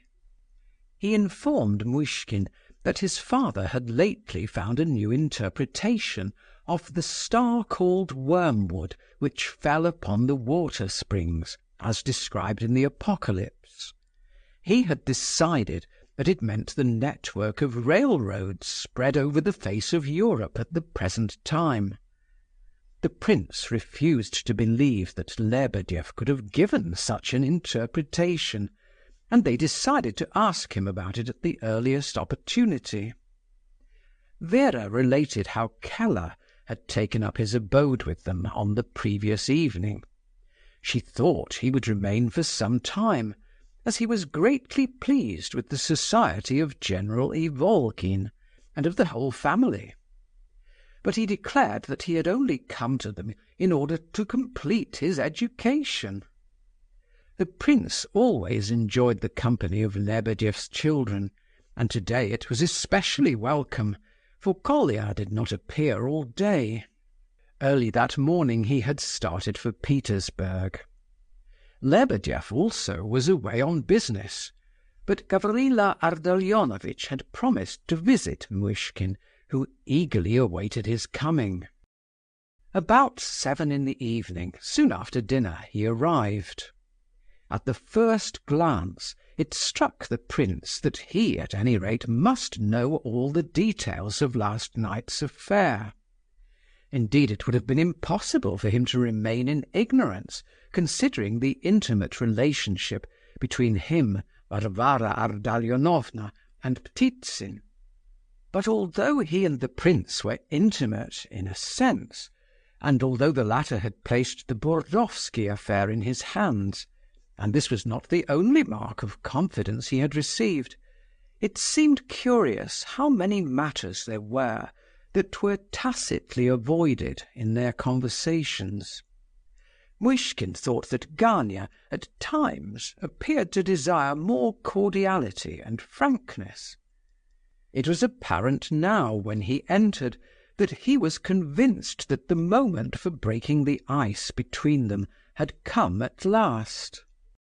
But all the same, Gania was in haste, for his sister was waiting at Lebedev's to consult him on an urgent matter of business. If he had anticipated impatient questions or impulsive confidences, he was soon undeceived. The prince was thoughtful, reserved, even a little absent-minded, and asked none of the questions, one in particular, that Gania had expected. So he imitated the prince's demeanour, and talked fast and brilliantly upon all subjects but the one on which their thoughts were engaged. Among other things, Gania told his host that Nastasia Philipovna had been only 4 days in Pavlovsk, and that everyone was talking about her already.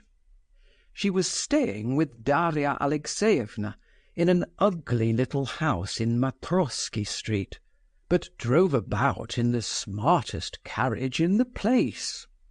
A crowd of followers had pursued her from the first, young and old. Some escorted her on horseback when she took the air in her carriage.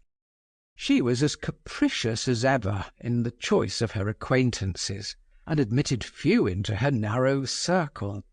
Yet she already had a numerous following, and many champions on whom she could depend in time of need. One gentleman on his holiday had broken off his engagement on her account, and an old general had quarrelled with his only son for the same reason. She was accompanied sometimes in her carriage by a girl of 16, a distant relative of her hostess. This young lady sang very well. In fact, her music had given a kind of notoriety to their little house. Nastasia, however, was behaving with great discretion on the whole. She dressed quietly, though with such taste as to drive all the ladies in Pavlovsk mad with envy, of that as well as of her beauty and her carriage and horses. "As for yesterday's episode," continued Gania, "of course it was prearranged." Here he paused, as though expecting to be asked how he knew that.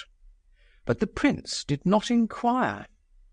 Concerning Yevgeny Pavlovitch, Gania stated, without being asked, that he believed the former had not known Nastasia Philipovna in past years, but that he had probably been introduced to her by somebody in the park during these 4 days.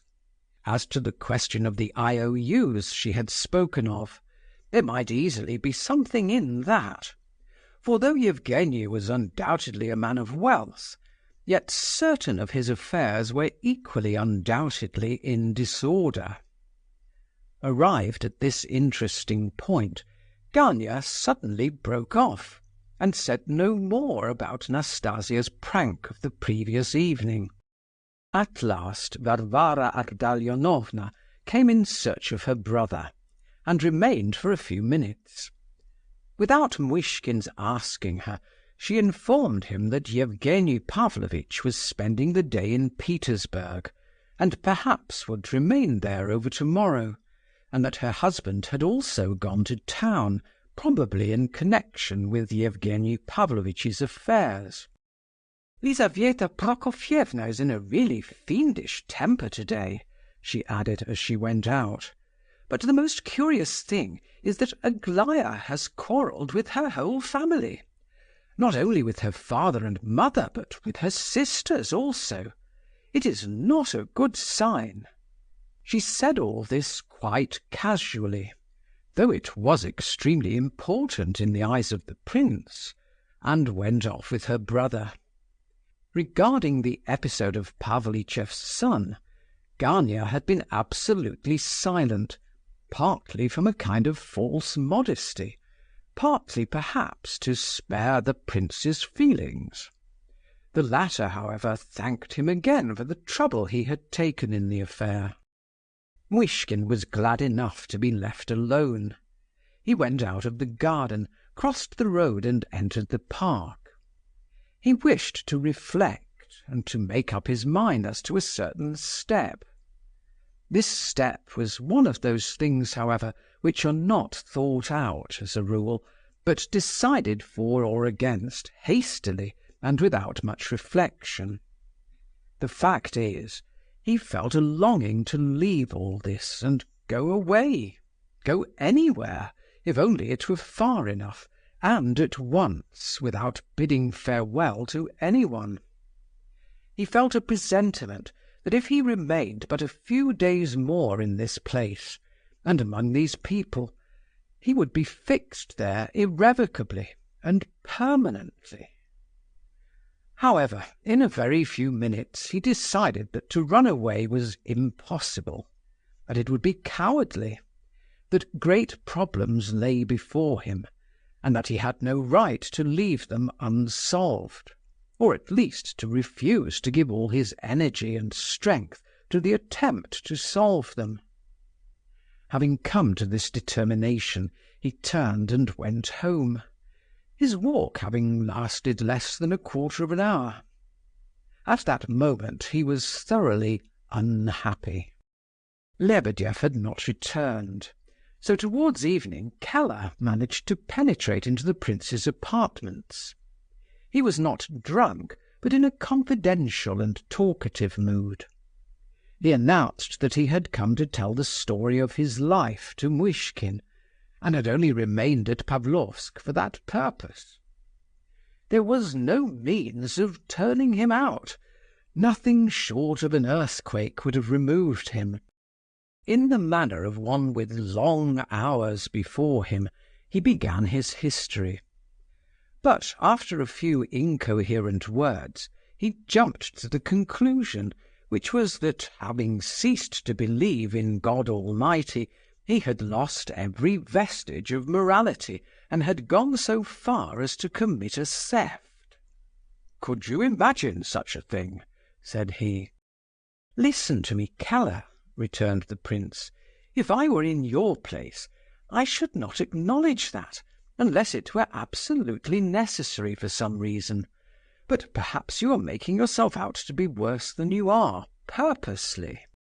"I should tell it to no one but yourself, prince, and I only name it now as a help to my soul's evolution. When I die, that secret will die with me. But, Excellency, if you knew, if you only had the least idea, how difficult it is to get money nowadays. Where to find it is the question. Ask for a loan, the answer is always the same. Give us gold, jewels, or diamonds, and it will be quite easy. Exactly what one has not got. Can you picture that to yourself? I got angry at last and said, 'I suppose you would accept emeralds.' 'Certainly we accept emeralds with pleasure, yes.' 'Well, that's all right,' said I. 'Go to the devil, you den of thieves.' And with that I seized my hat and walked out." "Had you any emeralds?" asked the prince. "What? I have emeralds? Oh, prince, with what simplicity, with what almost pastoral simplicity you look upon life! Could not something be made of this man under good influences?" asked the prince of himself, for he began to feel a kind of pity for his visitor. He thought little of the value of his own personal influence, not from a sense of humility, but from his peculiar way of looking at things in general. Imperceptibly, the conversation grew more animated and more interesting, so that neither of the two felt anxious to bring it to a close.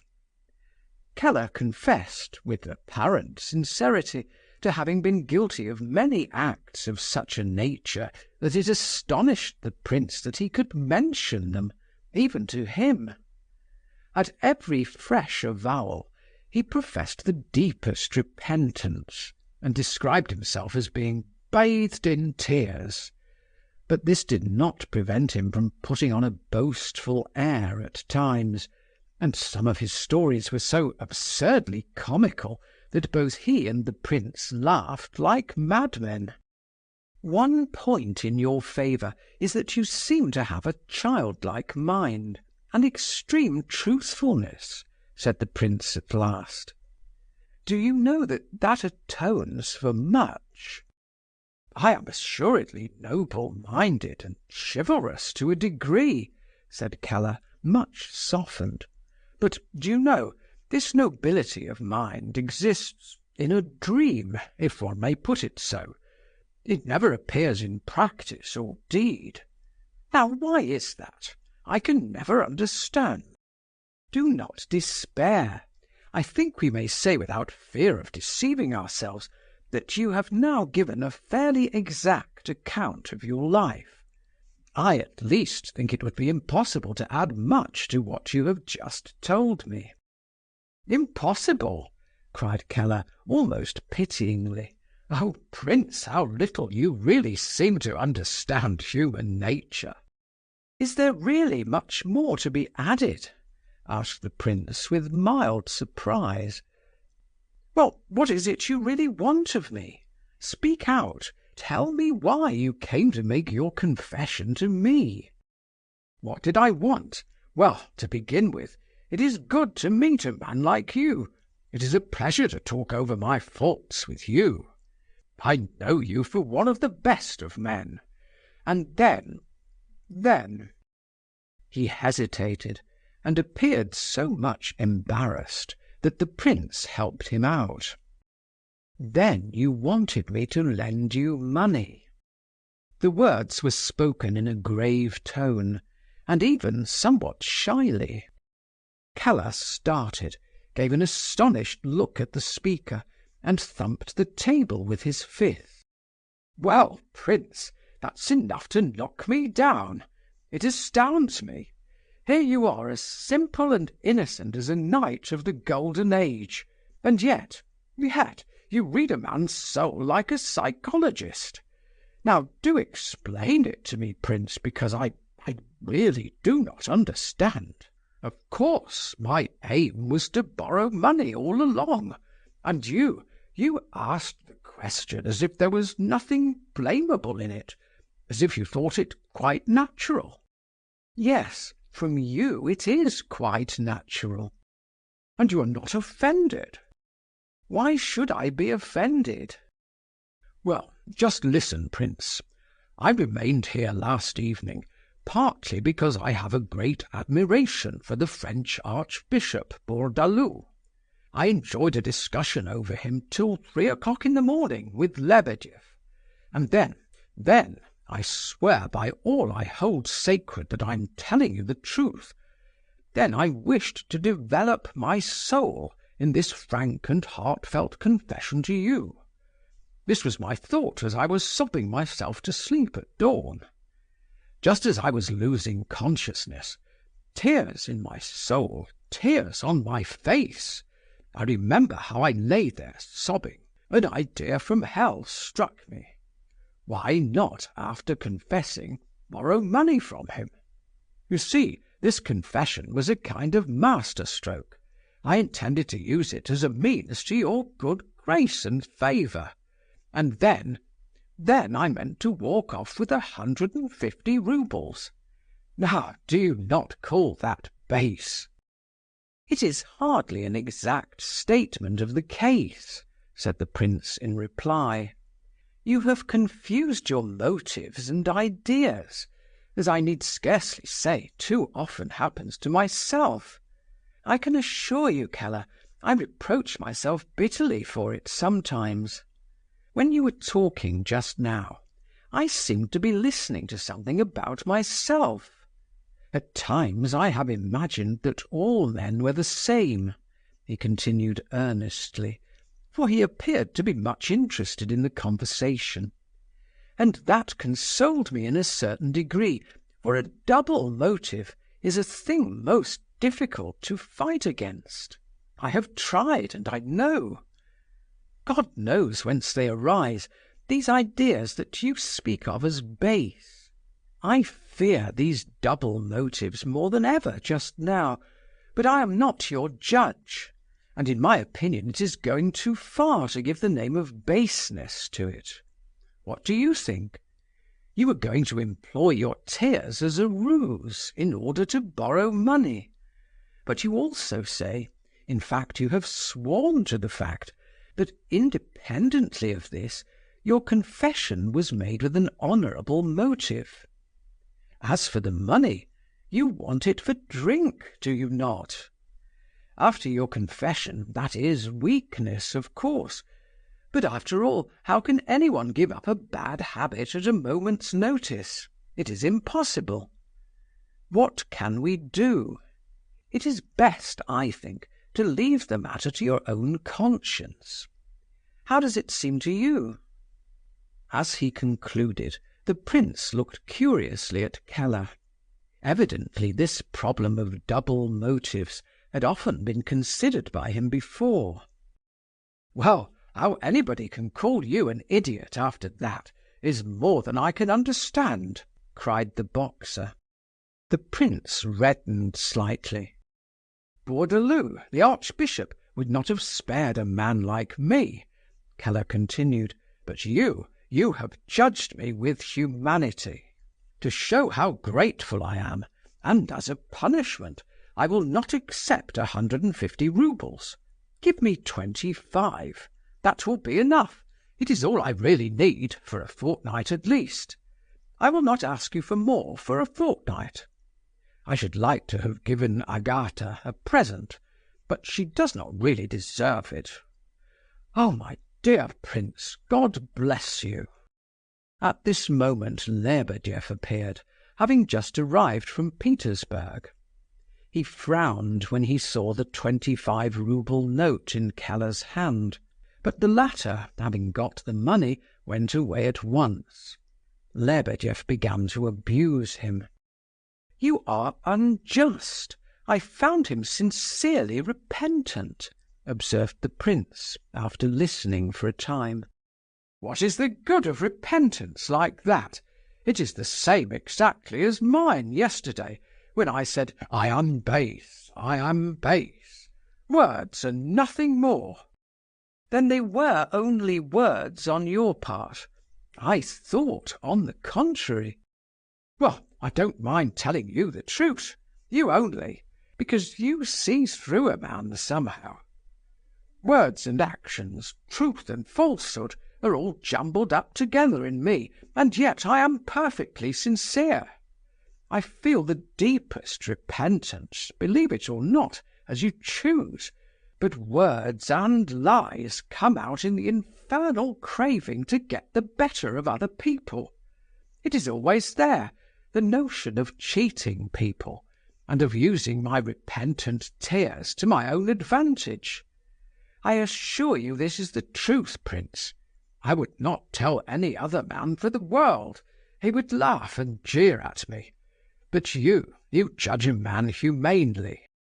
"Why, Keller said the same thing to me nearly word for word a few minutes ago," cried Muishkin, "and you both seem inclined to boast about it. You astonish me. But I think he is more sincere than you, for you make a regular trade of it. Oh, don't put on that pathetic expression, and don't put your hand on your heart. Have you anything to say to me? You have not come for nothing." Lebedeff grinned and wriggled.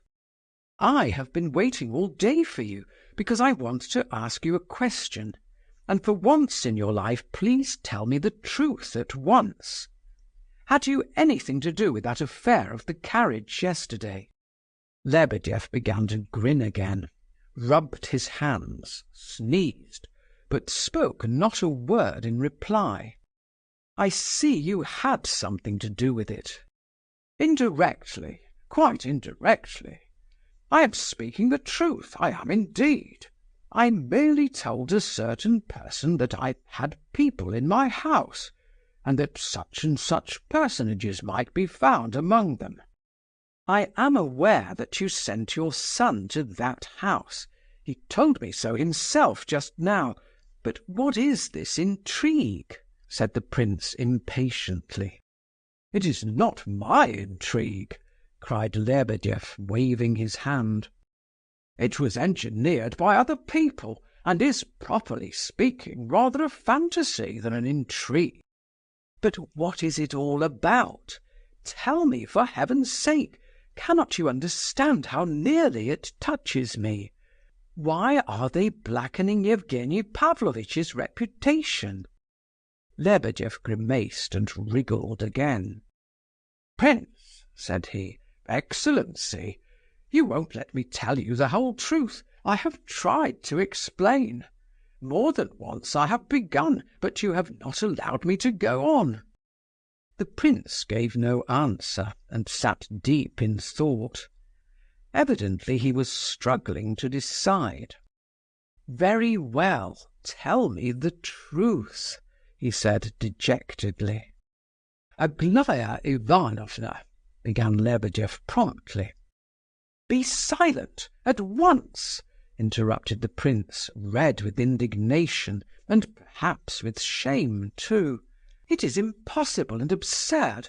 All that has been invented by you, or fools like you. Let me never hear you say a word again on that subject."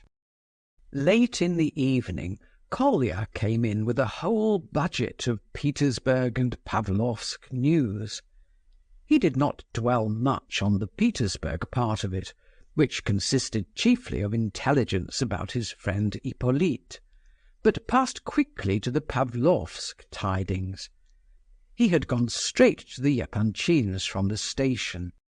"There's the deuce and all going on there," he said.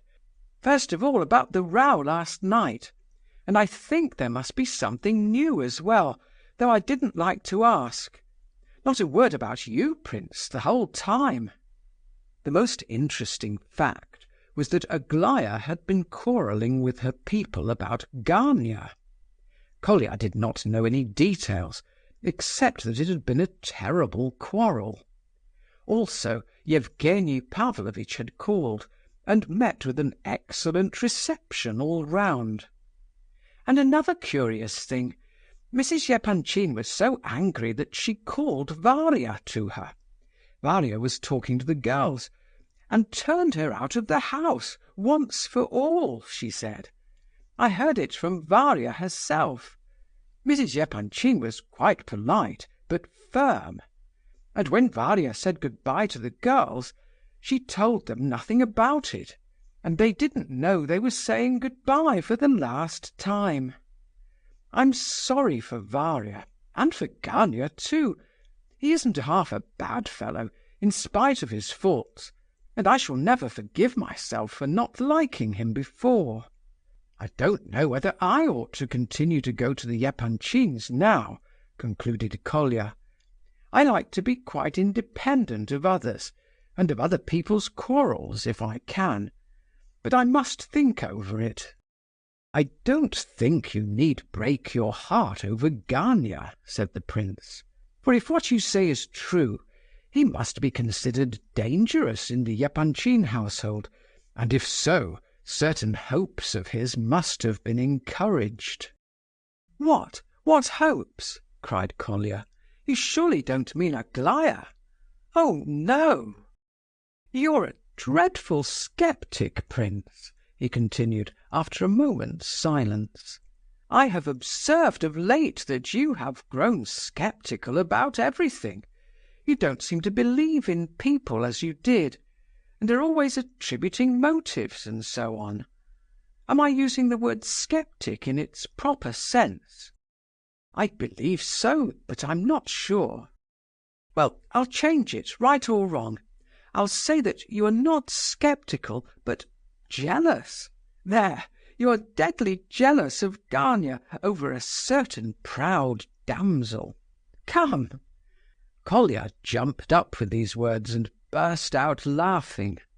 He laughed as he had perhaps never laughed before, and still more when he saw the prince flushing up to his temples.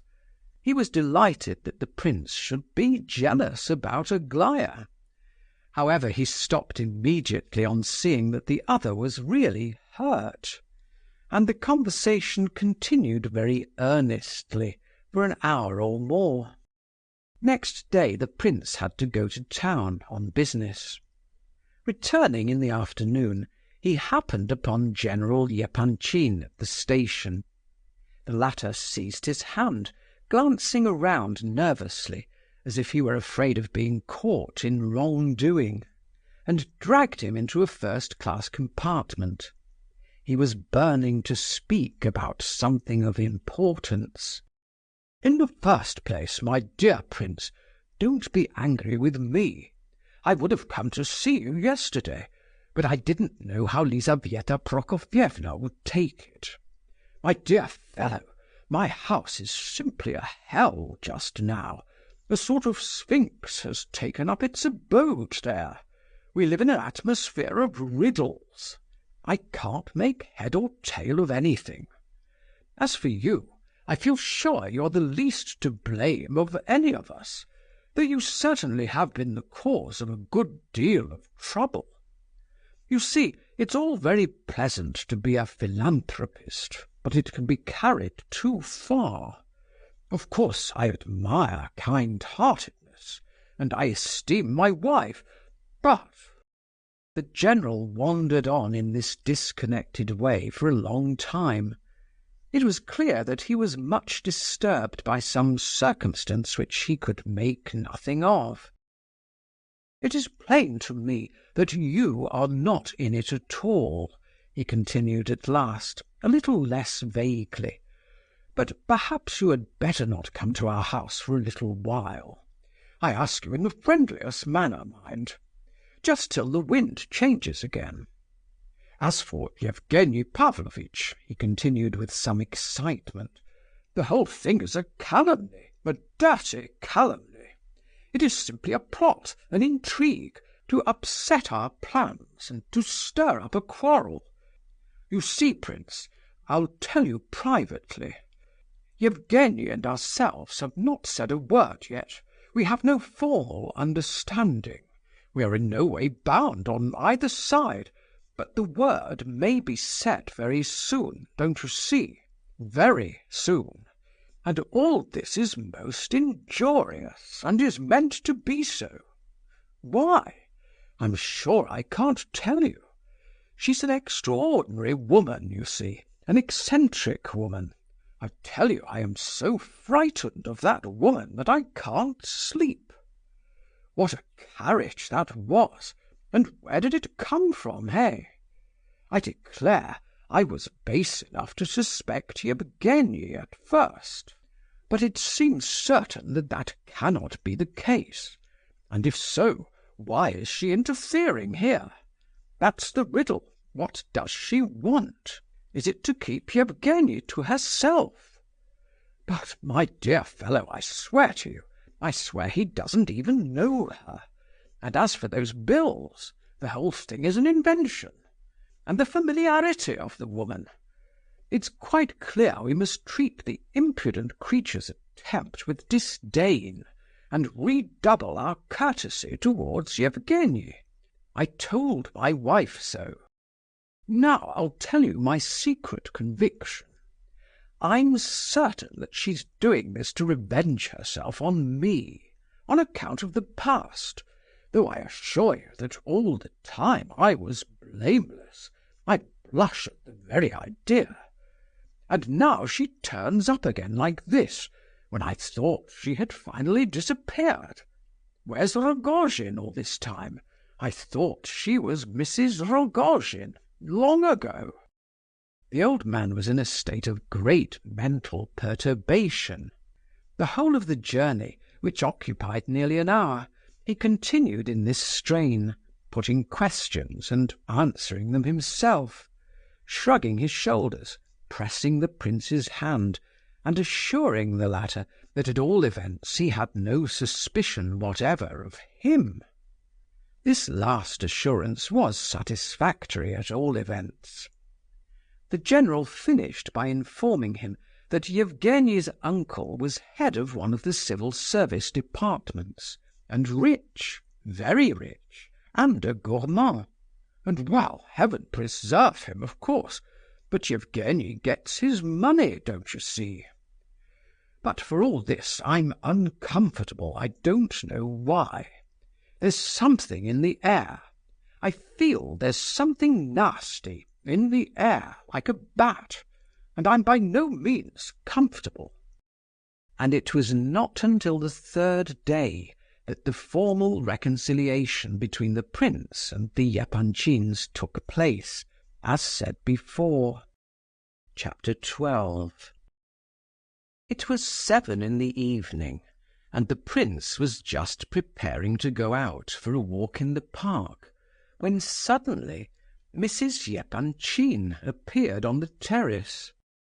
"In the first place, don't dare to suppose," she began, "that I am going to apologize. Nonsense! You were entirely to blame." The prince remained silent. "Were you to blame or not?" "No, certainly not, no more than yourself, though at first I thought I was." "Oh, very well. Let's sit down at all events, for I don't intend to stand up all day. And remember, if you say one word about mischievous urchins, I shall go away and break with you altogether. Now then, did you or did you not send a letter to Aglaya a couple of months or so ago, about Eastertide?" "Yes." "What for? What was your object? Show me the letter." Mrs. Epanchin's eyes flashed. She was almost trembling with impatience. "I have not got the letter," said the prince timidly, extremely surprised at the turn the conversation had taken. "If anyone has it, if it still exists, Aglaya Ivanovna must have it." "No finessing, please. What did you write about?"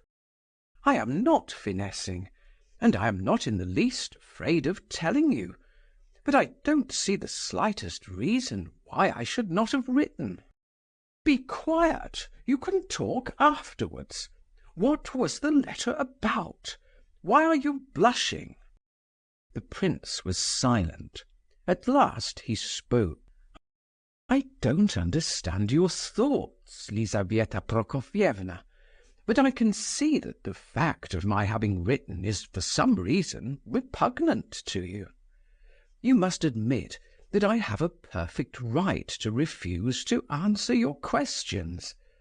But in order to show you that I am neither ashamed of the letter nor sorry that I wrote it, and that I am not in the least inclined to blush about it."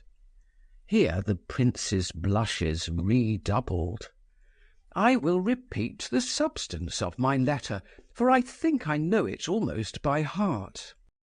So saying, the prince repeated the letter, almost word for word, as he had written it. "My goodness, what utter twaddle! And what may all this nonsense have signified, pray, if it had any meaning at all?" said Mrs. Epanchin cuttingly, after having listened with great attention. "I really don't absolutely know myself. I know my feeling was very sincere. I had moments at that time full of life and hope." "What sort of hope?" "It is difficult to explain, but certainly not the hopes you have in your mind. Hopes, well, in a word, hopes for the future, and a feeling of joy that there, at all events, I was not entirely a stranger and a foreigner. I felt an ecstasy in being in my native land once more, and one sunny morning I took up a pen and wrote her that letter. But why to her, I don't quite know. Sometimes one longs to have a friend near, and I evidently felt the need of one then," added the prince, and paused. "Are you in love with her?" "No. I wrote to her as to a sister. I signed myself her brother." "Oh, yes, of course, on purpose. I quite understand." "It is very painful to me to answer these questions, Lizaveta Prokofievna." "I dare say it is, but that's no affair of mine. Now then, assure me truly as before heaven, are you lying to me or not?" "No, I am not lying." "Are you telling the truth when you say you are not in love?" "I believe it is the absolute truth." "I believe, indeed! Did that mischievous urchin give it to her?" "I asked Nikolai Ardalionovitch."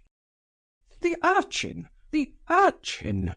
interrupted Lizaveta Prokofievna in an angry voice. "I do not want to know if it were Nikolai Ardalionovitch. The urchin." Nikolai Ardalionovitch. The urchin, I tell you."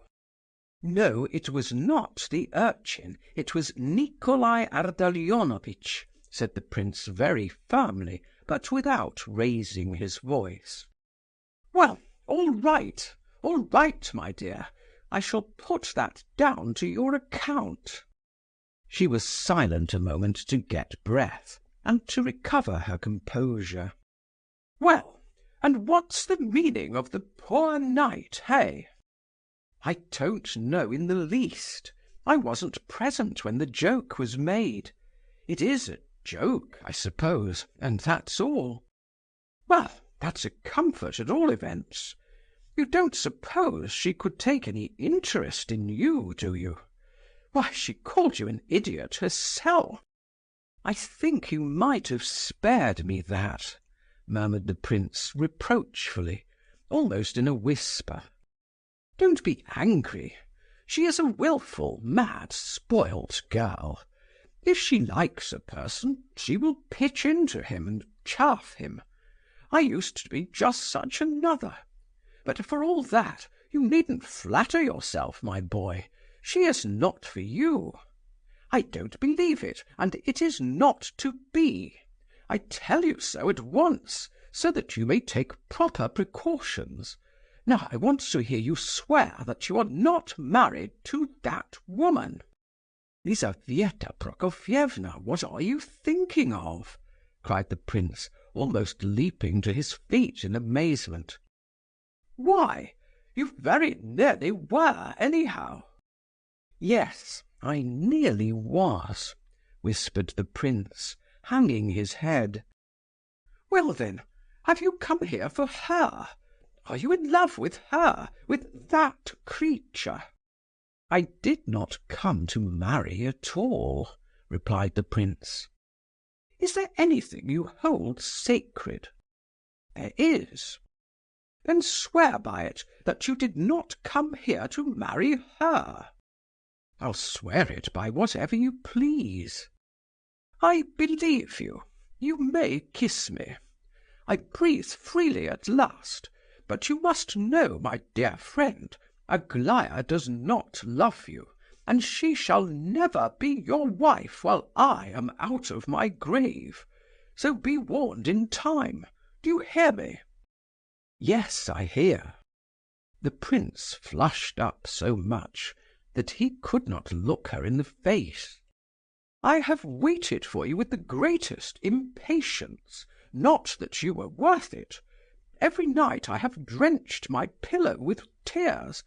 Not for you, my friend, not for you, don't flatter yourself. I have my own grief, always the same, always the same. But I'll tell you why I have been awaiting you so impatiently. Because I believe that Providence itself sent you to be a friend and a brother to me. I haven't a friend in the world except Princess Bielokonski, and she is growing as stupid as a sheep from old age.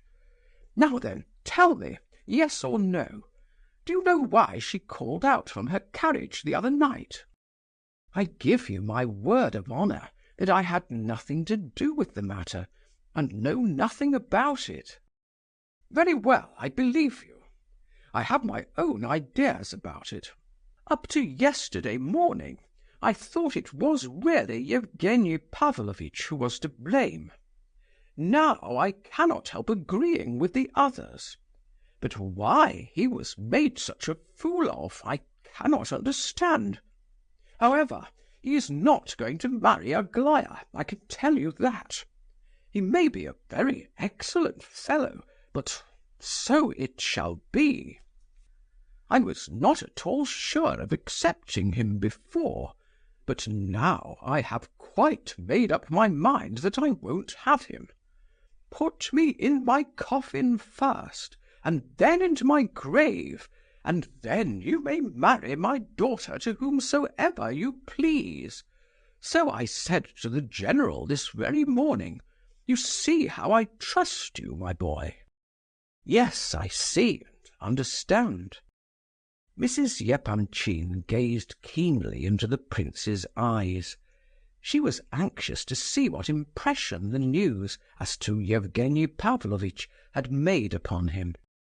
"Do you know anything about Gavrila Ardalionovitch?" she asked at last. "Oh, yes, I know a good deal."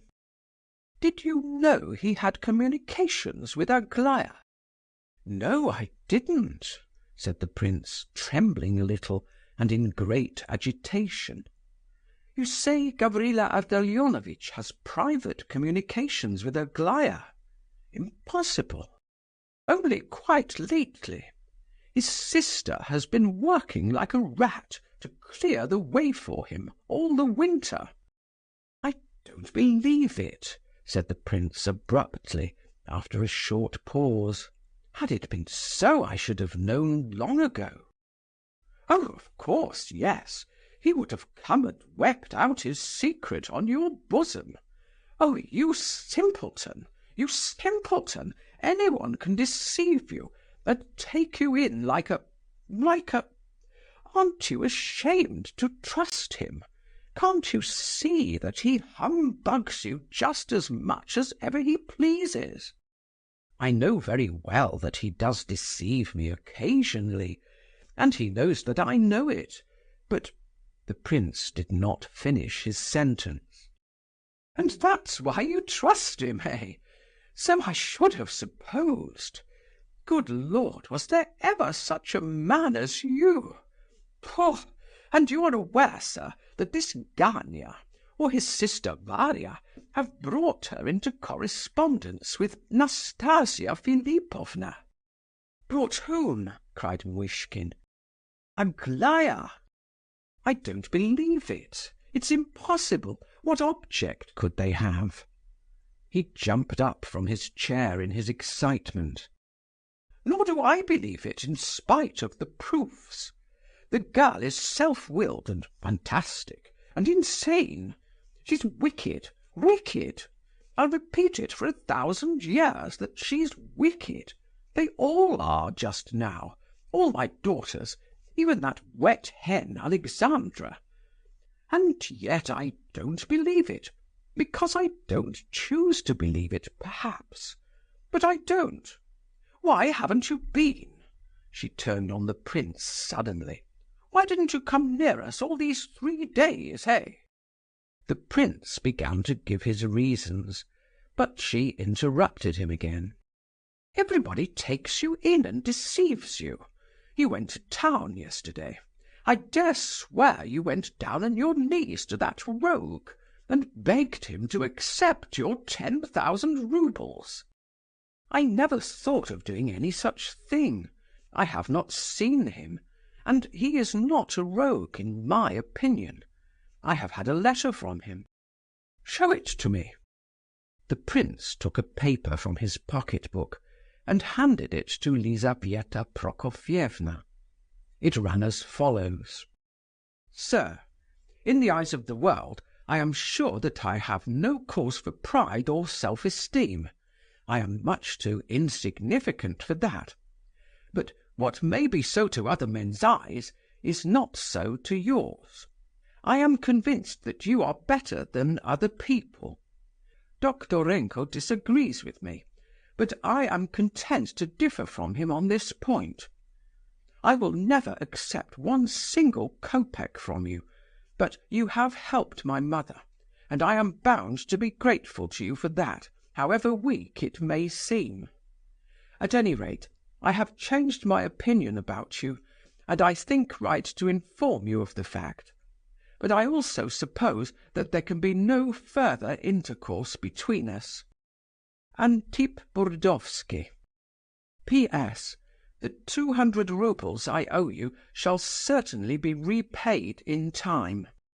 "How extremely stupid!" cried Mrs. Epanchin, giving back the letter abruptly. "It was not worth the trouble of reading. Why are you smiling?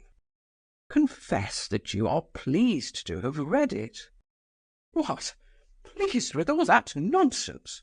Why, cannot you see that they are all infatuated with pride and vanity?" He has acknowledged himself to be in the wrong. Don't you see that the greater his vanity, the more difficult this admission must have been on his part? Oh, what a little child you are, Lizaveta Prokofievna! Are you tempting me to box your ears for you, or what? Not at all. I am only proving that you are glad about the letter. Why conceal your real feelings? You always like to do it. "Never come near my house again!" cried Mrs. Epanchin, pale with rage. "Don't let me see as much as a shadow of you about the place. Do you hear? Oh, yes, and in 3 days you'll come and invite me yourself. Aren't you ashamed now? These are your best feelings. You are only tormenting yourself." "I'll die before I invite you.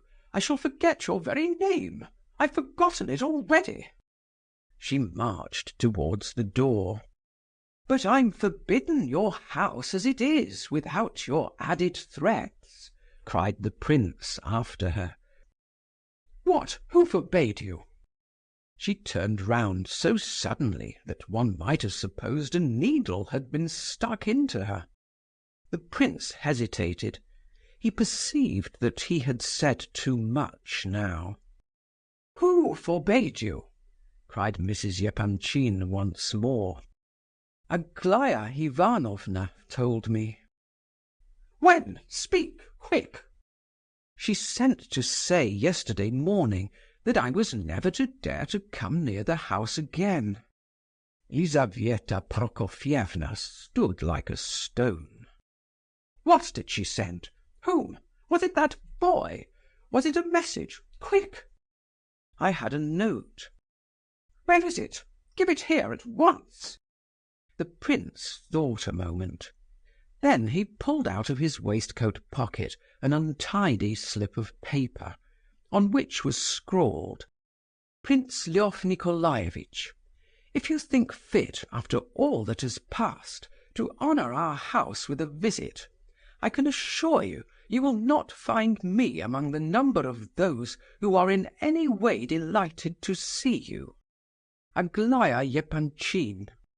Mrs. Epanchin reflected a moment. The next minute she flew at the prince, seized his hand, and dragged him after her to the door. "Quick, come along!" she cried, breathless with agitation and impatience. "Come along with me this moment."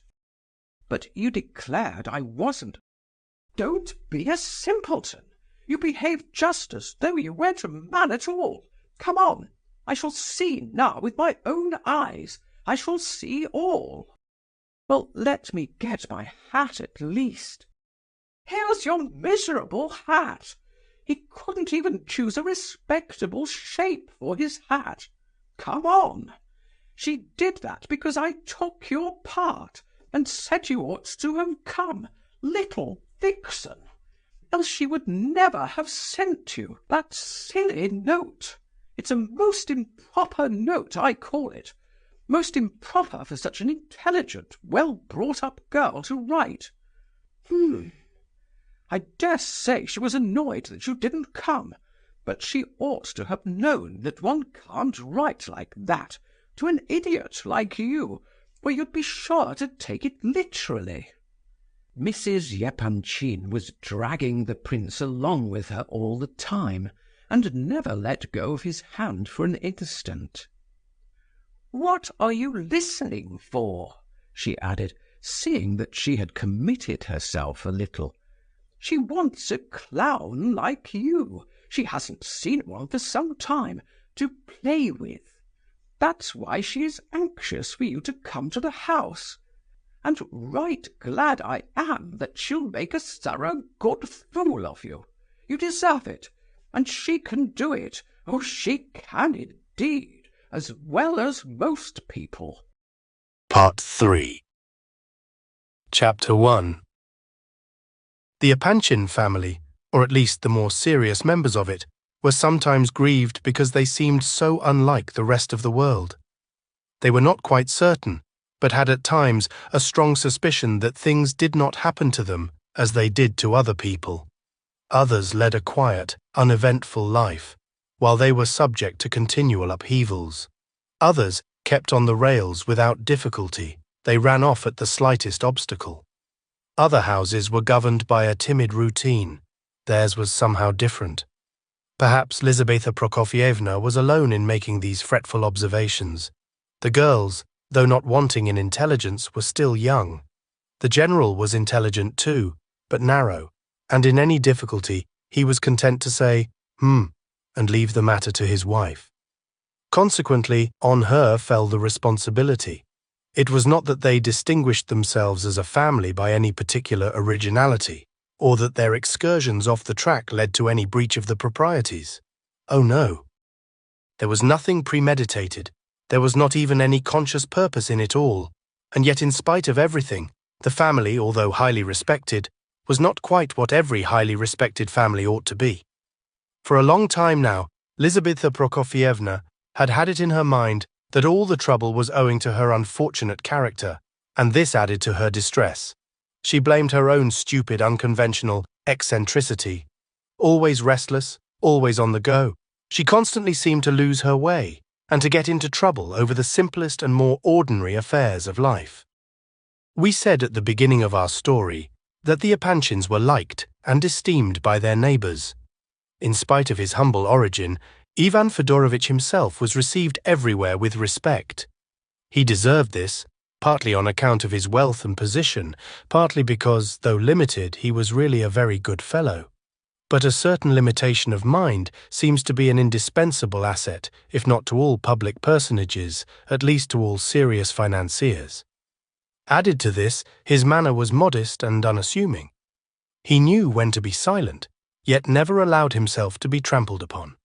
Also, and this was more important than all, he had the advantage of being under exalted patronage. As to Lizaveta Prokofyevna, she, as the reader knows, belonged to an aristocratic family. True, Russians think more of influential friends than of birth, but she had both. She was esteemed and even loved by people of consequence in society, whose example in receiving her was therefore followed by others. It seems hardly necessary to remark that her family worries and anxieties had little or no foundation, or that her imagination increased them to an absurd degree. But if you have a wart on your forehead or nose, you imagine that all the world is looking at it, and that people would make fun of you because of it, even if you had discovered America. Doubtless Lizaveta Prokofyevna was considered eccentric in society, but she was nonetheless esteemed. The pity was that she was ceasing to believe in that esteem. When she thought of her daughters, she said to herself sorrowfully that she was a hindrance rather than a help to their future, that her character and temper were absurd, ridiculous, insupportable. Naturally, she put the blame on her surroundings, and from morning to night was quarrelling with her husband and children, whom she really loved to the point of self-sacrifice, even, one might say, of passion. She was, above all, distressed by the idea that her daughters might grow up eccentric like herself. She believed that no other society girls were like them. "They are growing into nihilists," she repeated over and over again. For years she had tormented herself with this idea, and with the question, why don't they get married? It is to annoy their mother. That is their one aim in life. It can be nothing else. The fact is, it is all of a piece with these modern ideas, that wretched woman's question. 6 months ago, Aglaya took a fancy to cut off her magnificent hair. Why, even I, when I was young, had nothing like it. The scissors were in her hand, and I had to go down on my knees and implore her. She did it, I know, from sheer mischief, to spite her mother, for she is a naughty, capricious girl, a real spoiled child, spiteful and mischievous to a degree. And then Alexandra wanted to shave her head, not from caprice or mischief, but like a little fool, simply because Aglaya persuaded her she would sleep better without her hair and not suffer from headache. And how many suitors have they not had during the last 5 years? Excellent offers too. What more do they want? Why don't they get married? For no other reason than to vex their mother. None. But Lizaveta Prokofyevna felt somewhat consoled when she could say that one of her girls, Adelaida was settled at last. "It will be one off our hands," she declared aloud, though in private she expressed herself with greater tenderness. The engagement was both happy and suitable, and was therefore approved in society. Prince S was a distinguished man, he had money, and his future wife was devoted to him. What more could be desired? Lizaveta Prokofievna had felt less anxious about this daughter, however, although she considered her artistic tastes suspicious. But to make up for them, she was, as her mother expressed it, merry, and had plenty of common sense. It was Aglaya's future which disturbed her most. With regard to her eldest daughter Alexandra, the mother never quite knew whether there was cause for anxiety or not. Sometimes she felt as if there was nothing to be expected from her. She was 25 now, and must be fated to be an old maid, and with such beauty too. The mother spent whole nights in weeping and lamenting, while all the time the cause of her grief slumbered peacefully. What is the matter with her? Is she a nihilist or simply a fool? But Lizaveta Prokofievna knew perfectly well how unnecessary was the last question. She set a high value on Alexandra Ivanovna's judgment, and often consulted her in difficulties, but that she was a wet hen, she never for a moment doubted. She is so calm, nothing rouses her. Though wet hens are not always calm, oh, I can't understand it. Her eldest daughter inspired Lizaveta with a kind of puzzled compassion. She did not feel this in Aglaya's case, though the latter was her idol. It may be said that these outbursts and epithets such as wet hen, in which the maternal solicitude usually showed itself, only made Alexandra laugh. Sometimes the most trivial thing annoyed Mrs. Epanchin and drove her into a frenzy. For instance, Alexandra Ivanovna liked to sleep late and was always dreaming, though her dreams had the peculiarity of being as innocent and naive as those of a child of 7, and the very innocence of her dreams annoyed her mother. Once she dreamt of 9 hens, and this was the cause of quite a serious quarrel. No one knew why. Another time she had, it was most unusual, a dream with a spark of originality in it. She dreamt of a monk in a dark room, into which she was too frightened to go. Adelaida and Aglaya rushed off with shrieks of laughter to relate this to their mother, but she was quite angry and said her daughters were all fools. She is as stupid as a fool, a veritable wet hen. Nothing excites her, and yet she is not happy. Some days it makes one miserable only to look at her. Why is she unhappy, I wonder? At times, Lizaveta Prokofievna put this question to her husband, and as usual she spoke in the threatening tone of one who demands an immediate answer. Ivan Fedorovitch would frown, shrug his shoulders, and at last give his opinion. She needs a husband. God forbid that he should share your ideas, Ivan Fedorovitch, his wife flashed back, or that he should be as gross and churlish as you. The general promptly made his escape, and Lizaveta Prokofievna, after a while, grew calm again. That evening, of course, she would be unusually attentive, gentle, and respectful to her gross and churlish husband, her dear, kind Ivan Fedorovitch, for she had never left off loving him. She was even still in love with him. He knew it well, and for his part, held her in the greatest esteem. But the mother's great and continual anxiety was Aglaya. She is exactly like me, my image in everything, said Mrs. Epanchin to herself. A tyrant, a real little demon, a nihilist, eccentric, senseless and mischievous. Good Lord, how unhappy she will be. But as we said before, the fact of Adelaida's approaching marriage was balm to the mother. For a whole month she forgot her fears and worries. Adelaida's fate was settled, and with her name that of Aglaya's was linked in society gossip. People whispered that Aglaya, too, was as good as engaged, and Aglaya always looked so sweet and behaved so well during this period that the mother's heart was full of joy. Of course, Evgeny Pavlovitch must be thoroughly studied first before the final step should be taken, but really how lovely dear Aglaya had become. She actually grew more beautiful every day. And then, this abominable prince showed his face again, and everything went topsy-turvy at once, and everyone seemed as mad as March hares. What had really happened? If it had been any other family than the Epanchins, nothing particular would have happened. But thanks to Mrs. Epanchin's invariable fussiness and anxiety, there could not be the slightest hitch in the simplest matters of everyday life. But she immediately foresaw the most dreadful and alarming consequences, and suffered accordingly. What then must have been her condition, when among all the imaginary anxieties and calamities which so constantly beset her, she now saw looming ahead a serious cause for annoyance, something really likely to arouse doubts and suspicions. How dared they write that hateful anonymous letter informing me that Aglaya is in communication with Nastasia Philipovna? She thought, as she dragged the prince along towards her own house, and again when she sat him down at the round table where the family was already assembled. How dared they so much as think of such a thing? I should die with shame if I thought there was a particle of truth in it, or if I were to show the letter to Aglaya herself. Who dares play these jokes upon us, the Epanchins? Why didn't we go to the Yeligin instead of coming down here? I told you we had better go to the Yeligin this summer, Ivan Fedorovitch. It's all your fault. I dare say it was that Varya who sent the letter. It's all Ivan Fedorovitch. That woman is doing it all for him, I know she is, to show she can make a fool of him now, just as she did when he used to give her pearls. But after all is said, we are mixed up in it. Your daughters are mixed up in it, Ivan Fedorovitch. Young ladies in society, young ladies at an age to be married. They were present, they heard everything there was to hear. They were mixed up with that other scene too, with those dreadful youths. You must be pleased to remember they heard it all.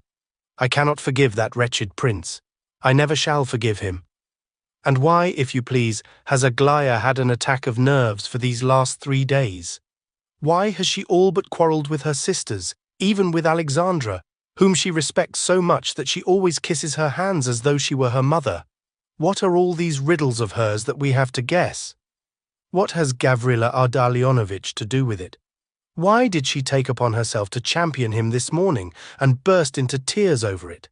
Why is there an allusion to that cursed poor knight in the anonymous letter? And why did I rush off to him just now like a lunatic and drag him back here? I do believe I've gone mad at last. What on earth have I done now?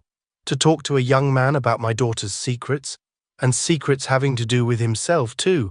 Thank goodness he's an idiot and a friend of the house. Surely Aglaya hasn't fallen in love with such a gaby.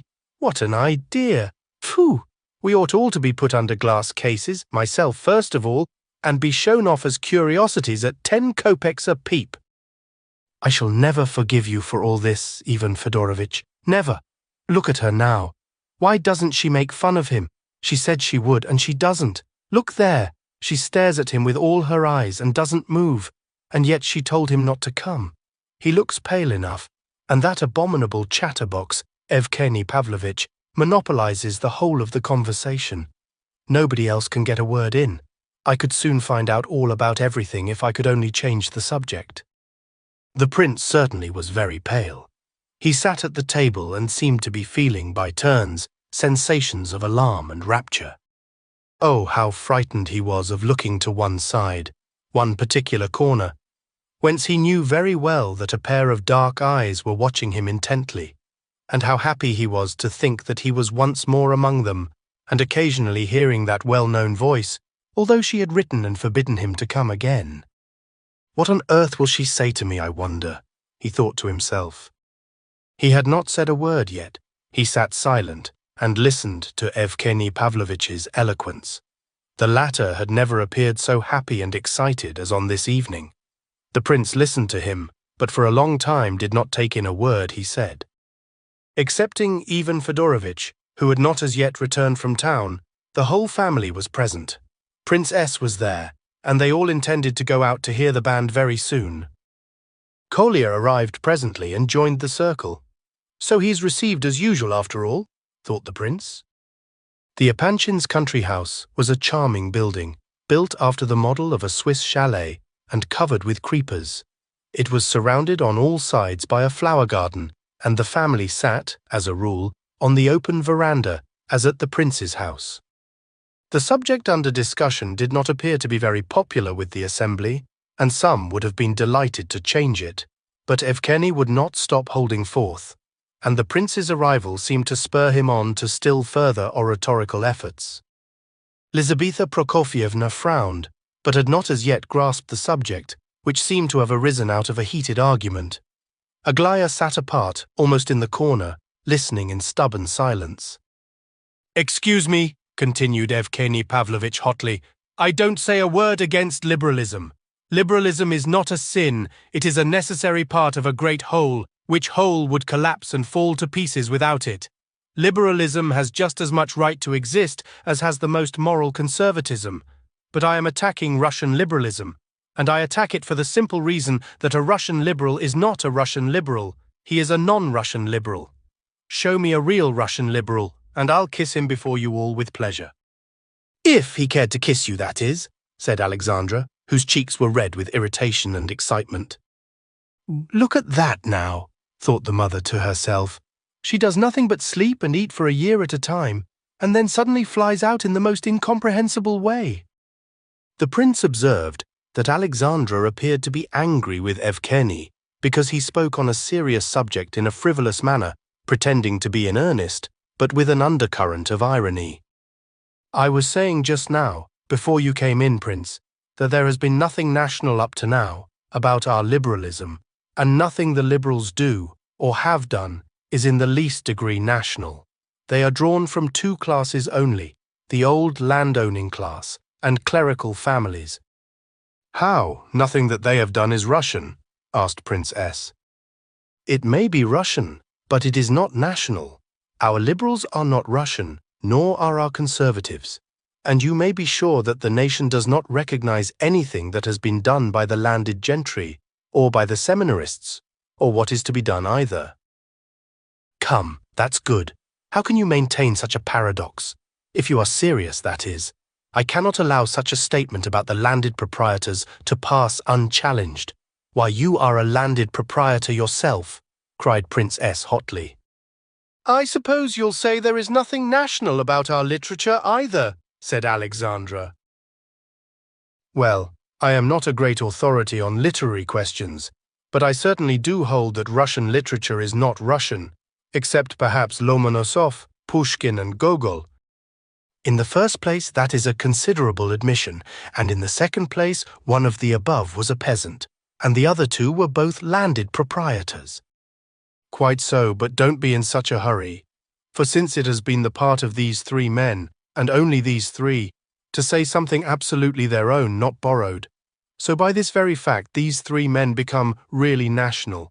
If any Russian shall have done or said anything really and absolutely original, he is to be called national from that moment, though he may not be able to talk the Russian language. Still, he is a national Russian. I consider that an axiom, but we were not speaking of literature. We began by discussing the socialists. Very well then, I insist that there does not exist one single Russian socialist. There does not, and there has never existed such a one, because all socialists are derived from the two classes, the landed proprietors and the seminarists. All our eminent socialists are merely old liberals of the class of landed proprietors, men who were liberals in the days of serfdom. Why do you laugh? Give me their books, give me their studies, their memoirs. And though I am not a literary critic, yet I will prove as clear as day that every chapter and every word of their writings has been the work of a former landed proprietor of the old school. You'll find that all their raptures, all their generous transports are proprietary, all their woes and their tears proprietary, all proprietary or seminarist.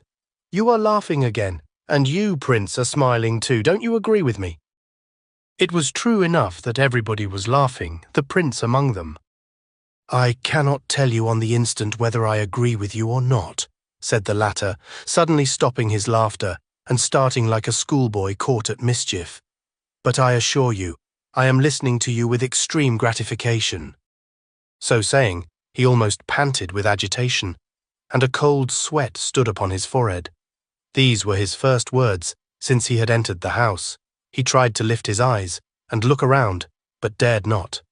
Evgeny Pavlovitch noticed his confusion and smiled. "I'll just tell you one fact, ladies and gentlemen," continued the latter, with apparent seriousness and even exaltation of manner, but with a suggestion of chaff behind every word, as though he were laughing in his sleeve at his own nonsense. A fact, the discovery of which I believe I may claim to have made by myself alone. At all events, no other has ever said or written a word about it, and in this fact is expressed the whole essence of Russian liberalism of the sort which I am now considering. In the first place, what is liberalism speaking generally, but an attack, whether mistaken or reasonable is quite another question, upon the existing order of things? Is this so? Yes. Very well. Then my fact consists in this, that Russian liberalism is not an attack upon the existing order of things, but an attack upon the very essence of things themselves. Indeed, on the things themselves. Not an attack on the Russian order of things, but on Russia itself. My Russian liberal goes so far as to reject Russia. That is, he hates and strikes his own mother. Every misfortune and mishap of the mother country fills him with mirth and even with ecstasy. He hates the national customs, Russian history, and everything. If he has a justification, it is that he does not know what he is doing, and believes that his hatred of Russia is the grandest and most profitable kind of liberalism. You will often find a liberal who is applauded and esteemed by his fellows, but who is in reality the dreariest, blindest, dullest of conservatives, and is not aware of the fact. This hatred for Russia has been mistaken by some of our Russian liberals for sincere love of their country, and they boast that they see better than their neighbours what real love of one's country should consist in. But of late they have grown more candid and are ashamed of the expression love of country, and have annihilated the very spirit of the words as something injurious and petty and undignified. This is the truth, and I hold by it, but at the same time it is a phenomenon which has not been repeated at any other time or place, and therefore, though I hold to it as a fact, yet I recognize that it is an accidental phenomenon and may likely enough pass away. There can be no such thing anywhere else as a liberal who really hates his country. And how is this fact to be explained among us? By my original statement that a Russian liberal is not a Russian liberal.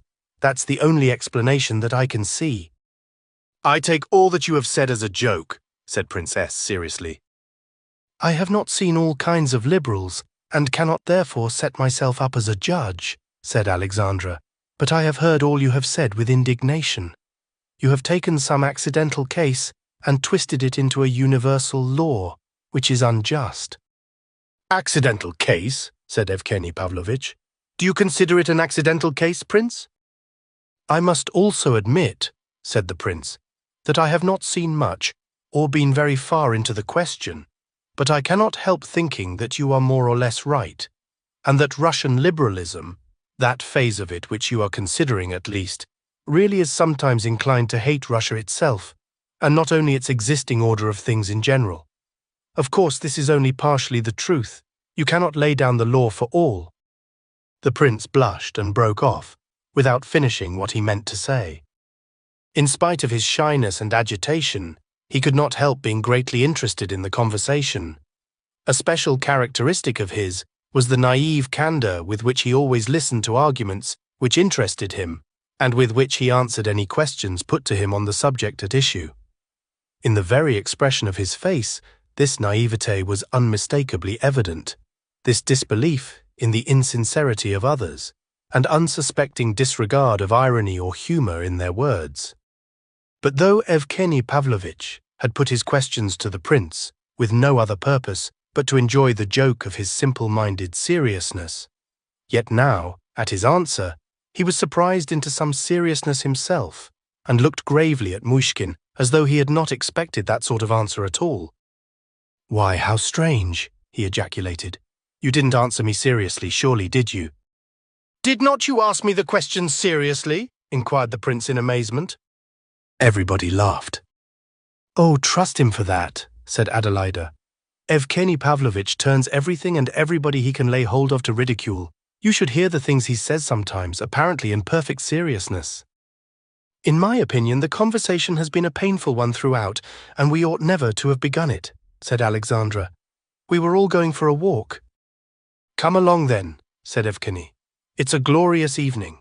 But to prove that this time I was speaking absolutely seriously, and especially to prove this to the Prince, for you, Prince, have interested me exceedingly, and I swear to you that I am not quite such an ass as I like to appear sometimes, although I'm rather an ass, I admit. And, well, ladies and gentlemen, will you allow me to put just one more question to the prince, out of pure curiosity? It shall be the last. This question came into my mind a couple of hours since. You see, Prince, I do think seriously at times, and I made my own decision upon it. Now I wish to hear what the prince will say to it. We have just used the expression accidental case.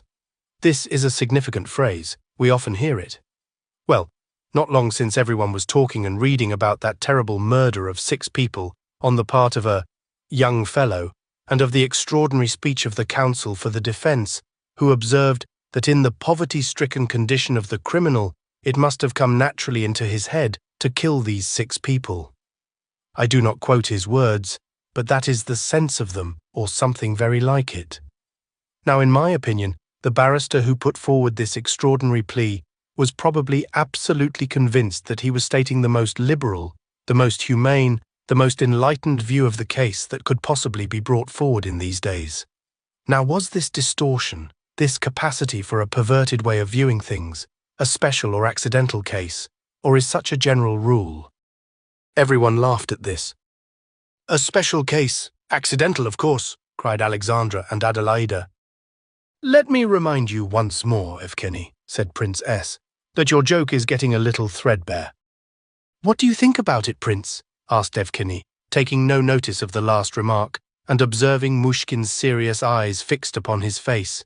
What do you think? Was it a special or a usual case? The rule or an exception?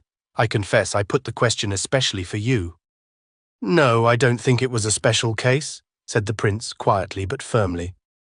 My dear fellow, cried Prince S. with some annoyance, don't you see that he is chaffing you? He is simply laughing at you and wants to make game of you. I thought Evgeny Pavlovitch was talking seriously, said the prince, blushing and dropping his eyes. My dear prince, continued Prince S., remember what you and I were saying 2 or 3 months ago. We spoke of the fact that in our newly opened law courts, one could already lay one's finger upon so many talented and remarkable young barristers. How pleased you were with the state of things as we found it, and how glad I was to observe your delight. We both said it was a matter to be proud of, but this clumsy defense that Evgeny mentions, this strange argument can, of course, only be an accidental case, 1 in 1,000. The prince reflected a little, but very soon he replied with absolute conviction in his tone, though he still spoke somewhat shyly and timidly. I only wished to say that this distortion, as Evgeny Pavlovitch expressed it, is met with very often, and is far more the general rule than the exception, unfortunately for Russia. So much so, that if this distortion were not the general rule, perhaps these dreadful crimes would be less frequent. Dreadful crimes? But I can assure you that crimes just as dreadful, and probably more horrible, have occurred before our times, and at all times, and not only here in Russia, but everywhere else as well. And in my opinion, it is not at all likely that such murders will cease to occur for a very long time to come. The only difference is that in former times there was less publicity, while now everyone talks and writes freely about such things, which fact gives the impression that such crimes have only now sprung into existence. That is where your mistake lies. An extremely natural mistake, I assure you, my dear fellow, said Prince S. I know that there were just as many and just as terrible crimes before our times. Not long since I visited a convict prison and made acquaintance with some of the criminals. There were some even more dreadful criminals than this one we have been speaking of. Men who have murdered a dozen of their fellow creatures and feel no remorse whatever. But what I especially noticed was this, that the very most hopeless and remorseless murderer, however hardened a criminal he may be, still knows that he is a criminal. That is, he is conscious that he has acted wickedly, though he may feel no remorse whatever. And they were all like this. Those of whom Evgeny Pavlovitch has spoken do not admit that they are criminals at all. They think they had a right to do what they did, and that they were even doing a good deed, perhaps. I consider there is the greatest difference between the two cases. And recollect, it was a youth at the particular age which is most helplessly susceptible to the distortion of ideas. Prince S was now no longer smiling. He gazed at the prince in bewilderment. Alexandra, who had seemed to wish to put in her word when the prince began, now sat silent, as though some sudden thought had caused her to change her mind about speaking. Evgeny Pavlovitch gazed at him in real surprise, and this time his expression of face had no mockery in it whatever. "What are you looking so surprised about, my friend?" asked Mrs. Epanchin suddenly. "Did you suppose he was stupider than yourself, and was incapable of forming his own opinions, or what?" "No, oh no, not at all," said Evgeny. "But how is it, Prince, that you— excuse the question, will you? If you are capable of observing and seeing things as you evidently do, how is it that you saw nothing distorted or perverted in that claim upon your property which you acknowledged a day or two since, and which was full of arguments founded upon the most distorted views of right and wrong?" "I'll tell you what, my friend," cried Mrs. Epanchin of a sudden. "Here are we all sitting here and imagining we are very clever, and perhaps laughing at the prince, some of us, and meanwhile he has received a letter this very day in which that same claimant renounces his claim and begs the prince's pardon. There, we don't often get that sort of letter, and yet we are not ashamed to walk with our noses in the air before him." "And Hippolyta has come down here to stay," said Kolya suddenly. "What? Has he arrived?" said the prince, starting up. "Yes, I brought him down from town just after you had left the house." "There now, it's just like him," cried Lizaveta Prokofyevna, boiling over once more, and entirely oblivious of the fact that she had just taken the prince's part. "I dare swear that you went up to town yesterday on purpose to get the little wretch to do you the great honor of coming to stay at your house. You did go up to town, you know you did. You said so yourself. Now then, did you, or did you not, go down on your knees and beg him to come, confess?" "No, he didn't, for I saw it all myself," said Kolya. "On the contrary, Hippolyte kissed his hand twice and thanked him, and all the prince said was that he thought Hippolyte might feel better here in the country." "Don't, Kolya, what is the use of saying all that?" cried the prince, rising and taking his hat. "Where are you going to now?" cried Mrs. Epanchin. "Never mind about him now, prince," said Kolya. "He's all right and taking a nap after the journey. He is very happy to be here, but I think perhaps it would be better if you let him alone for today. He is very sensitive now that he is so ill, and he might be embarrassed if you show him too much attention at first. He is decidedly better today, and says he has not felt so well for the last 6 months, and has coughed much less too." The prince observed that Aglaya came out of her corner and approached the table at this point. He did not dare look at her, but he was conscious, to the very tips of his fingers, that she was gazing at him, perhaps angrily, and that she had probably flushed up with a look of fiery indignation in her black eyes. "It seems to me, Mr. Kolya, that you were very foolish to bring your young friend down, if he is the same consumptive boy who wept so profusely and invited us all to his own funeral," remarked Evgeny Pavlovitch. "He talked so eloquently about the blank wall outside his bedroom window that I'm sure he will never support life here without it." "I think so too," said Mrs. Epanchin. "He will quarrel with you and be off." And she drew her workbox towards her with an air of dignity, quite oblivious of the fact that the family was about to start for a walk in the park. "Yes, I remember he boasted about the blank wall in an extraordinary way," continued Evgeny. "And I feel that without that blank wall he will never be able to die eloquently, and he does so long to die eloquently." "Oh, you must forgive him the blank wall," said the prince quietly. "He has come down to see a few trees now, poor fellow." "Oh, I forgive him with all my heart. You may tell him so if you like," laughed Evgeny. "I don't think you should take it quite like that," said the prince quietly, and without removing his eyes from the carpet. "I think it is more a case of his forgiving you." "Forgiving me? Why so? What have I done to need his forgiveness?" "If you don't understand, then— but of course you do understand. He wished to bless you all round and to have your blessing before he died. That's all." "My dear prince," began Princess hurriedly, exchanging glances with some of those present, "you will not easily find heaven on earth, and yet you seem to expect to. Heaven is a difficult thing to find anywhere, Prince, far more difficult than appears to that good heart of yours. Better stop this conversation, or we shall all be growing quite disturbed in our minds and— "Let's go and hear the band then," said Lizaveta Prokofievna, angrily rising from her place. The rest of the company followed her example. Chapter 2. The prince suddenly approached Evgeny Pavlovitch. "Evgeny Pavlovitch," he said with strange excitement and seizing the latter's hand in his own, "be assured that I esteem you as a generous and honourable man, in spite of everything. Be assured of that." Evgeny Pavlovitch fell back a step in astonishment. For one moment it was all he could do to restrain himself from bursting out laughing, but looking closer, he observed that the prince did not seem to be quite himself. At all events, he was in a very curious state. "I wouldn't mind betting, Prince," he cried, "that you did not in the least mean to say that, and very likely you meant to address someone else altogether. What is it? Are you feeling unwell or anything?" "Very likely, extremely likely, and you must be a very close observer to detect the fact that perhaps I did not intend to come up to you at all." So saying, he smiled strangely, but suddenly and excitedly he began again. "Don't remind me of what I've done or said. Don't. I'm very much ashamed of myself. Why, what have you done? I don't understand you." "I see you are ashamed of me, Evgeny Pavlovitch. You are blushing for me. That's a sign of a good heart.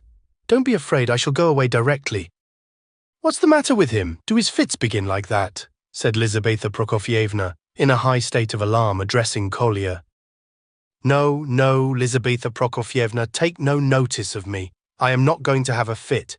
I will go away directly. But I know I am afflicted.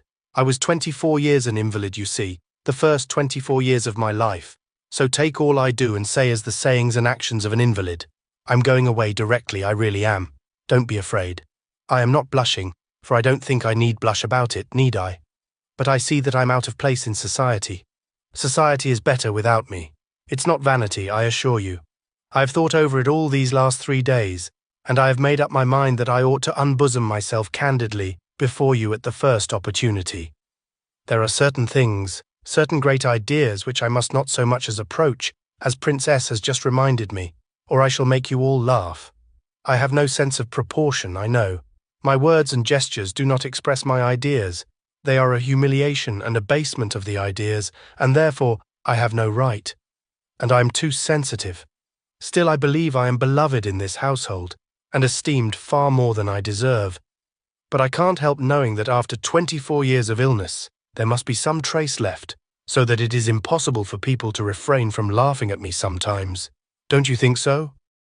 He seemed to pause for a reply, for some verdict as it were, and looked humbly around him. All present stood rooted to the earth with amazement at this unexpected and apparently uncalled-for outbreak. But the poor prince's painful and rambling speech gave rise to a strange episode. "Why do you say all this here?" cried Aglaya suddenly. "Why do you talk like this to them?" She appeared to be in the last stages of wrath and irritation. Her eyes flashed. The prince stood dumbly and blindly before her, and suddenly grew pale. "There is not one of them all who is worthy of these words of yours," continued Aglaya. "Not one of them is worth your little finger. Not one of them has heart or head to compare with yours. You are more honest than all, and better, nobler, kinder, wiser than all. There are some here who are unworthy to bend and pick up the handkerchief you have just dropped. Why do you humiliate yourself like this, and place yourself lower than these people? Why do you debase yourself before them? Why have you no pride?" "My God! Who would ever have believed this?"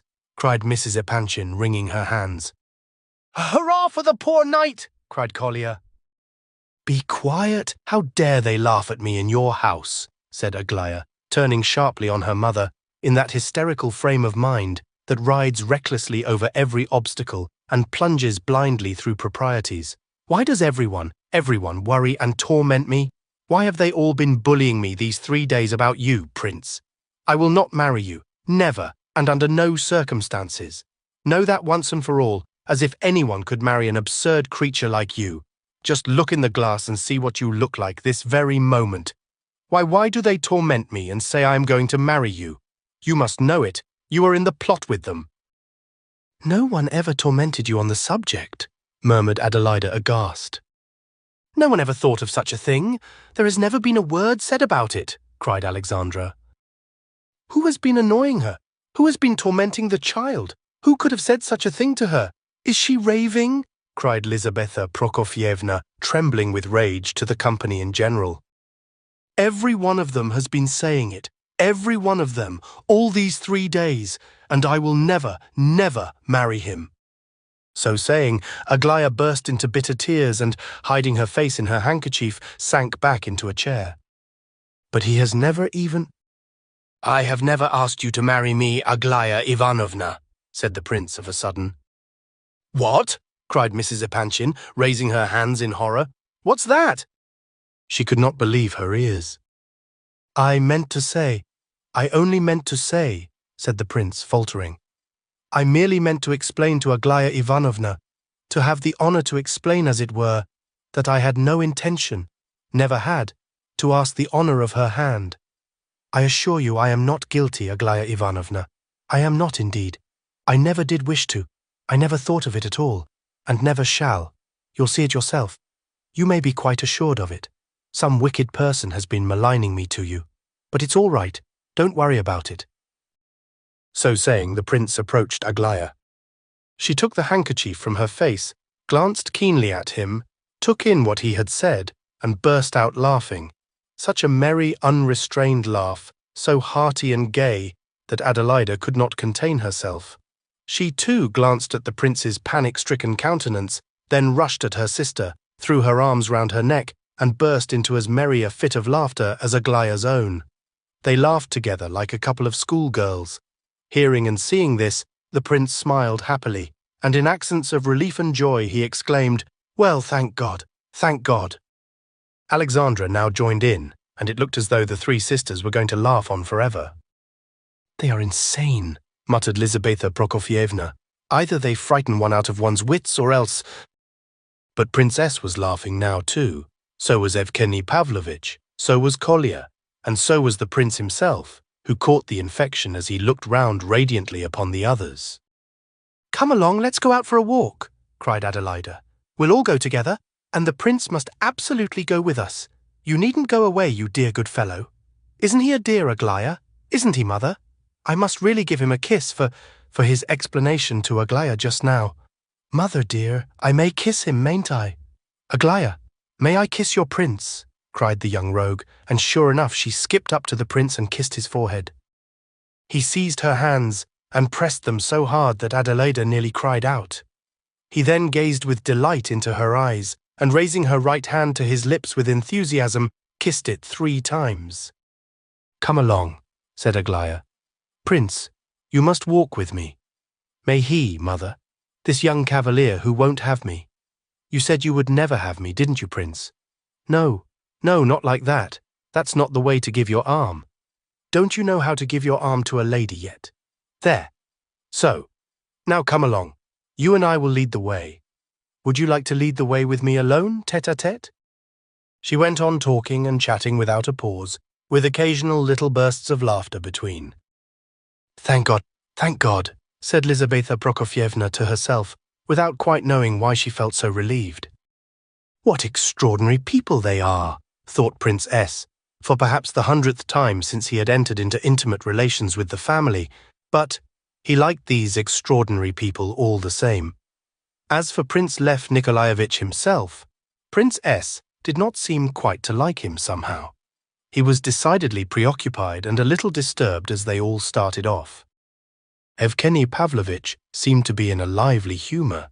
He made Adelaida and Alexandra laugh all the way to the Vauxhall, but they both laughed so very readily and promptly that the worthy Evgeny began at last to suspect that they were not listening to him at all.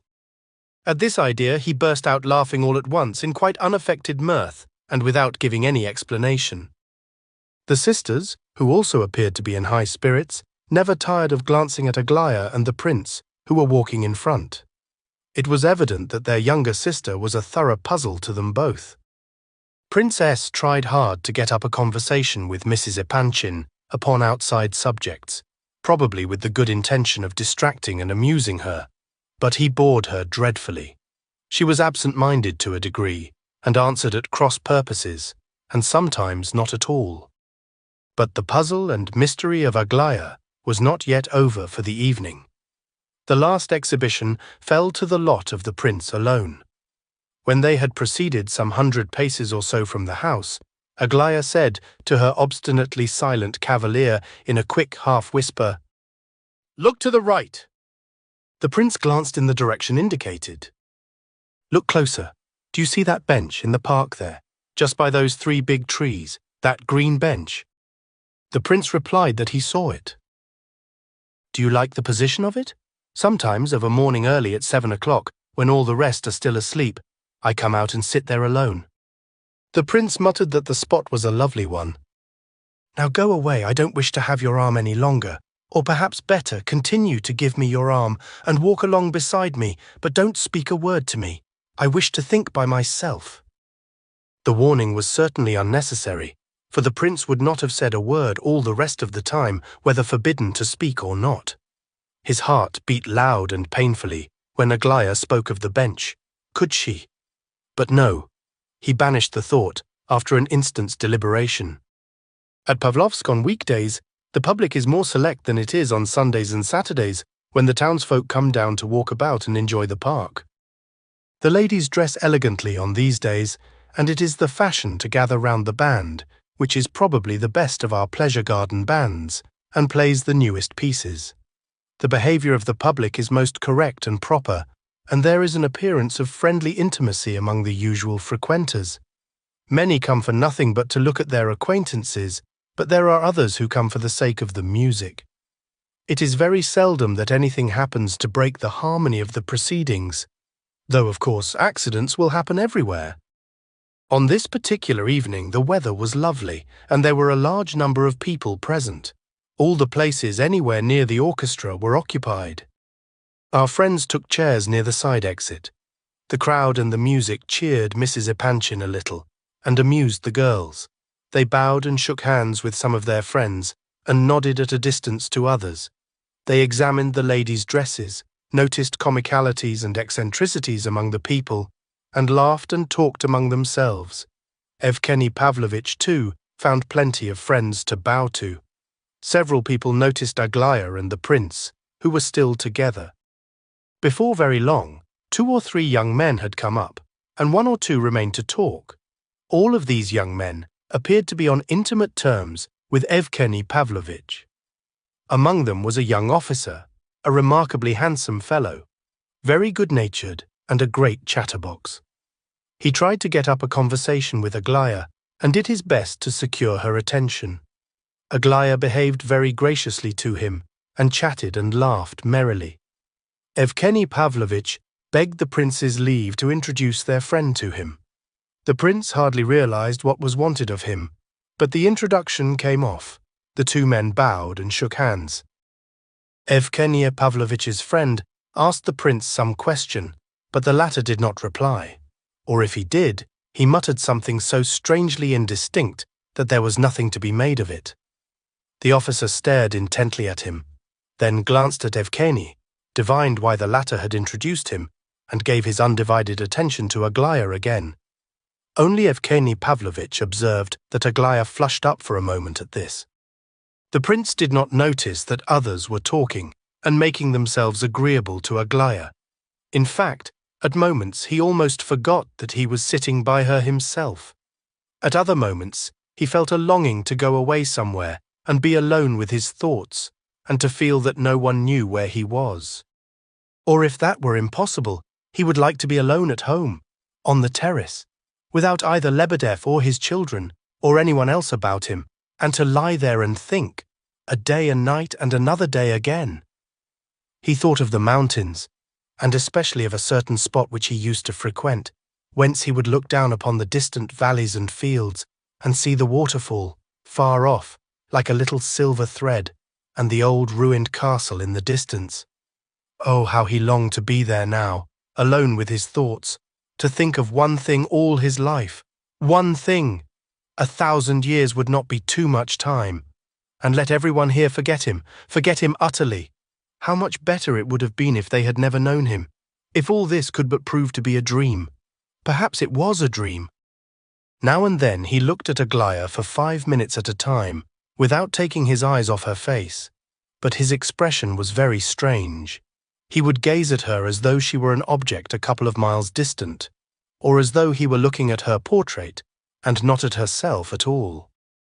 "Why do you look at me like that, Prince?" she asked suddenly, breaking off her merry conversation and laughter with those about her. "I'm afraid of you. You look as though you were just going to put out your hand and touch my face to see if it's real. Doesn't he, Evgeny Pavlovitch? Doesn't he look like that?" The prince seemed surprised that he should have been addressed at all. He reflected a moment, but did not seem to take in what had been said to him. At all events, he did not answer. But observing that she and the others had begun to laugh, he too opened his mouth and laughed with them. The laughter became general, and the young officer, who seemed a particularly lively sort of person, simply shook with mirth. Aglaya suddenly whispered angrily to herself the word, "Idiot!" "My goodness, surely she is not in love with such a— surely she isn't mad," groaned Mrs. Epanchin under her breath. "It's all a joke, Mamma. It's just a joke like the poor knight. Nothing more whatever, I assure you," Alexandra whispered in her ear. "She is chaffing him, making a fool of him, after her own private fashion, that's all. But she carries it just a little too far. She is a regular little actress. How she frightened us just now, didn't she? And all for a lark." "Well, it's lucky she has happened upon an idiot then, that's all I can say," whispered Lizaveta Prokofyevna, who was somewhat comforted, however, by her daughter's remark. The prince had heard himself referred to as idiot, and had shuddered at the moment, but his shudder, it so happened, was not caused by the word applied to him. The fact was that in the crowd, not far from where he was sitting, a pale familiar face with curly black hair and a well-known smile and expression had flashed across his vision for a moment and disappeared again. Very likely he had imagined it. There only remained to him the impression of a strange smile, 2 eyes, and a bright green tie. Whether the man had disappeared among the crowd, or whether he had turned towards the Vauxhall, the prince could not say. But a moment or two afterwards, he began to glance keenly about him. That first vision might only too likely be the forerunner of a second. It was almost certain to be so. Surely he had not forgotten the possibility of such a meeting when he came to the Vauxhall. True enough, he had not remarked where he was coming to when he set out with Aglaya. He had not been in a condition to remark anything at all. Had he been more careful to observe his companion, he would have seen that for the last quarter of an hour, Aglaya had also been glancing around in apparent anxiety, as though she expected to see someone or something particular among the crowd of people. Now, at the moment when his own anxiety became so marked, her excitement also increased visibly, and when he looked about him, she did the same. The reason for their anxiety soon became apparent. From that very side entrance to the Vauxhall, near which the prince and all the Epanchin party were seated, there suddenly appeared quite a large knot of persons, at least a dozen. Heading this little band walked 3 ladies, 2 of whom were remarkably lovely, and there was nothing surprising in the fact that they should have had a large troop of admirers following in their wake. But there was something in the appearance of both the ladies and their admirers which was peculiar, quite different from that of the rest of the public assembled around the orchestra. Nearly everyone observed the little band advancing, and all pretended not to see or notice them, except a few young fellows who exchanged glances and smiled, saying something to one another in whispers. It was impossible to avoid noticing them, however, in reality, for they made their presence only too conspicuous by laughing and talking loudly. It was to be supposed that some of them were more than half drunk, although they were well enough dressed, some even particularly well. There were 1 or 2, however, who were very strange-looking creatures, with flushed faces and extraordinary clothes. Some were military men. Not all were quite young. 1 or 2 were middle-aged gentlemen of decidedly disagreeable appearance, men who are avoided in society like the plague, decked out in large gold studs and rings and magnificently got up, generally. Among our suburban resorts, there are some which enjoy a specially high reputation for respectability and fashion, but the most careful individual is not absolutely exempt from the danger of a tile falling suddenly upon his head from his neighbour's roof. Such a tile was about to descend upon the elegant and decorous public now assembled to hear the music. In order to pass from the Vauxhall to the bandstand, the visitor has to descend 2 or 3 steps. Just at these steps, the group paused, as though it feared to proceed further, but very quickly one of the 3 ladies, who formed its apex, stepped forward into the charmed circle, followed by 2 members of her suite. One of these was a middle-aged man of very respectable appearance, but with the stamp of parvenu upon him, a man whom nobody knew, and who evidently knew nobody. The other follower was younger and far less respectable-looking. No one else followed the eccentric lady, but as she descended the steps she did not even look behind her, as though it were absolutely the same to her whether anyone were following or not. She laughed and talked loudly, however, just as before. She was dressed with great taste, but with rather more magnificence than was needed for the occasion, perhaps. She walked past the orchestra to where an open carriage was waiting, near the road. The prince had not seen her for more than 3 months. All these days since his arrival from Petersburg, he had intended to pay her a visit, but some mysterious presentiment had restrained him. He could not picture to himself what impression this meeting with her would make upon him, though he had often tried to imagine it, with fear and trembling. One fact was quite certain, and that was that the meeting would be painful. Several times during the last 6 months he had recalled the effect which the first sight of this face had had upon him when he only saw its portrait. He recollected well that even the portrait face had left but too painful an impression. That month in the provinces, when he had seen this woman nearly every day, had affected him so deeply that he could not now look back upon it calmly. In the very look of this woman, there was something which tortured him. In conversation with Rogojin, he had attributed this sensation to pity, immeasurable pity, and this was the truth. The sight of the portrait face alone had filled his heart full of the agony of real sympathy, and this feeling of sympathy, nay, of actual suffering for her, had never left his heart since that hour, and was still in full force. Oh yes, and more powerful than ever. But the prince was not satisfied with what he had said to Rogojin. Only at this moment, when she suddenly made her appearance before him, did he realize to the full the exact emotion which she called up in him, and which he had not described correctly to Rogojin. And, indeed, there were no words in which he could have expressed his horror, yes, horror, for he was now fully convinced from his own private knowledge of her that the woman was mad. If, loving a woman above everything in the world, or at least having a foretaste of the possibility of such love for her, one was suddenly to behold her on a chain, behind bars and under the lash of a keeper, one would feel something like what the poor prince now felt. "What's the matter?" asked Aglaya in a whisper, giving his sleeve a little tug.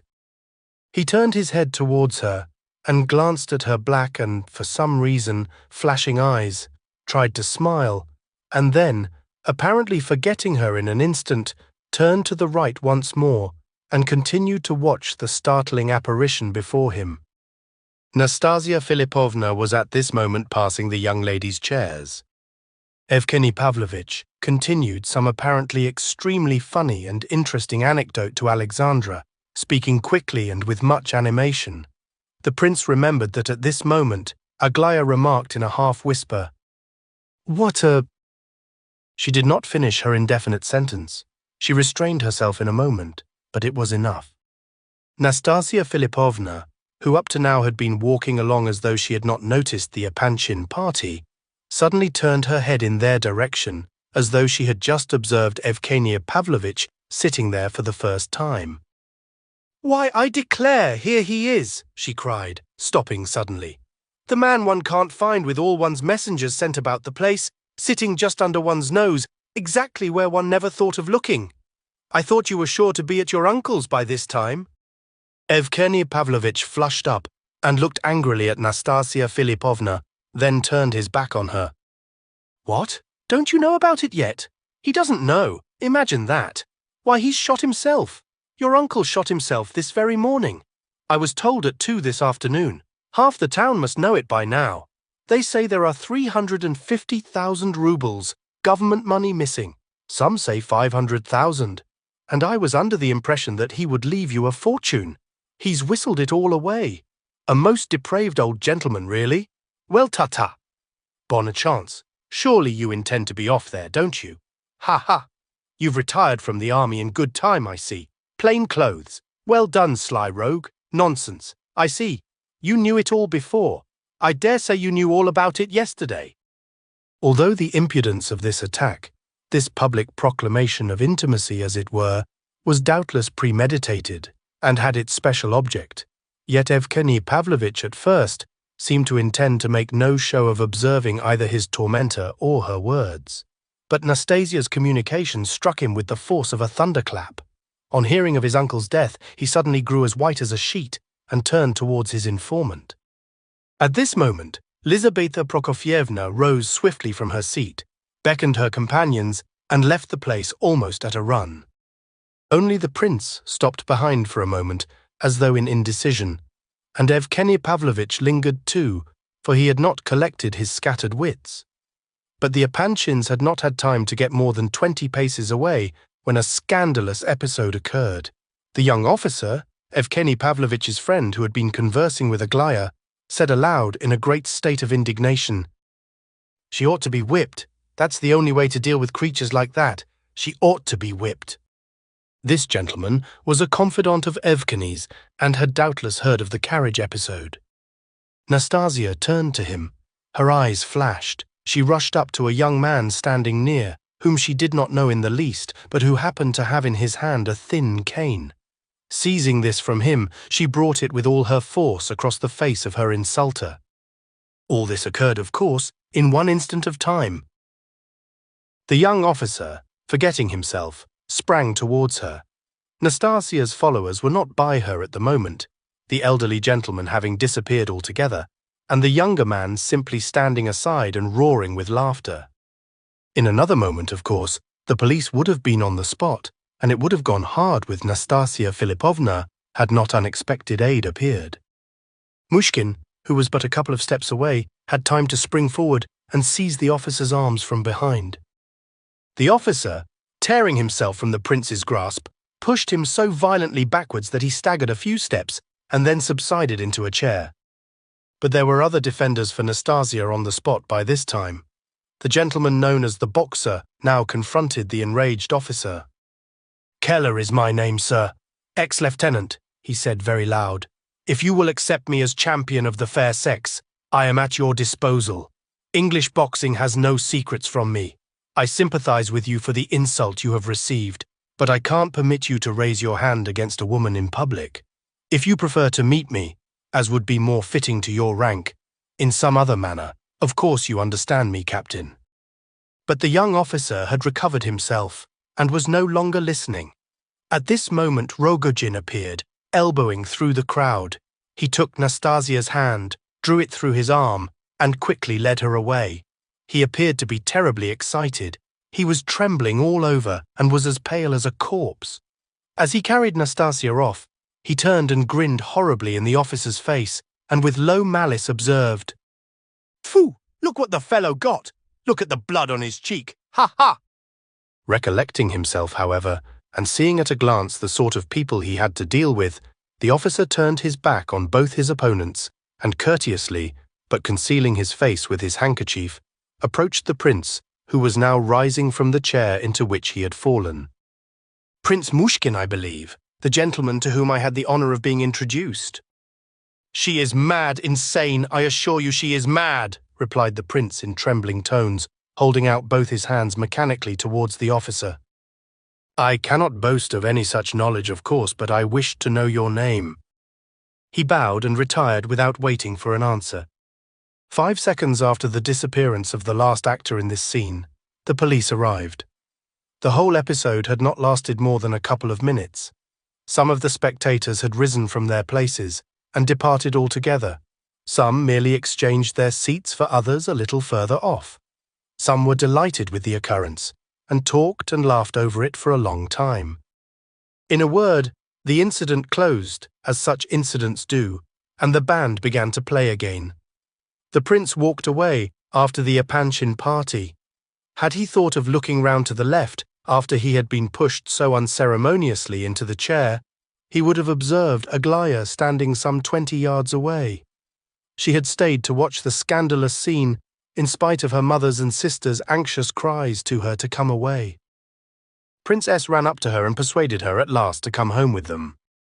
Lizaveta Prokofievna saw that she returned in such a state of agitation that it was doubtful whether she had even heard their calls. But only a couple of minutes later, when they had reached the park, Aglaya suddenly remarked, in her usual calm, indifferent voice, "I wanted to see how the farce would end." Chapter 3. The occurrence at the Vauxhall had filled both mother and daughters with something like horror. In their excitement, Lizaveta Prokofievna and the girls were nearly running all the way home. In her opinion, there was so much disclosed and laid bare by the episode that, in spite of the chaotic condition of her mind, she was able to feel more or less decided on certain points, which, up to now, had been in a cloudy condition. However, one and all of the party realized that something important had happened, and that perhaps fortunately enough, something which had hitherto been enveloped in the obscurity of guesswork had now begun to come forth a little from the mists. In spite of Prince S.'s assurances and explanations, Evgeny Pavlovitch's real character and position were at last coming to light. He was publicly convicted of intimacy with that creature. So thought Lizaveta Prokofievna and her two elder daughters. But the real upshot of the business was that the number of riddles to be solved was augmented. The two girls, though rather irritated at their mother's exaggerated alarm and haste to depart from the scene, had been unwilling to worry her at first with questions. Besides, they could not help thinking that their sister Aglaya probably knew more about the whole matter than both they and their mother put together. Princess looked as black as night and was silent and moody. Mrs. Epanchin did not say a word to him all the way home, and he did not seem to observe the fact. Adelaida tried to pump him a little by asking, who was the uncle they were talking about, and what was it that had happened in Petersburg? But he had merely muttered something disconnected about making inquiries, and that, of course, it was all nonsense. "Oh, of course," replied Adelaida, and asked no more questions. Aglaya, too, was very quiet, and the only remark she made on the way home was that they were walking much too fast to be pleasant. Once she turned and observed the prince hurrying after them. Noticing his anxiety to catch them up, she smiled ironically, and then looked back no more. At length, just as they neared the house, General Epanchin came out and met them. He had only just arrived from town. His first word was to inquire after Evgeny Pavlovitch, but Lizaveta stalked past him, and neither looked at him nor answered his question. He immediately judged from the faces of his daughters and Prince S. that there was a thunderstorm brewing, and he himself already bore evidences of unusual perturbation of mind. He immediately buttonholed Prince S., and standing at the front door, engaged in a whispered conversation with him. By the troubled aspect of both of them, when they entered the house and approached Mrs. Epanchin, it was evident that they had been discussing very disturbing news. Little by little the family gathered together upstairs in Lizaveta Prokofievna's apartments, and Prince Muishkin found himself alone on the veranda when he arrived. He settled himself in a corner and sat waiting, though he knew not what he expected. It never struck him that he had better go away, with all this disturbance in the house. He seemed to have forgotten all the world, and to be ready to sit on where he was for years on end. From upstairs, he caught sounds of excited conversation every now and then. He could not say how long he sat there. It grew late and became quite dark. Suddenly, Aglaya entered the veranda. She seemed to be quite calm, though a little pale. Observing the prince, whom she evidently did not expect to see there, alone in the corner, she smiled and approached him. "What are you doing there?" she asked. The prince muttered something, blushed and jumped up. But Aglaya immediately sat down beside him, so he reseated himself. She looked suddenly but attentively into his face, then at the window, as though thinking of something else, and then again at him. "Perhaps she wants to laugh at me," thought the prince, but no, for if she did, she certainly would do so. "Would you like some tea? I'll order some," she said, after a minute or two of silence. No thanks, I don't know. Don't know? How can you not know? By the by, look here. If someone were to challenge you to a duel, what should you do? I wish to ask you this, some time ago. Why? Nobody would ever challenge me to a duel. But if they were to, would you be dreadfully frightened? I dare say I should be much alarmed. Seriously? Then are you a coward? No, I don't think so.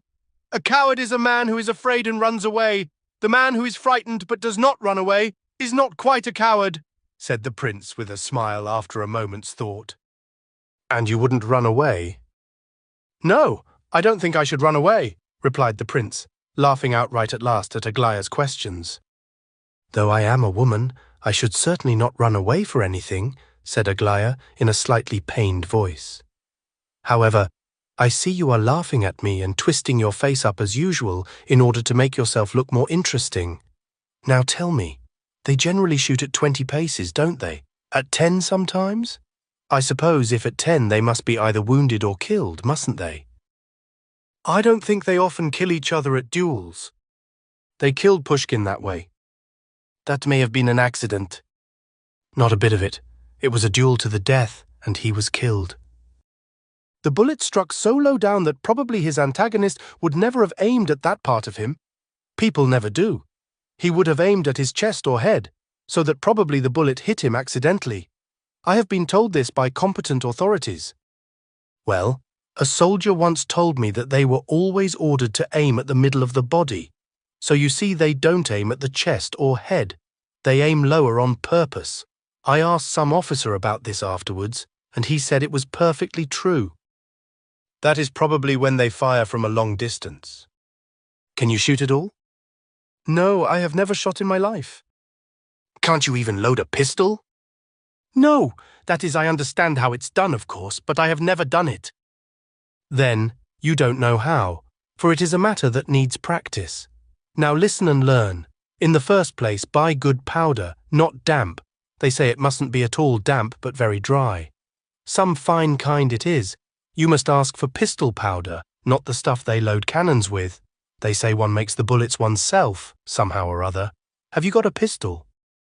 No, and I don't want one, said the prince, laughing. Oh, what nonsense. You must buy one. French or English are the best, they say. Then take a little powder, about a thimbleful or perhaps 2, and pour it into the barrel. Better put plenty. Then push in a bit of felt. It must be felt for some reason or other. You can easily get a bit off some old mattress or off a door. It's used to keep the cold out. Well, when you have pushed the felt down, put the bullet in. Do you hear now? The bullet last and the powder first, not the other way, or the pistol won't shoot. What are you laughing at? I wish you to buy a pistol and practice every day, and you must learn to hit a mark for certain. Will you? The prince only laughed. Aglaya stamped her foot with annoyance. Her serious air, however, during this conversation had surprised him considerably. He had a feeling that he ought to be asking her something, that there was something he wanted to find out, far more important than how to load a pistol. But his thoughts had all scattered, and he was only aware that she was sitting by him and talking to him, and that he was looking at her. As to what she happened to be saying to him, that did not matter in the least. The general now appeared on the veranda, coming from upstairs. He was on his way out, with an expression of determination on his face, and of preoccupation and worry also. Ah, Lev Nikolaevich, it's you, is it? Where are you off to now? He asked, oblivious of the fact that the prince had not showed the least sign of moving. Come along with me. I want to say a word or two to you. Au revoir, then, said Aglaya, holding out her hand to the prince. It was quite dark now, and Muishkin could not see her face clearly, but a minute or two later, when he and the general had left the villa, he suddenly flushed up and squeezed his right hand tightly. It appeared that he and the general were going in the same direction. In spite of the lateness of the hour, the general was hurrying away to talk to someone upon some important subject. Meanwhile, he talked incessantly, but disconnectedly to the prince, and continually brought in the name of Lizaveta Prokofievna. If the prince had been in a condition to pay more attention to what the general was saying, he would have discovered that the latter was desirous of drawing some information out of him, or indeed of asking him some question outright, but that he could not make up his mind to come to the point. Muishkin was so absent that from the very first he could not attend to a word the other was saying, and when the general suddenly stopped before him with some excited question, he was obliged to confess, ignominiously, that he did not know in the least what he had been talking about. The general shrugged his shoulders. "How strange everyone, yourself included, has become of late," said he. "I was telling you that I cannot in the least understand Lizaveta Prokofievna's ideas and agitations. She is in hysterics up there, and moans and says that we have been shamed and disgraced. How? Why? When? By whom? I confess that I am very much to blame myself. I do not conceal the fact. But the conduct, the outrageous behavior of this woman must really be kept within limits by the police if necessary, and I'm just on my way now to talk the question over and make some arrangements. It can all be managed quietly and gently, even kindly, and without the slightest fuss or scandal. I foresee that the future is pregnant with events, and that there is much that needs explanation. There is intrigue in the wind, but if on one side nothing is known, on the other side nothing will be explained. If I have heard nothing about it, nor have you, nor he, nor she, who has heard about it, I should like to know. How can all this be explained except by the fact that half of it is mirage or moonshine, or some hallucination of that sort?" "She is insane," muttered the prince, suddenly recollecting all that had passed, with a spasm of pain at his heart. "I too had that idea, and I slept in peace, but now I see that their opinion is more correct.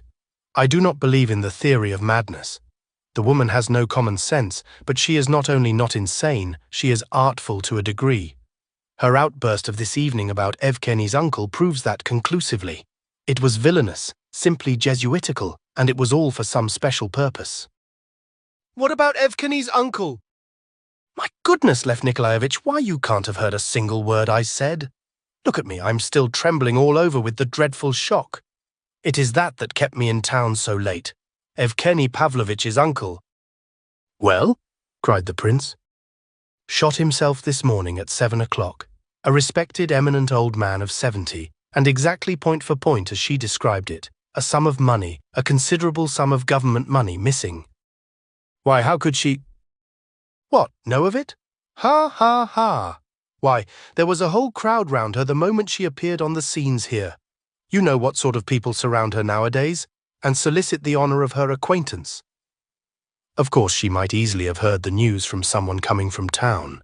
All Petersburg, if not all Pavlovsk, knows it by now.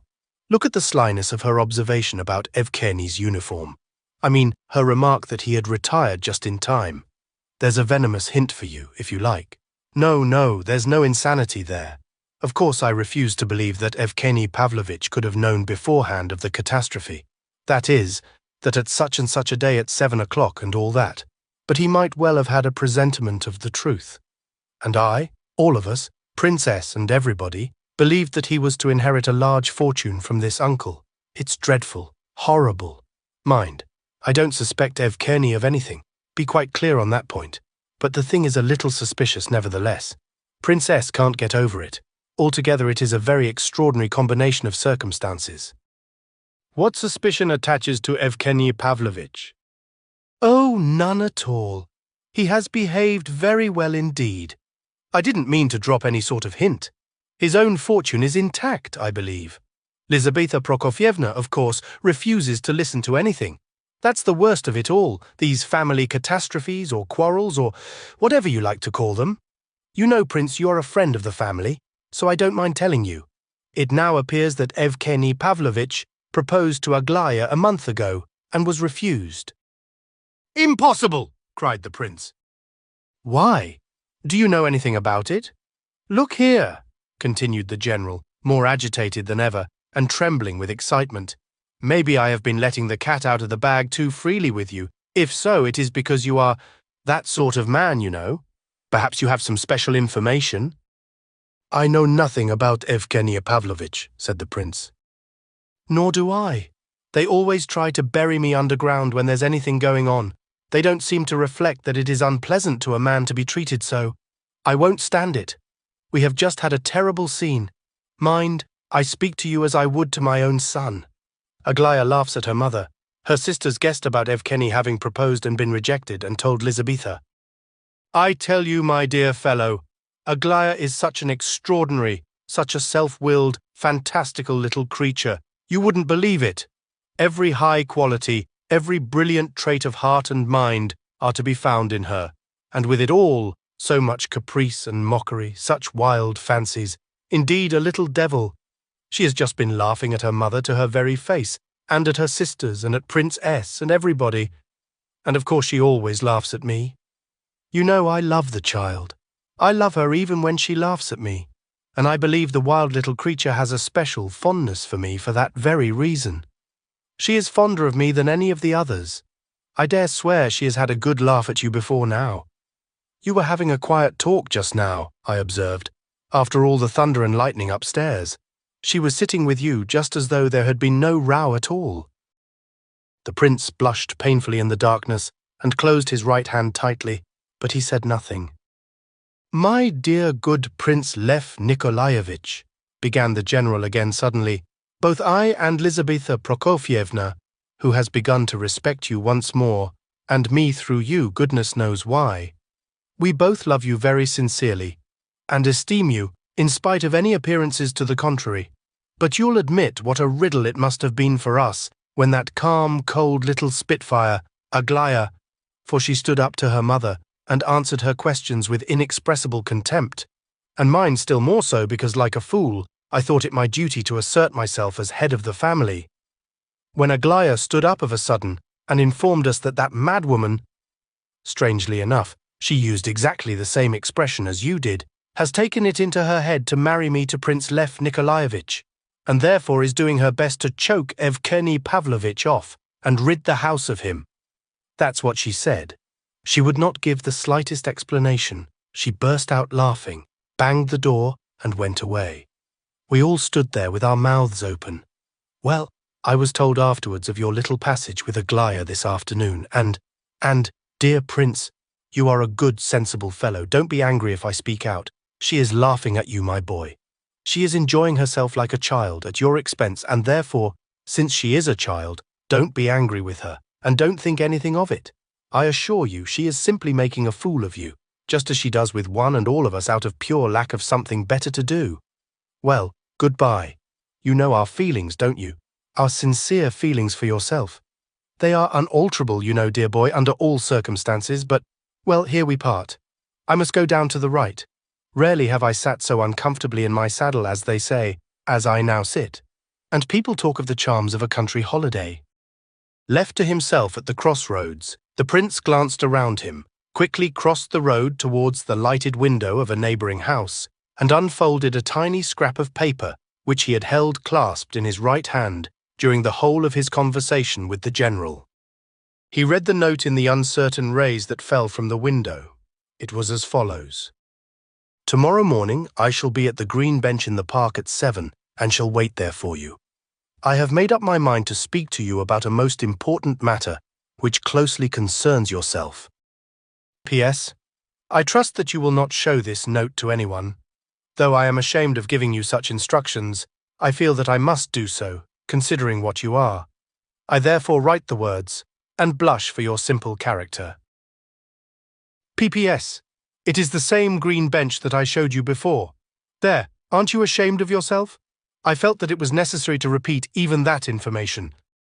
The note was written and folded anyhow, evidently in a great hurry, and probably just before Aglaya had come down to the veranda. In inexpressible agitation, amounting almost to fear, the prince slipped quickly away from the window, away from the light, like a frightened thief.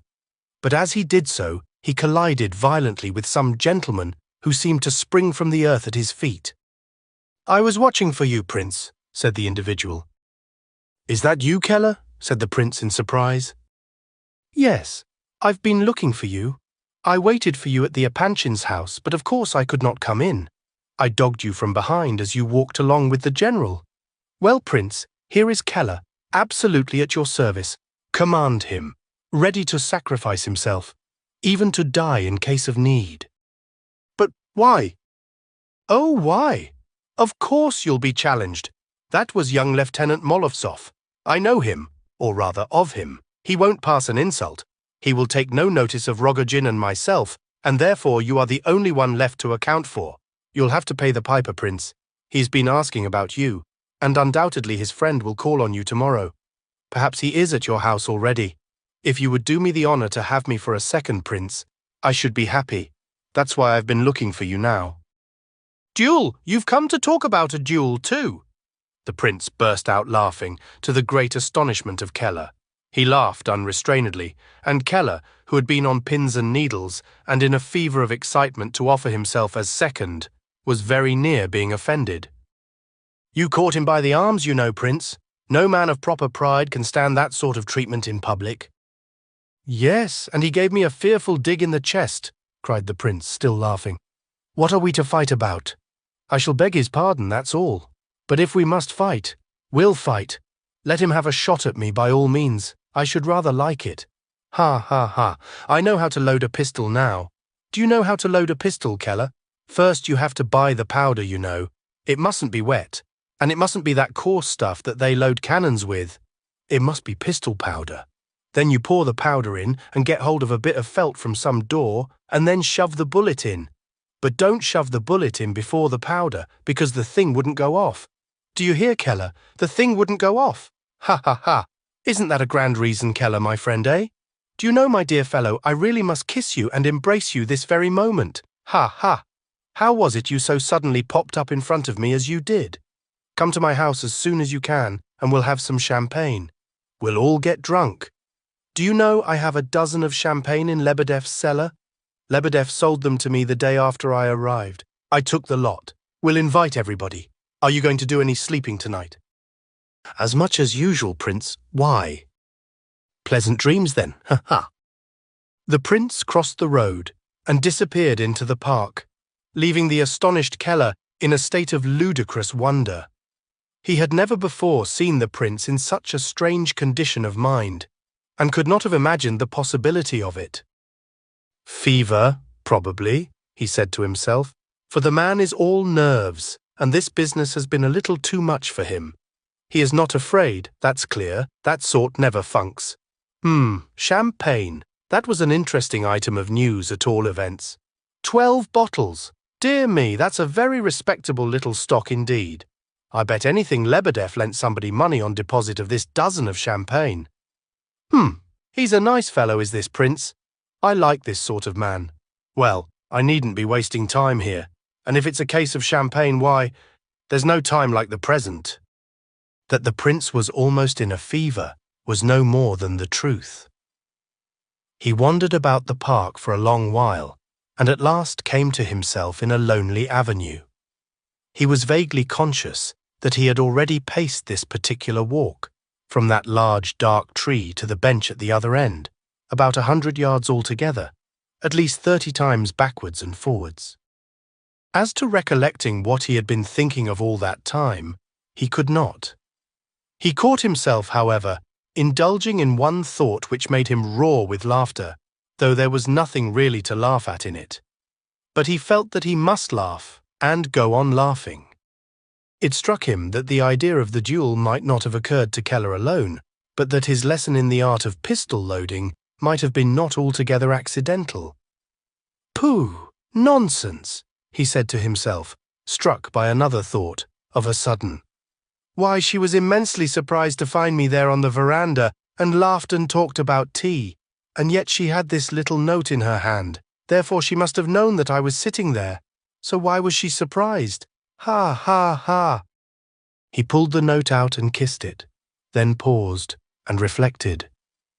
How strange it all is. How strange, he muttered, melancholy enough now.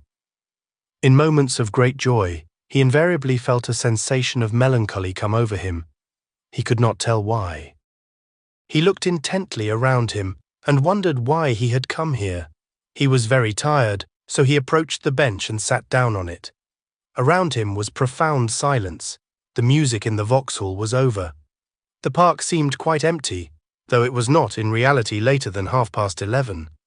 It was a quiet, warm, clear night, a real Petersburg night of early June, but in the dense avenue where he was sitting, it was almost pitch dark. If anyone had come up at this moment and told him that he was in love, passionately in love, he would have rejected the idea with astonishment and perhaps with irritation. And if anyone had added that Aglaya's note was a love letter and that it contained an appointment to a lover's rendezvous, he would have blushed with shame for the speaker and probably have challenged him to a duel. All this would have been perfectly sincere on his part. He had never for a moment entertained the idea of the possibility of this girl loving him, or even of such a thing as himself falling in love with her. The possibility of being loved himself, a man like me, as he put it, he ranked among ridiculous suppositions. It appeared to him that it was simply a joke on Aglaya's part, if there really were anything in it at all, but that seemed to him quite natural. His preoccupation was caused by something different. As to the few words which the general had let slip about Aglaya laughing at everybody, and at himself most of all, he entirely believed them. He did not feel the slightest sensation of offence. On the contrary, he was quite certain that it was as it should be. His whole thoughts were now as to next morning early. He would see her. He would sit by her on that little green bench and listen to how pistols were loaded and look at her. He wanted nothing more. The question as to what she might have to say of special interest to himself occurred to him once or twice. He did not doubt for a moment that she really had some such subject of conversation in store, but so very little interested in the matter was he that it did not strike him to wonder what it could be. The crunch of gravel on the path suddenly caused him to raise his head. A man, whose face it was difficult to see in the gloom, approached the bench and sat down beside him. The prince peered into his face and recognized the livid features of Rogojin. "I knew you'd be wandering about somewhere here. I didn't have to look for you very long," muttered the latter between his teeth. It was the first time they had met since the encounter on the staircase at the hotel. Painfully surprised as he was at this sudden apparition of Rogojin, the prince, for some little while, was unable to collect his thoughts. Rogojin evidently saw and understood the impression he had made, and though he seemed more or less confused at first, yet he began talking with what looked like assumed ease and freedom. However, the prince soon changed his mind on this score, and thought that there was not only no affectation of indifference, but that Rogojin was not even particularly agitated. If there were a little apparent awkwardness, it was only in his words and gestures. The man could not change his heart. "How did you find me here?" asked the prince for the sake of saying something. "Keller told me, I found him at your place, that you were in the park. Of course he is, I thought." "Why so?" asked the prince uneasily. Rogojin smiled, but did not explain. "I received your letter, Lev Nikolaevich. What's the good of all that? It's no use, you know. I've come to you from her. She bade me tell you that she must see you. She has something to say to you. She told me to find you today." "I'll come tomorrow. Now I'm going home. Are you coming to my house?" "Why should I? I've given you the message. Goodbye." "Won't you come?" asked the prince in a gentle voice. "What an extraordinary man you are. I wonder at you." Rogojin laughed sarcastically. "Why do you hate me so?" asked the prince sadly. "You know yourself that all you suspected is quite unfounded. I felt you were still angry with me, though. Do you know why? Because you tried to kill me. That's why you can't shake off your wrath against me. I tell you that I only remember the Parfen Rogojin with whom I exchanged crosses and vowed brotherhood. I wrote you this in yesterday's letter, in order that you might forget all that madness on your part, and that you might not feel called to talk about it when we met. Why do you avoid me? Why do you hold your hand back from me? I tell you again, I consider all that has passed a delirium, an insane dream. I can understand all you did, and all you felt that day, as if it were myself. What you were then imagining was not the case, and could never be the case. Why then should there be anger between us?" "You don't know what anger is," laughed Rogojin, in reply to the prince's heated words. He had moved a pace or two away and was hiding his hands behind him. "No, it is impossible for me to come to your house again," he added slowly. "Why, do you hate me so much as all that?" "I don't love you, Lev Nikolaevich, and therefore, what would be the use of my coming to see you? You are just like a child. You want a plaything, and it must be taken out and given you, and then you don't know how to work it. You are simply repeating all you said in your letter, and what's the use? Of course I believe every word you say, and I know perfectly well that you neither did or ever can deceive me in any way, and yet I don't love you. You write that you've forgotten everything, and only remember your brother Parfen, with whom you exchanged crosses, and that you don't remember anything about the Rogojin who aimed a knife at your throat. What do you know about my feelings, eh?" Rogojin laughed disagreeably. "Here you are holding out your brotherly forgiveness to me for a thing that I have perhaps never repented of in the slightest degree. I did not think of it again all that evening. All my thoughts were centered on something else." "Not think of it again? Of course you didn't!" cried the prince. "And I dare swear that you came straight away down here to Pavlovsk to listen to the music and dog her about in the crowd and stare at her, just as you did today. There's nothing surprising in that. If you hadn't been in that condition of mind that you could think of nothing but one subject, you would probably never have raised your knife against me. I had a presentiment of what you would do that day, ever since I saw you first in the morning. Do you know yourself what you looked like? I knew you would try to murder me even at the very moment when we exchanged crosses.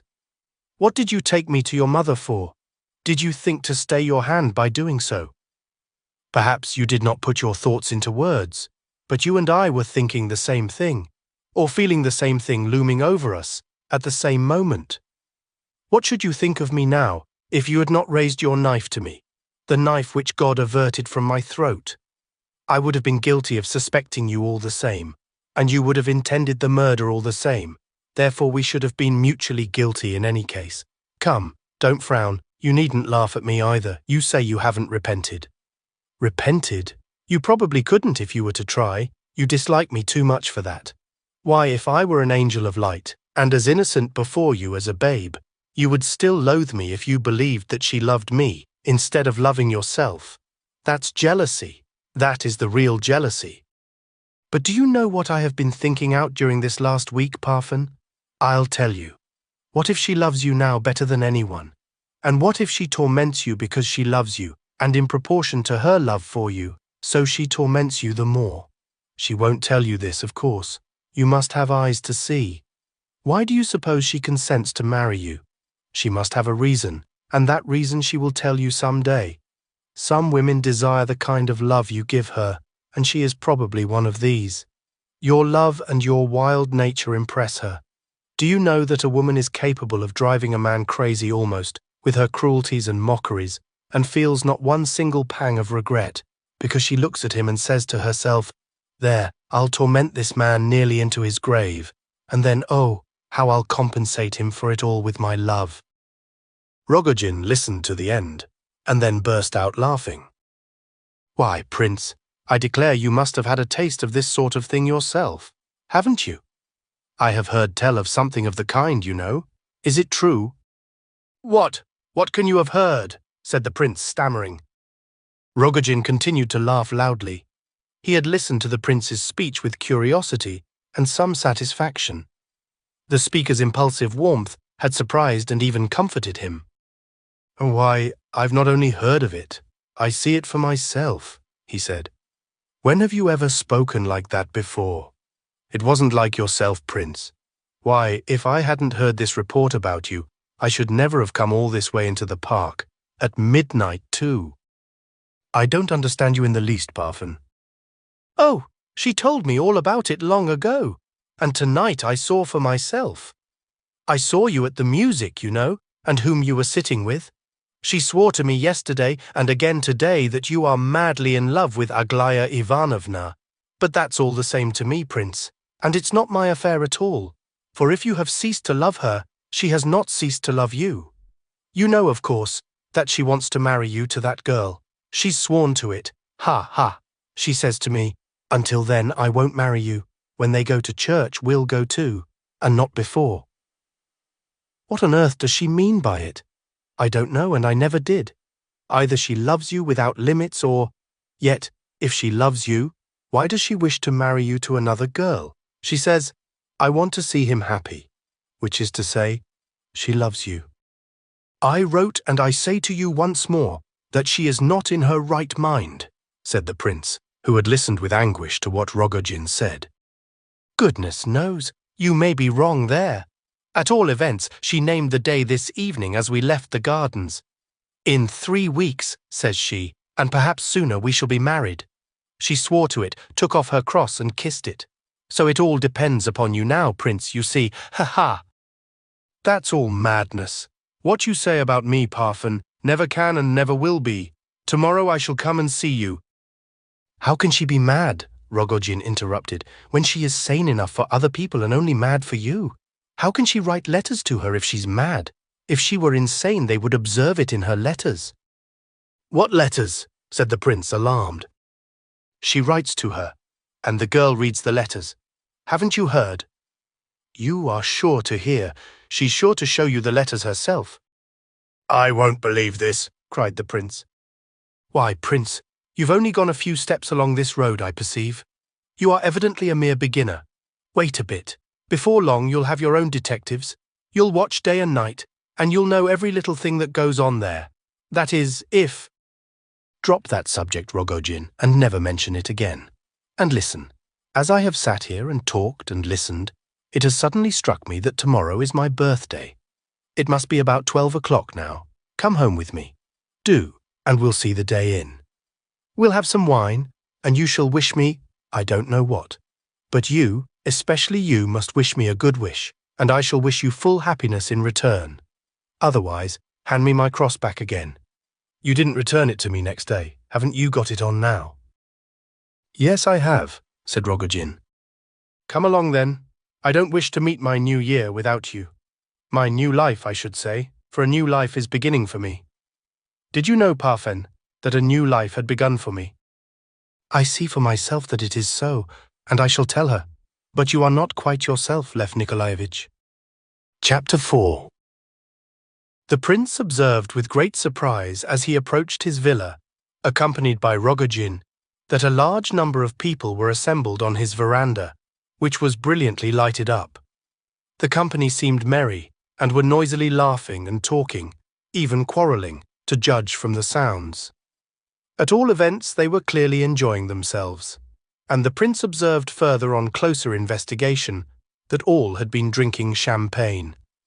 To judge from the lively condition of some of the party, it was to be supposed that a considerable quantity of champagne had been consumed already. All the guests were known to the prince, but the curious part of the matter was that they had all arrived on the same evening, as though with one accord, although he had only himself recollected the fact that it was his birthday a few moments since. You must have told somebody you were going to trot out the champagne, and that's why they are all come, muttered Rogojin as the two entered the veranda. We know all about that. You've only to whistle and they come up in shoals, he continued, almost angrily. He was doubtless thinking of his own late experiences with his boon companions. All surrounded the prince with exclamations of welcome, and on hearing that it was his birthday, with cries of congratulation and delight, many of them were very noisy. The presence of certain of those in the room surprised the prince vastly, but the guest whose advent filled him with the greatest wonder, almost amounting to alarm, was Evgeny Pavlovitch.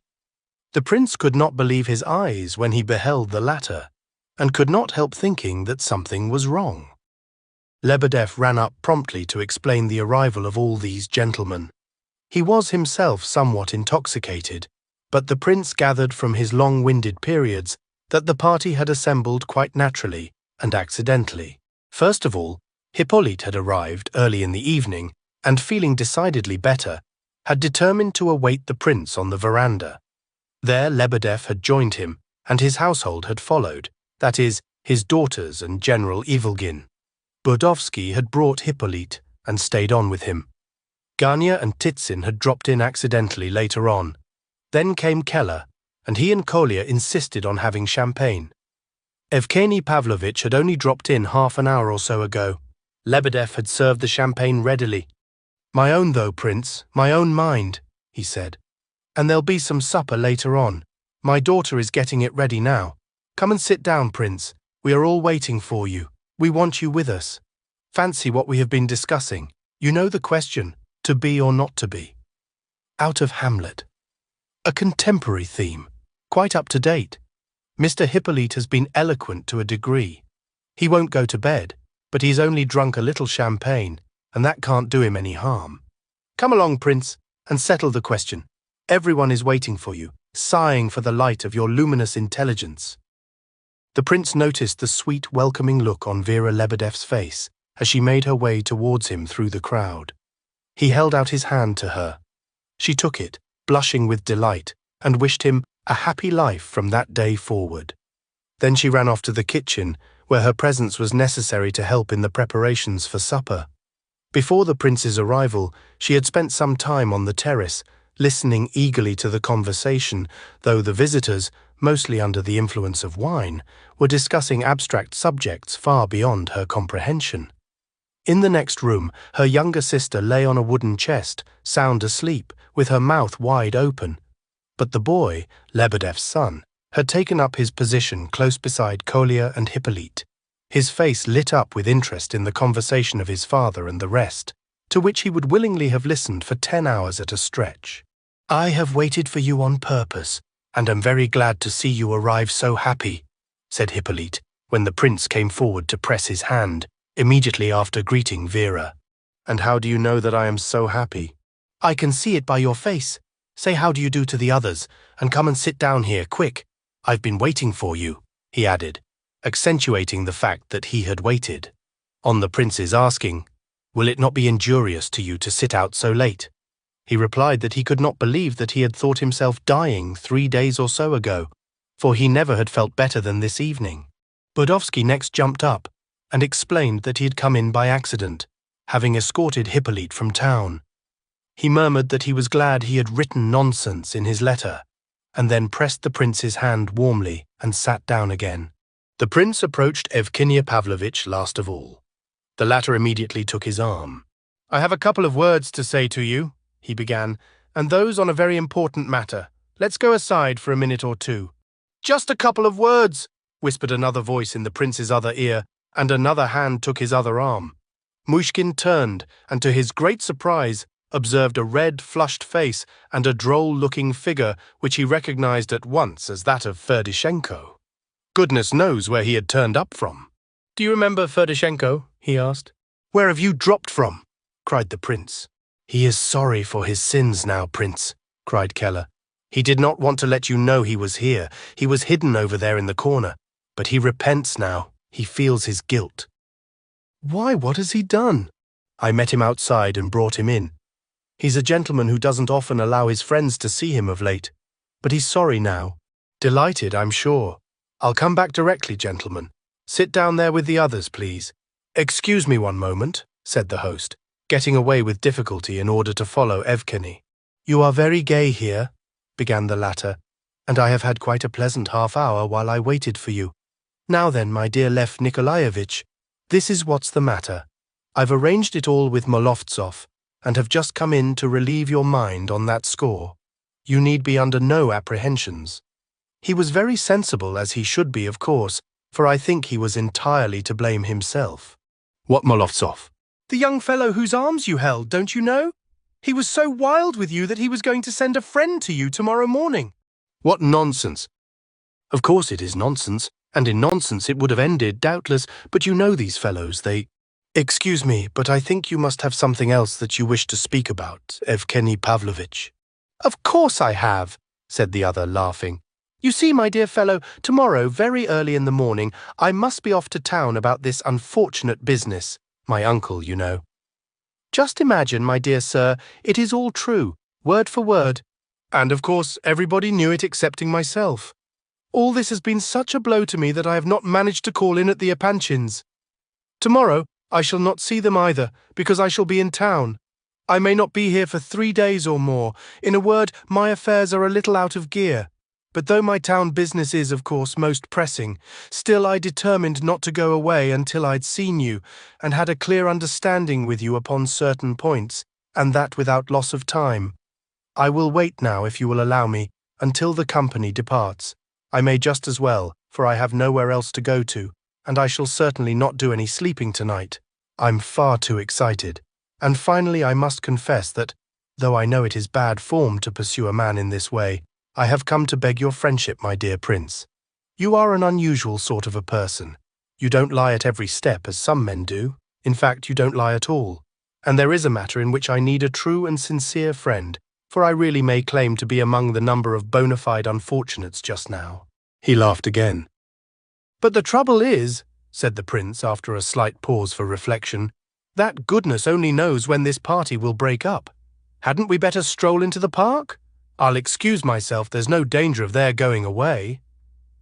No, I have my reasons for wishing them not to suspect us of being engaged in any specially important conversation. There are gentry present who are a little too much interested in us. You are not aware of that, perhaps, Prince? It will be a great deal better if they see that we are friendly just in an ordinary way. They'll all go in a couple of hours, and then I'll ask you to give me 20 minutes, half an hour at most. By all means, I assure you I'm delighted. You need not have entered into all these explanations. As for your remarks about friendship with me, thanks, very much indeed. You must excuse my being a little absent this evening. Do you know, I cannot somehow be attentive to anything just now. I see, said Evgeny, smiling gently. His mirth seemed very near the surface this evening. What do you see? Said the Prince, startled. I don't want you to suspect that I have simply come here to deceive you and pump information out of you, said Evgeny, still smiling, and without making any direct reply to the question. Oh, but I haven't the slightest doubt that you did come to pump me, said the Prince, laughing himself at last. And I dare say you are quite prepared to deceive me too, so far as that goes. But what of that? I'm not afraid of you. Besides, you'll hardly believe it. I feel as though I really didn't care a scrap one way or the other just now. And as you are a capital fellow, I am convinced of that. I dare say we really shall end by being good friends. I like you very much, Evgeny Pavlovitch. I consider you a very good fellow indeed. Well, in any case, you are a most delightful man to have to deal with, be the business what it may, concluded Evgeny. Come along now, I'll drink a glass to your health. I'm charmed to have entered into alliance with you. By the by, he added suddenly, has this young Hippolyte come down to stay with you? Yes. He's not going to die at once, I should think, is he? Why? Oh, I don't know. I've been half an hour here with him, and Hippolyte had been waiting for the Prince all this time, and had never ceased looking at him and Evgeny Pavlovitch as they conversed in the corner. He became much excited when they approached the table once more. He was disturbed in his mind, it seemed. Perspiration stood in large drops on his forehead. In his gleaming eyes it was easy to read impatience and agitation. His gaze wandered from face to face of those present, and from object to object in the room, apparently without aim. He had taken a part, and an animated one, in the noisy conversation of the company. But his animation was clearly the outcome of fever. His talk was almost incoherent. He would break off in the middle of a sentence which he had begun with great interest, and forget what he had been saying. The Prince discovered to his dismay that Hippolyte had been allowed to drink 2 large glasses of champagne, the one now standing by him being the third. All this he found out afterwards. At the moment he did not notice anything very particularly. "Do you know, I'm specially glad that today is your birthday," cried Hippolyte. "Why? You'll soon see. Do you know, I had a feeling that there would be a lot of people here tonight. It's not the first time that my presentiments have been fulfilled. I wish I had known it was your birthday. I'd have brought you a present. Perhaps I have got a present for you. Who knows? Ha ha! How long is it now before daylight?" "Not a couple of hours," said Titsin, looking at his watch. "What's the good of daylight now? One can read all night in the open air without it," said someone. "The good of it? Well, I want just to see a ray of the sun," said Hippolyte. "Can one drink to the sun's health, do you think, Prince?" "Oh, I dare say one can. But you had better be calm and lie down, Hippolyte. That's much more important." "You are always preaching about resting. You are a regular nurse to me, Prince. As soon as the sun begins to resound in the sky." What poet said that? The sun resounded in the sky. It is beautiful, though there's no sense in it. Then we will go to bed. Lebedev, tell me, is the sun the source of life? What does the source or spring of life really mean in the apocalypse? You have heard of the star that is called wormwood, Prince. I have heard that Lebedev explains it as the railroads that cover Europe like a net. Everybody laughed, and Lebedev got up abruptly. No, allow me, that is not what we are discussing, he cried, waving his hand to impose silence. Allow me, with these gentlemen, all these gentlemen, he added, suddenly addressing the prince, on certain points, that is. He thumped the table repeatedly, and the laughter increased. Lebedev was in his usual evening condition, and had just ended a long and scientific argument, which had left him excited and irritable. On such occasions, he was apt to evince a supreme contempt for his opponents. It is not right. Half an hour ago, Prince, it was agreed among us that no one should interrupt, no one should laugh, that each person was to express his thoughts freely. And then, at the end, when everyone had spoken, objections might be made, even by the atheists. We chose the general as president. Now, without some such rule and order, anyone might be shouted down, even in the loftiest and most profound thought. Go on, nobody's going to interrupt you, cried several voices. Speak, but keep to the point. What is this star? Asked another. I have no idea, replied General Ivolgin, who presided with much gravity. I love these arguments, Prince, said Keller, also more than half intoxicated, moving restlessly in his chair, scientific and political. Then, turning suddenly towards Evgeny Pavlovitch, who was seated near him, do you know, I simply adore reading the accounts of the debates in the English Parliament. Not that the discussions themselves interest me.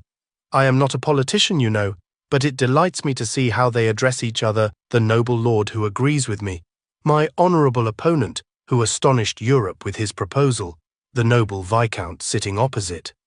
All these expressions, all this parliamentarism of a free people, has an enormous attraction for me. It fascinates me, Prince. I have always been an artist in the depths of my soul, I assure you, Evgeny Pavlovitch. Do you mean to say, cried Gania from the other corner, do you mean to say that railways are accursed inventions, that they are a source of ruin to humanity, a poison poured upon the earth to corrupt the springs of life? Gavrila Ardalionovitch was in high spirits that evening, and it seemed to the prince that his gaiety was mingled with triumph.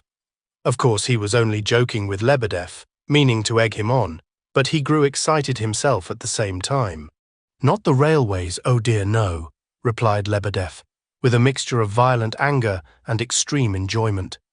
Considered alone, the railways will not pollute the springs of life, but as a whole they are accursed. The whole tendency of our latest centuries, in its scientific and materialistic aspect, is most probably accursed. Is it certainly accursed? Or do you only mean it might be? That is an important point, said Evgeny Pavlovitch. It is accursed, certainly accursed, replied the clerk vehemently. Don't go so fast, Lebedev. You are much milder in the morning, said Titsin, smiling.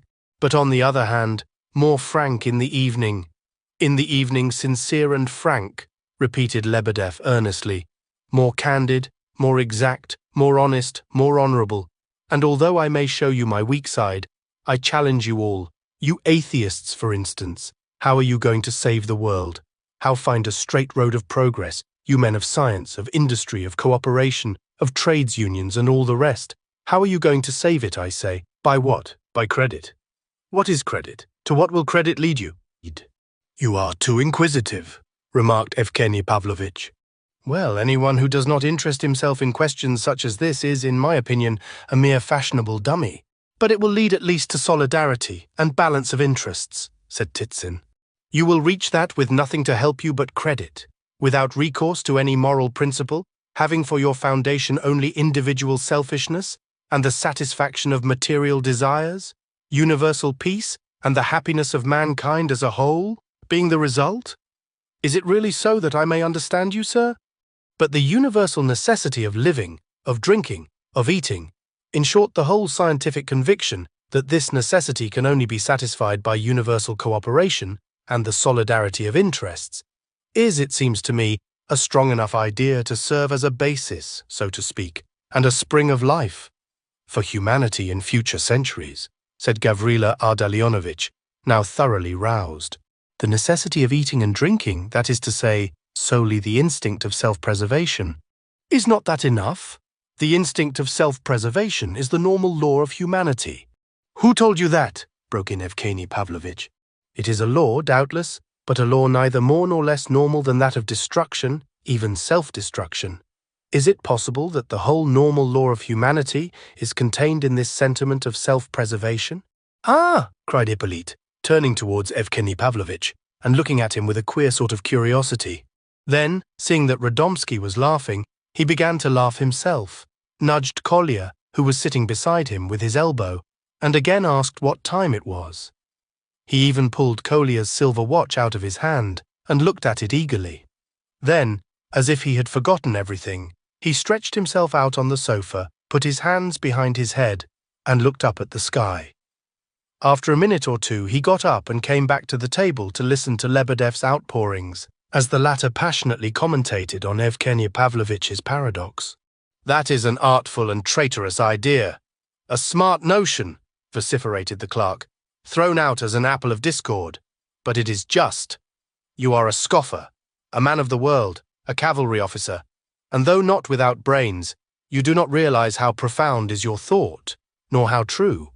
Yes, the laws of self-preservation and of self-destruction are equally powerful in this world. The devil will hold his empire over humanity until a limit of time which is still unknown. You laugh? You do not believe in the devil? Skepticism as to the devil is a French idea, and it is also a frivolous idea. Do you know who the devil is?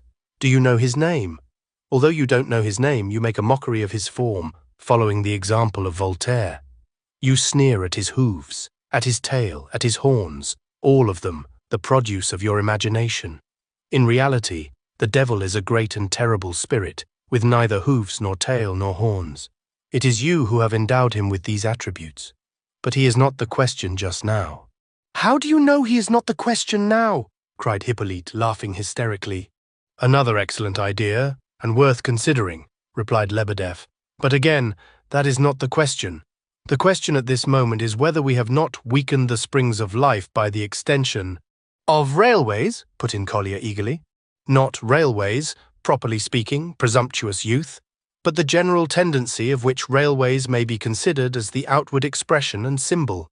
We hurry and push and hustle for the good of humanity. The world is becoming too noisy, too commercial," groans some solitary thinker. "Undoubtedly it is. But the noise of wagons bearing bread to starving humanity is of more value than tranquility of soul," replies another triumphantly, and passes on with an air of pride. "As for me, I don't believe in these wagons bringing bread to humanity, for founded on no moral principle, these may well, even in the act of carrying bread to humanity, coldly exclude a considerable portion of humanity from enjoying it. That has been seen more than once." "What, these wagons may coldly exclude?" repeated someone.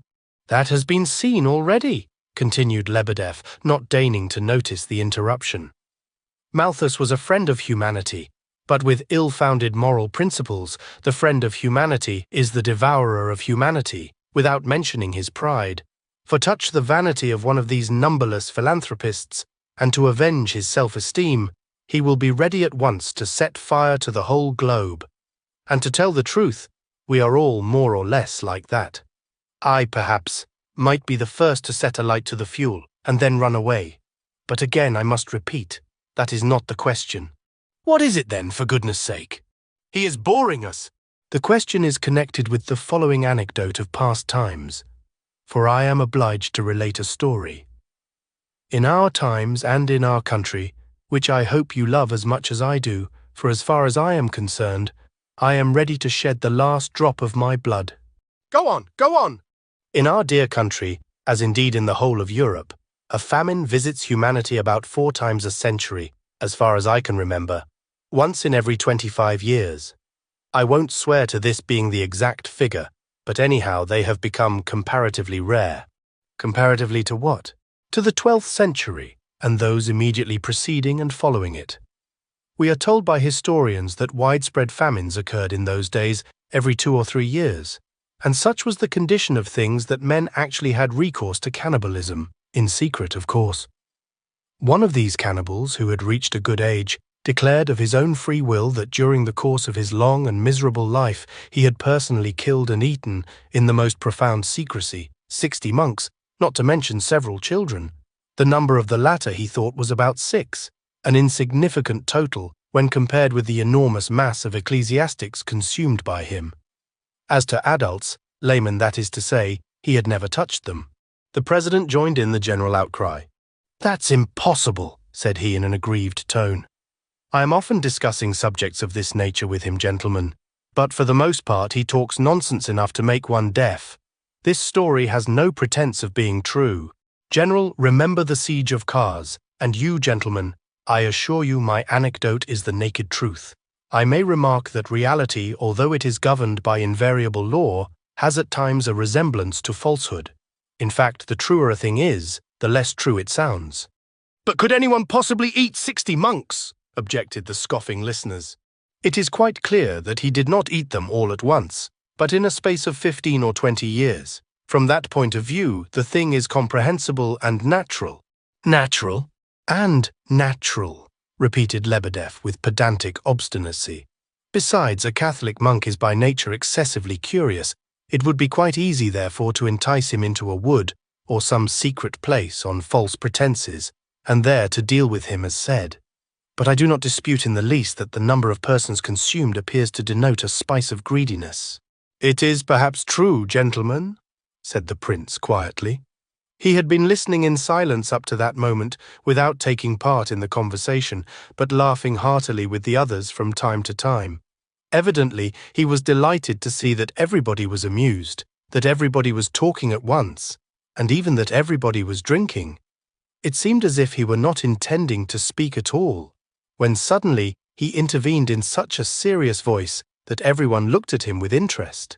"It is true that there were frequent famines at that time, gentlemen.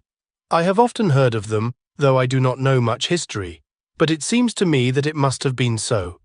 When I was in Switzerland, I used to look with astonishment at the many ruins of feudal castles perched on the top of steep and rocky heights, half a mile at least above sea level, so that to reach them one had to climb many miles of stony tracks. A castle, as you know, is a kind of mountain of stones, a dreadful, almost an impossible labor. Doubtless the builders were all poor men, vassals, and had to pay heavy taxes and to keep up the priesthood. How then could they provide for themselves, and when had they time to plough and sow their fields? The greater number must literally have died of starvation. I have sometimes asked myself how it was that these communities were not utterly swept off the face of the earth, and how they could possibly survive. Lebedeff is not mistaken, in my opinion, when he says that there were cannibals in those days, perhaps in considerable numbers, but I do not understand why he should have dragged in the monks, nor what he means by that. It is undoubtedly because in the 12th century monks were the only people one could eat. They were the fat, among many lean, said Gavrila Ardalionovitch. "A brilliant idea, and most true," cried Lebedeff, "for he never even touched the laity. 60 monks and not a single layman. It is a terrible idea, but it is historic, it is statistic. It is indeed one of those facts which enables an intelligent historian to reconstruct the physiognomy of a special epoch. For it brings out this further point with mathematical accuracy, that the clergy were in those days 60 times richer and more flourishing than the rest of humanity, and perhaps 60 times fatter also." You are exaggerating, Lebedeff," cried his hearers amid laughter. "I admit that it is an historic thought, but what is your conclusion?" asked the prince. He spoke so seriously in addressing Lebedeff that his tone contrasted quite comically with that of the others. They were very nearly laughing at him too, but he did not notice it. "Don't you see he's a lunatic, prince?" whispered Evgeny Pavlovitch in his ear. "Someone told me just now that he is a bit touched on the subject of lawyers, that he has a mania for making speeches and intends to pass the examinations. I am expecting a splendid burlesque now." "My conclusion is vast," replied Lebedeff, in a voice like thunder. "Let us examine first the psychological and legal position of the criminal. We see that in spite of the difficulty of finding other food, the accused, or as we may say my client, has often during his peculiar life exhibited signs of repentance and of wishing to give up this clerical diet. Incontrovertible facts prove this assertion. He has eaten 5 or 6 children, a relatively insignificant number no doubt, but remarkable enough from another point of view. It is manifest that pricked by remorse, for my client is religious in his way, and has a conscience, as I shall prove later, and desiring to extenuate his sin as far as possible, he has tried 6 times at least to substitute lay nourishment for clerical.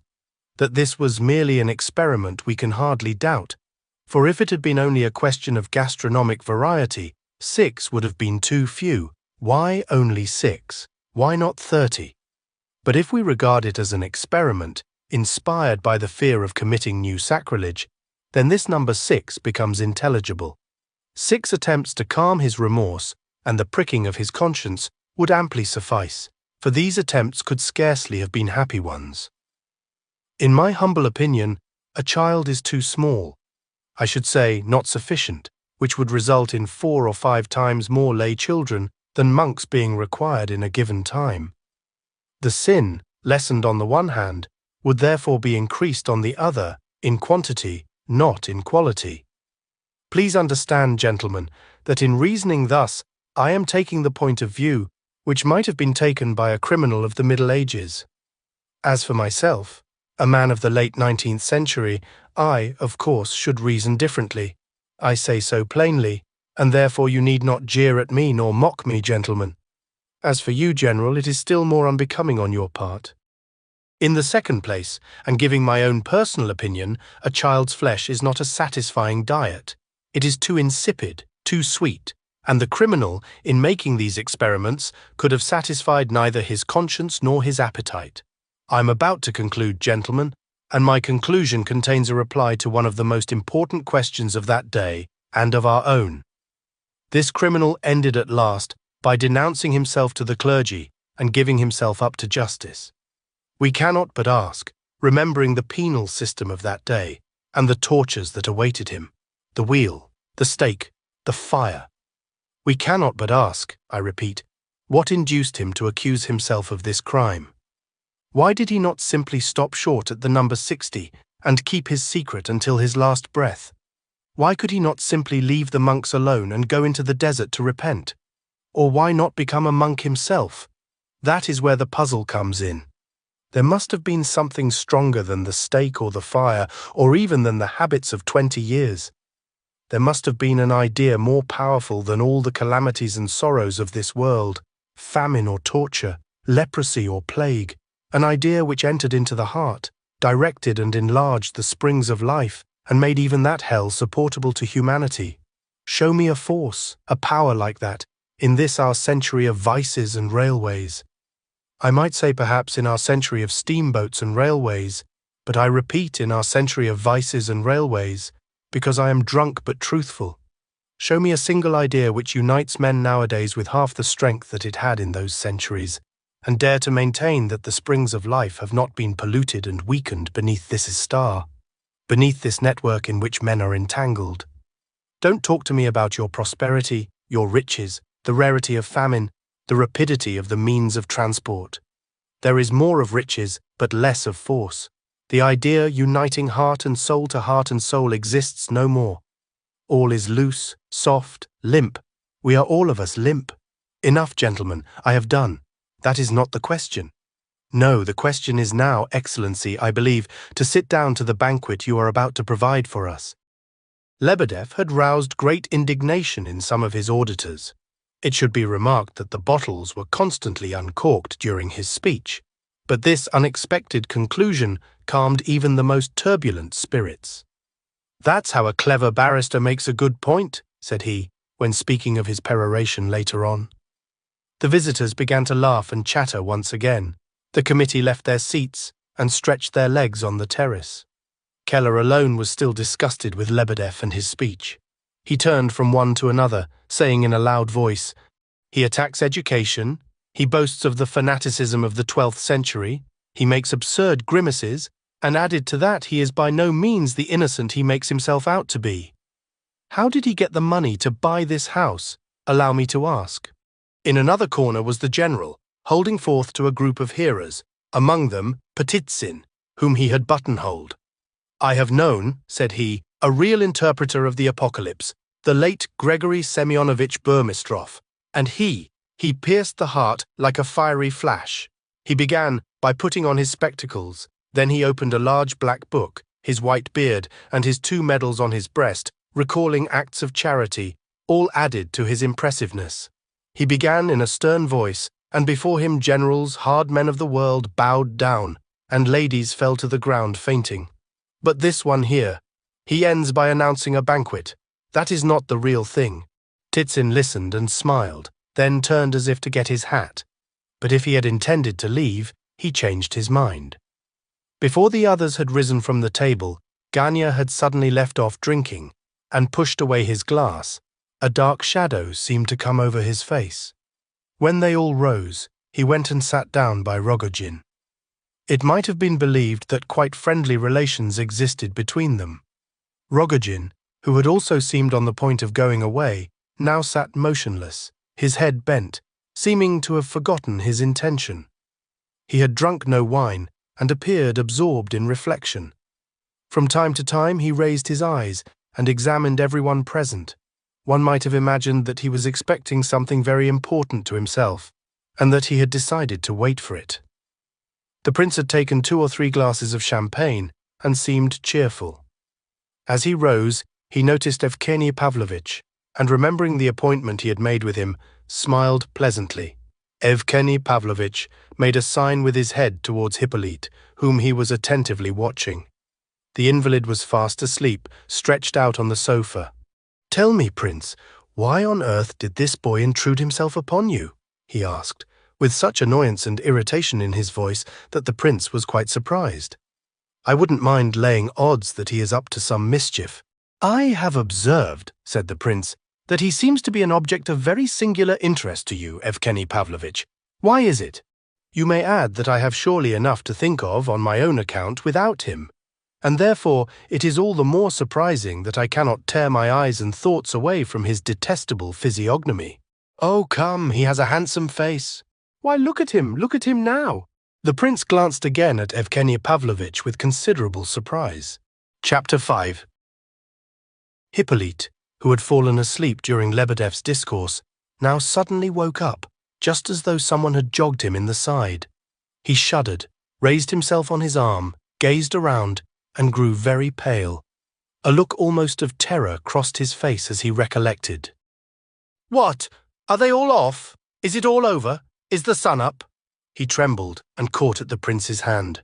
"What time is it? Tell me quick, for goodness' sake. How long have I slept?" he added, almost in despair, just as though he had overslept something upon which his whole fate depended. "You have slept 7 or perhaps 8 minutes, said Evgeny Pavlovitch. Hippolyte gazed eagerly at the latter and mused for a few moments. "Oh, is that all?" he said at last. "Then I—" He drew a long, deep breath of relief, as it seemed. He realized that all was not over as yet, that the sun had not risen, and that the guests had merely gone to supper. He smiled, and 2 hectic spots appeared on his cheeks. "So, you counted the minutes while I slept, did you, Evgeny Pavlovitch?" he said ironically. "You have not taken your eyes off me all the evening. I have noticed that much, you see. Ah, Rogojin, I've just been dreaming about him, Prince," he added, frowning. "Yes, by the by," starting up. "Where's the orator? Where's Lebedev? Has he finished? What did he talk about? Is it true, Prince, that you once declared that beauty would save the world? Great heaven! The prince says that beauty saves the world, and I declare that he only has such playful ideas because he's in love. Gentlemen, the prince is in love. I guessed it the moment he came in. Don't blush, Prince, you make me sorry for you. What beauty saves the world? Kolya told me that you are a zealous Christian. Is it so? Kolya says you call yourself a Christian." The prince regarded him attentively but said nothing. "You don't answer me. Perhaps you think I am very fond of you," added Hippolyte, as though the words had been drawn from him. "No, I don't think that. I know you don't love me." "What, after yesterday? Wasn't I honest with you?" "I knew yesterday that you didn't love me." "Why so? Why so? Because I envy you, eh? You always think that, I know. But do you know why I'm saying all this? Look here, I must have some more champagne. Pour me out some, Keller, will you? No, you're not to drink any more, Hippolyte. I won't let you. The prince moved the glass away. Well, perhaps you're right, said Hippolyte, musing. They might say, yet, devil take them. What does it matter? Prince, what can it matter what people will say of us then, eh? I believe I'm half asleep. I've had such a dreadful dream. I've only just remembered it. Prince, I don't wish you such dreams as that, though sure enough, perhaps, I don't love you. Why wish a man evil, though you do not love him, eh? Give me your hand. Let me press it sincerely. There. You've given me your hand. You must feel that I do press it sincerely, don't you? I don't think I shall drink any more. What time is it? Never mind, I know the time. The time has come at all events. What? They are laying supper over there, are they? Then this table is free. Capital, gentlemen. These gentlemen are not listening. Prince, I will just read over an article I have here. Supper is more interesting, of course, but... Here, Hippolyte suddenly, and most unexpectedly, pulled out of his breast pocket a large sealed paper. This imposing-looking document he placed upon the table before him. The effect of this sudden action upon the company was instantaneous. Evgeny Pavlovitch almost bounded off his chair in excitement. Rogojin drew nearer to the table with a look on his face as if he knew what was coming. Gania came nearer too, so did Lebedev and the others. The paper seemed to be an object of great interest to the company in general. "What have you got there?" asked the prince with some anxiety. "At the first glimpse of the rising sun, Prince, I will go to bed. I told you I would, word of honor." "You shall see," cried Hippolyte. "You think I'm not capable of opening this packet, do you?" He glared defiantly round at the audience in general. The prince observed that he was trembling all over. "None of us ever thought such a thing," Muishkin replied for all. "Why should you suppose it of us? And what are you going to read, Hippolyte? What is it?" "Yes, what is it?" asked others. The packet sealed with red wax seemed to attract everyone, as though it were a magnet. "I wrote this yesterday myself, just after I saw you, Prince, and told you I would come down here. I wrote all day and all night, and finished it this morning early. Afterwards I had a dream." "Hadn't we better hear it tomorrow?" asked the prince timidly. "Tomorrow there will be no more time," laughed Hippolyte, hysterically. "You needn't be afraid. I shall get through the whole thing in 40 minutes, at most an hour. Look how interested everybody is. Everybody has drawn near. Look at them all staring at my sealed packet. If I hadn't sealed it up, it wouldn't have been half so effective. Ha, ha! That's mystery, that is. Now then, gentlemen, shall I break the seal or not? Say the word. It's a mystery, I tell you. A secret. Prince, you know who said there would be no more time. It was the great and powerful angel in the Apocalypse." "Better not read it now," said the prince, putting his hand on the packet. "No, don't read it," cried Evgeny suddenly. He appeared so strangely disturbed that many of those present could not help wondering. "Reading? None of your reading now," said somebody. "It's supper time." "What sort of an article is it? For a paper? Probably it's very dull," said another, but the prince's timid gesture had impressed even Hippolyte. "Then I'm not to read it," he whispered nervously. "Am I not to read it?" he repeated, gazing around at each face in turn. "What are you afraid of, Prince?" He turned and asked the latter suddenly. "What should I be afraid of?" "Has anyone a coin about them? Give me a 20-kopeck piece, somebody!" And Hippolyte leapt from his chair. "Here you are," said Lebedev, handing him one. He thought the boy had gone mad. "Vera Lukianovna," said Hippolyte, "toss it, will you? Heads I read, tails I don't." Vera Lebedev tossed the coin into the air and let it fall on the table. It was heads. "Then I read it," said Hippolyte, in the tone of one bowing to the fiat of destiny. He could not have grown paler if a verdict of death had suddenly been presented to him. "But after all, what is it? Is it possible that I should have just risked my fate by tossing up?" He went on, shuddering, and looked round him again. His eyes had a curious expression of sincerity. "That is an astonishing psychological fact," he cried, suddenly addressing the prince in a tone of the most intense surprise. It is something quite inconceivable, Prince," he repeated with growing animation, like a man regaining consciousness. "Take note of it, Prince, remember it. You collect, I am told, facts concerning capital punishment. They told me so. Ha ha! My God, how absurd! He sat down on the sofa, put his elbows on the table, and laid his head on his hands. It is shameful. Though what does it matter to me if it is shameful? Gentlemen, gentlemen, I am about to break the seal, he continued with determination. Of course I don't insist upon anyone listening, if they do not wish to. With trembling fingers he broke the seal and drew out several sheets of paper, smoothed them out before him, and began sorting them. What on earth does all this mean? What's he going to read? Muttered several voices. Others said nothing, but one and all sat down and watched with curiosity. They began to think something strange might really be about to happen. Vera stood and trembled behind her father's chair, almost in tears with fright. Kolya was nearly as much alarmed as she was. Lebedev jumped up and put a couple of candles nearer to Hippolyte so that he might see better.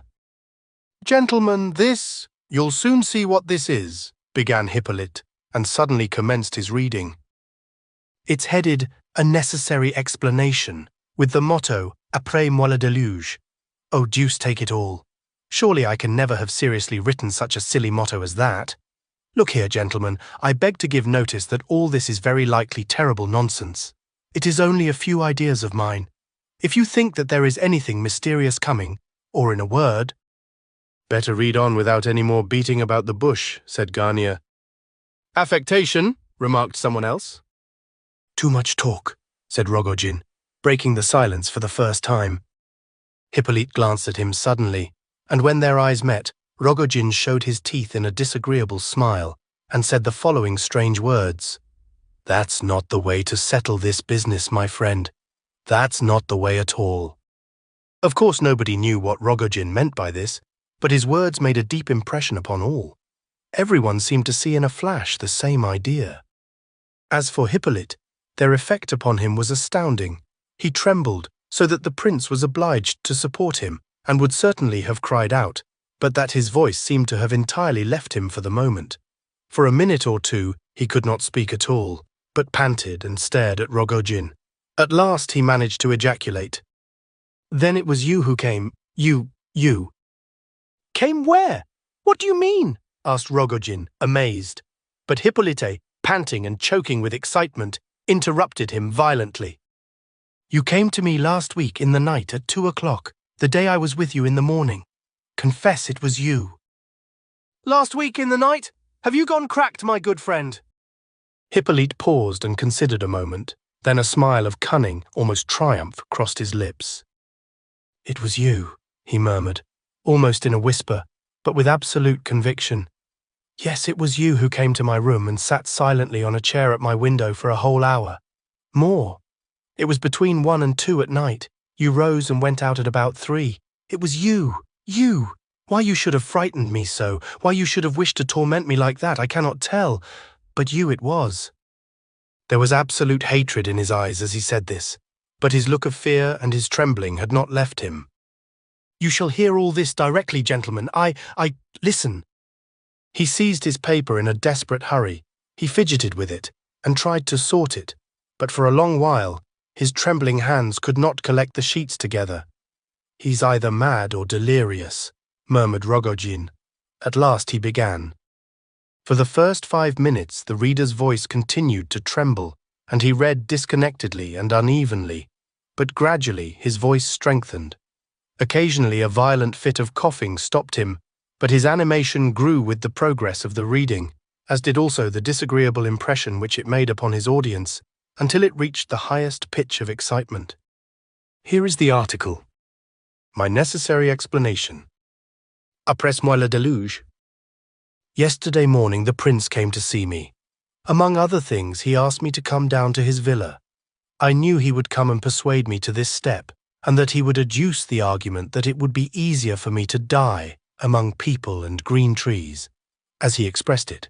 But today, he did not say die, he said live. It is pretty much the same to me in my position, which he says.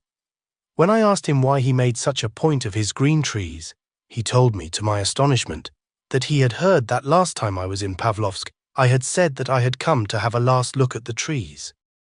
When I observed that it was all the same whether one died among trees or in front of a blank brick wall, as here, and that it was not worth making any fuss over a fortnight, he agreed at once. But he insisted that the good air at Pavlovsk and the greenness would certainly cause a physical change for the better, and that my excitement and my dreams would be perhaps relieved. I remarked to him with a smile that he spoke like a materialist, and he answered that he had always been one. As he never tells a lie, there must be something in his words. His smile is a pleasant one. I have had a good look at him. I don't know whether I like him or not, and I have no time to waste over the question. The hatred which I felt for him for 5 months has become considerably modified, I may say, during the last month. Who knows, perhaps I am going to Pavlovsk on purpose to see him. But why do I leave my chamber? Those who are sentenced to death should not leave their cells. If I had not formed a final resolve but had decided to wait until the last minute, I should not leave my room or accept his invitation to come and die at Pavlovsk. I must be quick and finish this explanation before tomorrow. I shall have no time to read it over and correct it, for I must read it tomorrow to the prince and 2 or 3 witnesses whom I shall probably find there. As it will be absolutely true, without a touch of falsehood, I am curious to see what impression it will make upon me myself at the moment when I read it out. This is my last and solemn. But why need I call it that? There is no question about the truth of it, for it is not worth while lying for a fortnight. A fortnight of life is not itself worth having, which is a proof that I write nothing here but pure truth. N.B. Let me remember to consider, am I mad at this moment or not? Or rather at these moments. I have been told that consumptives sometimes do go out of their minds for a while in the last stages of the malady. I can prove this tomorrow when I read it out, by the impression it makes upon the audience. I must settle this question once and for all, otherwise I can't go on with anything. I believe I have just written dreadful nonsense, but there's no time for correcting, as I said before. Besides that, I have made myself a promise not to alter a single word of what I write in this paper, even though I find that I am contradicting myself every 5 lines. I wish to verify the working of the natural logic of my ideas tomorrow during the reading, whether I am capable of detecting logical errors, and whether all that I have meditated over during the last 6 months be true, or nothing but delirium. If 2 months since I had been called upon to leave my room in the view of Meyer's wall opposite, I verily believe I should have been sorry. But now I have no such feeling, and yet I'm leaving this room and Meyer's brick wall forever, so that my conclusion, that it is not worthwhile indulging in grief or any other emotion for a fortnight, has proved stronger than my very nature and has taken over the direction of my feelings. But is it so? Is it the case that my nature is conquered entirely? If I were to be put on the rack now, I should certainly cry out. I should not say that it is not worthwhile to yell and feel pain, because I have but a fortnight to live. But is it true that I have but a fortnight of life left to me? I know I told some of my friends that Dr. B had informed me that this was the case, but I now confess that I lied. B has not even seen me. However, a week ago I called in a medical student, Kislorodov, who is a nationalist, an atheist, and a nihilist, by conviction, and that is why I had him. I needed a man who would tell me the bare truth without any humbug or ceremony, and so he did. Indeed, almost with pleasure, which I thought was going a little too far. Well, he plumped out that I had about a month left me. It might be a little more, he said, under favourable circumstances, but it might also be considerably less. According to his opinion, I might die quite suddenly, tomorrow, for instance. There had been such cases. Only a day or two since a young lady at Kolomna who suffered from consumption and was about on a par with myself in the march of the disease was going out to market to buy provisions when she suddenly felt faint, lay down on the sofa, gasped once, and died. Kislorodov told me all this with a sort of exaggerated devil-may-care negligence, and as though he did me great honour by talking to me so, because it showed that he considered me the same sort of exalted nihilistic being as himself, to whom death was a matter of no consequence whatever, either way. At all events, the fact remained, a month of life, and no more. That he is right in his estimation, I am absolutely persuaded. It puzzles me much to think how on earth the prince guessed yesterday that I have had bad dreams. He said to me, "Your excitement and dreams will find relief at Pavlovsk." Why did he say dreams? Either he is a doctor, or else he is a man of exceptional intelligence and wonderful powers of observation. But that he is an idiot, at bottom there can be no doubt whatever. It so happened that just before he arrived, I had a delightful little dream, one of a kind that I have hundreds of just now. I had fallen asleep about an hour before he came in, and dreamed that I was in some room, not my own. It was a large room, well furnished, with a cupboard, chest of drawers, sofa, and my bed, a fine wide bed covered with a silken counterpane. But I observed in the room a dreadful-looking creature, a sort of monster. It was a little like a scorpion, but was not a scorpion, but far more horrible, and especially so, because there are no creatures anything like it in nature, and because it had appeared to me for a purpose, and bore some mysterious signification. I looked at the beast well. It was brown in colour, and had a shell. It was a crawling kind of reptile, about 8 inches long, and narrowed down from the head, which was about a couple of fingers in width, to the end of the tail, which came to a fine point. Out of its trunk, about a couple of inches below its head, came 2 legs at an angle of 45 degrees, each about 3 inches long, so that the beast looked like a trident from above. It had 8 hard needle-like whiskers coming out from different parts of its body. It went along like a snake, bending its body about in spite of the shell it wore, and its motion was very quick and very horrible to look at. I was dreadfully afraid it would sting me. Somebody had told me, I thought, that it was venomous.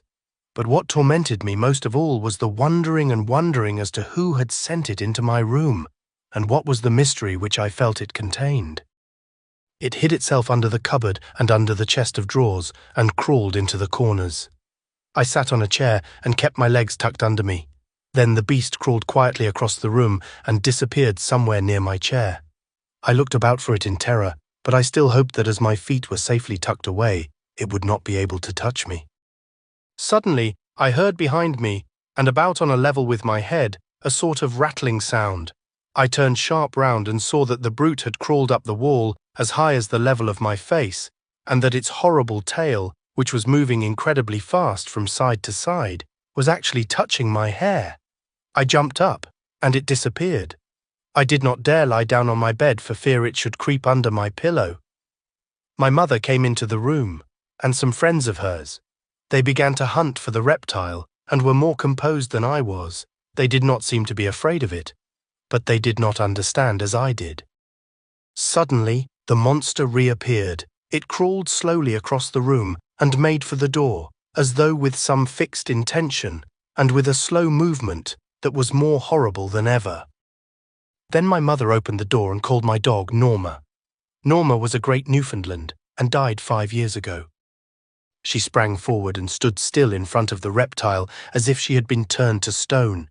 The beast stopped too, but its tail and claws still moved about.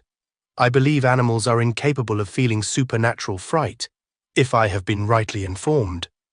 But at this moment there appeared to me to be something more than ordinary about Norma's terror, as though it must be supernatural, and as though she felt, just as I did myself, that this reptile was connected with some mysterious secret, some fatal omen.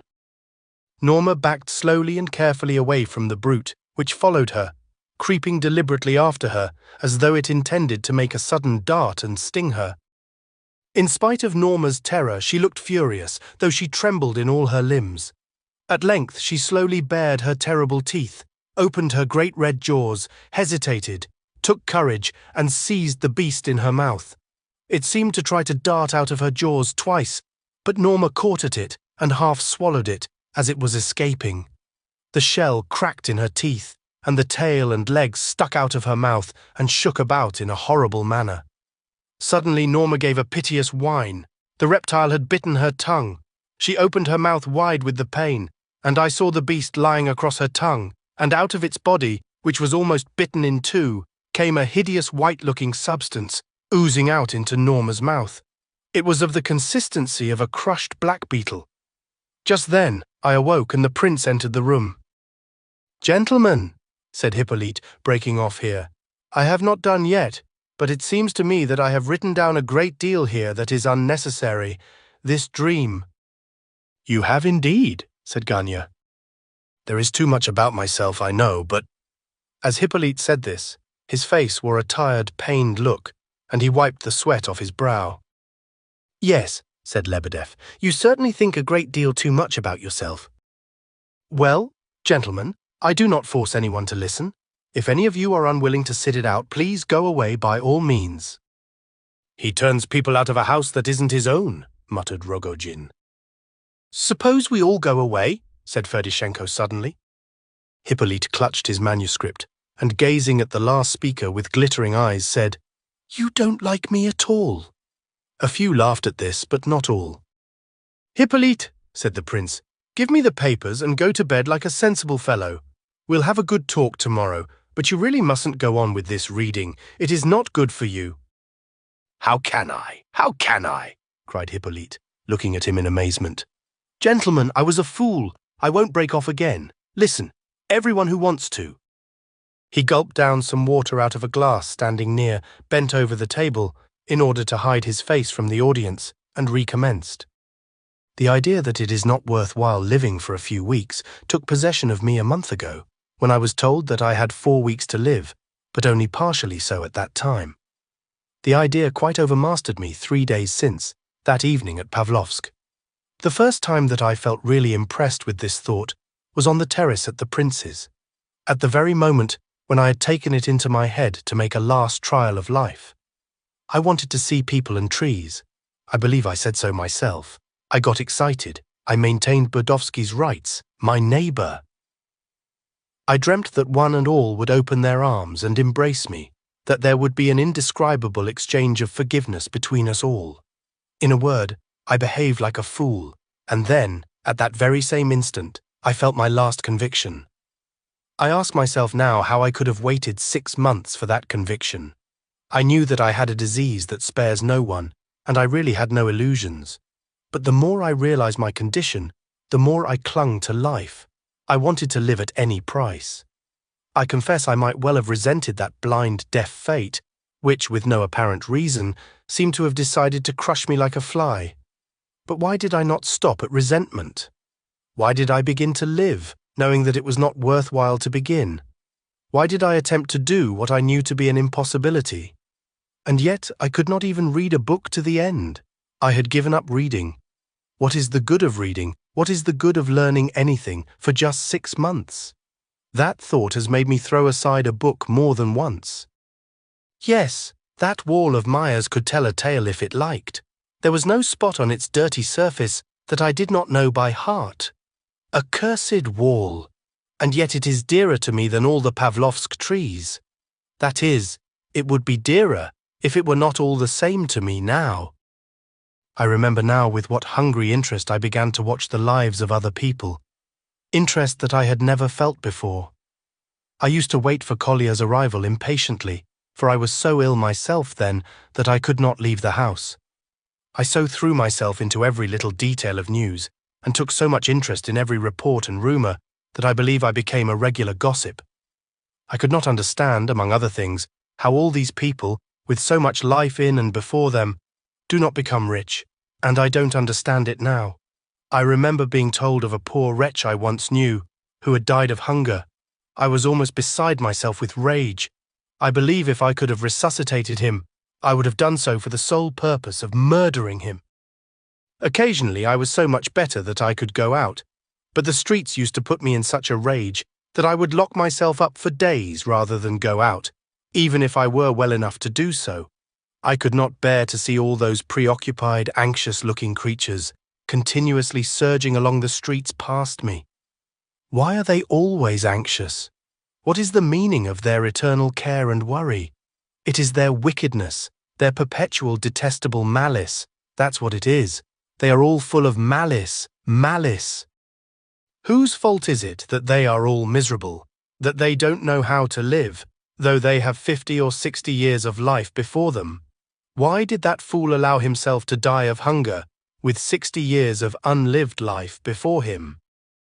and every one of them shows his rags, his toil-worn hands, and yells in his wrath, "Here are we, working like cattle all our lives, and always as hungry as dogs, and there are others who do not work and are fat and rich." The eternal refrain. And side by side with them trots along some wretched fellow who has known better days, doing light porter's work from morn to night for a living, always blubbering and saying that his wife died because he had no money to buy medicine with, and his children dying of cold and hunger, and his eldest daughter gone to the bad, and so on. Oh, I have no pity and no patience for these fools of people. Why can't they be Rothschilds? Whose fault is it that a man has not got millions of money like Rothschild? If he has life, all this must be in his power. Whose fault is it that he does not know how to live his life? Oh, it's all the same to me now.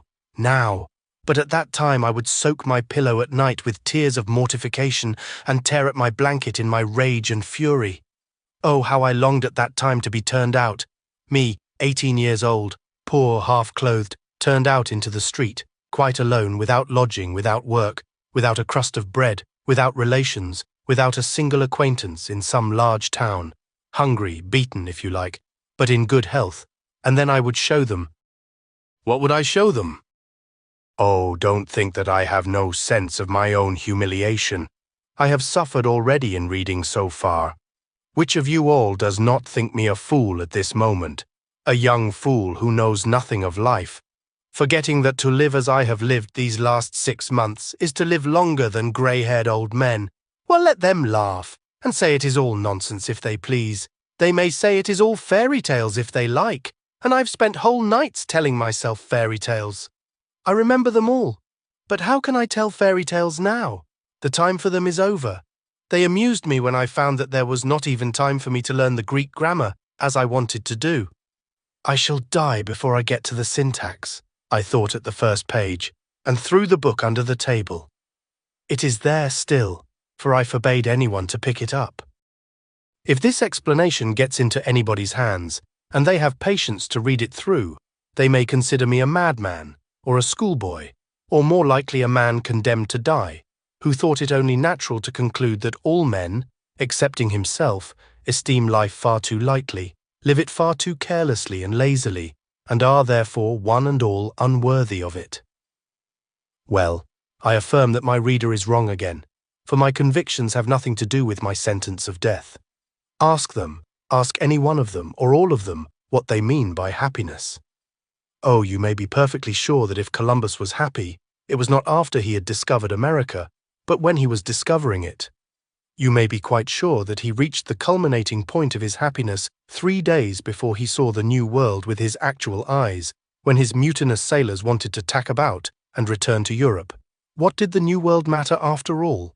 Columbus had hardly seen it when he died, and in reality he was entirely ignorant of what he had discovered. The important thing is life and nothing else. What is any discovery, whatever, compared with the incessant, eternal discovery of life? But what is the use of talking? I'm afraid all this is so commonplace that my confession will be taken for a schoolboy exercise, the work of some ambitious lad writing in the hope of his work seeing the light. Or perhaps my readers will say that I had perhaps something to say, but did not know how to express it. Let me add to this that in every idea emanating from genius, or even in every serious human idea, born in the human brain, there always remains something, some sediment, which cannot be expressed to others, though one wrote volumes and lectured upon it for 35 years. There is always a something, a remnant, which will never come out from your brain, but will remain there with you, and you alone, for ever and ever, and you will die, perhaps, without having imparted what may be the very essence of your idea to a single living soul. So that if I cannot now impart all that has tormented me for the last 6 months, at all events you will understand that, having reached my last convictions, I must have paid a very dear price for them. That is what I wished, for reasons of my own, to make a point of in this my explanation. But let me resume. Chapter 6. I will not deceive you. Reality got me so entrapped in its meshes now and again during the past 6 months that I forgot my sentence, or perhaps I did not wish to think of it, and actually busied myself with affairs. A word as to my circumstances. When 8 months since I became very ill, I threw up all my old connections and dropped all my old companions. As I was always a gloomy, morose sort of individual, my friends easily forgot me. Of course, they would have forgotten me all the same without that excuse. My position at home was solitary enough. 5 months ago I separated myself entirely from the family, and no one dared enter my room except at stated times, to clean and tidy it and so on, and to bring me my meals. My mother dared not disobey me. She kept the children quiet for my sake, and beat them if they dared to make any noise and disturb me. I so often complained of them that I should think they must be very fond indeed of me by this time. I think I must have tormented my faithful collier, as I called him, a good deal too. He tormented me of late. I could see that he always bore my tempers as though he had determined to spare the poor invalid. This annoyed me naturally. He seemed to have taken it into his head to imitate the prince in Christian meekness. Surikov, who lived above us, annoyed me too. He was so miserably poor, and I used to prove to him that he had no one to blame but himself for his poverty. I used to be so angry that I think I frightened him eventually, for he stopped coming to see me. He was a most meek and humble fellow, was Surikov, N.B. They say that meekness is a great power. I must ask the prince about this, for the expression is his. But I remember one day in March, when I went up to his lodgings to see whether it was true that one of his children had been starved and frozen to death, I began to hold forth to him about his poverty being his own fault, and, in the course of my remarks, I accidentally smiled at the corpse of his child. Well, the poor wretch's lips began to tremble, and he caught me by the shoulder and pushed me to the door. "Go out," he said in a whisper. I went out, of course, and I declare I liked it. I liked it at the very moment when I was turned out. But his words filled me with a strange sort of feeling of disdainful pity for him whenever I thought of them, a feeling which I did not in the least desire to entertain. At the very moment of the insult, for I admit that I did insult him, though I did not mean to, this man could not lose his temper. His lips had trembled, but I swear it was not with rage. He had taken me by the arm and said, "Go out," without the least anger. There was dignity, a great deal of dignity about him, and it was so inconsistent with the look of him that I assure you it was quite comical. But there was no anger. Perhaps he merely began to despise me at that moment. Since that time he has always taken off his hat to me on the stairs, whenever I met him, which is a thing he never did before. But he always gets away from me as quickly as he can, as though he felt confused. If he did despise me, he despised me meekly, after his own fashion. I dare say he only took his hat off out of fear, as it were, to the son of his creditor, for he always owed my mother money. I thought of having an explanation with him, but I knew that if I did, he would begin to apologize in a minute or two, so I decided to let him alone. Just about that time, that is, the middle of March, I suddenly felt very much better. This continued for a couple of weeks. I used to go out at dusk. I like the dusk, especially in March, when the night frost begins to harden the day's puddles, and the gas is burning. Well, one night in the Shestilovochnaia, a man passed me with a paper parcel under his arm. I did not take stock of him very carefully, but he seemed to be dressed in some shabby summer dust coat, much too light for the season. When he was opposite the lamp-post some 10 yards away, I observed something fall out of his pocket. I hurried forward to pick it up, just in time, for an old wretch in a long kaftan rushed up too. He did not dispute the matter, but glanced at what was in my hand and disappeared. It was a large old-fashioned pocketbook, stuffed full, but I guessed at a glance that it had anything in the world inside it, except money. The owner was now some 40 yards ahead of me, and was very soon lost in the crowd. I ran after him and began calling out, but as I knew nothing to say excepting "Hey!" He did not turn round. Suddenly he turned into the gate of a house to the left, and when I darted in after him, the gateway was so dark that I could see nothing whatever. It was one of those large houses built in small tenements, of which there must have been at least 100. When I entered the yard, I thought I saw a man going along on the far side of it, but it was so dark I could not make out his figure.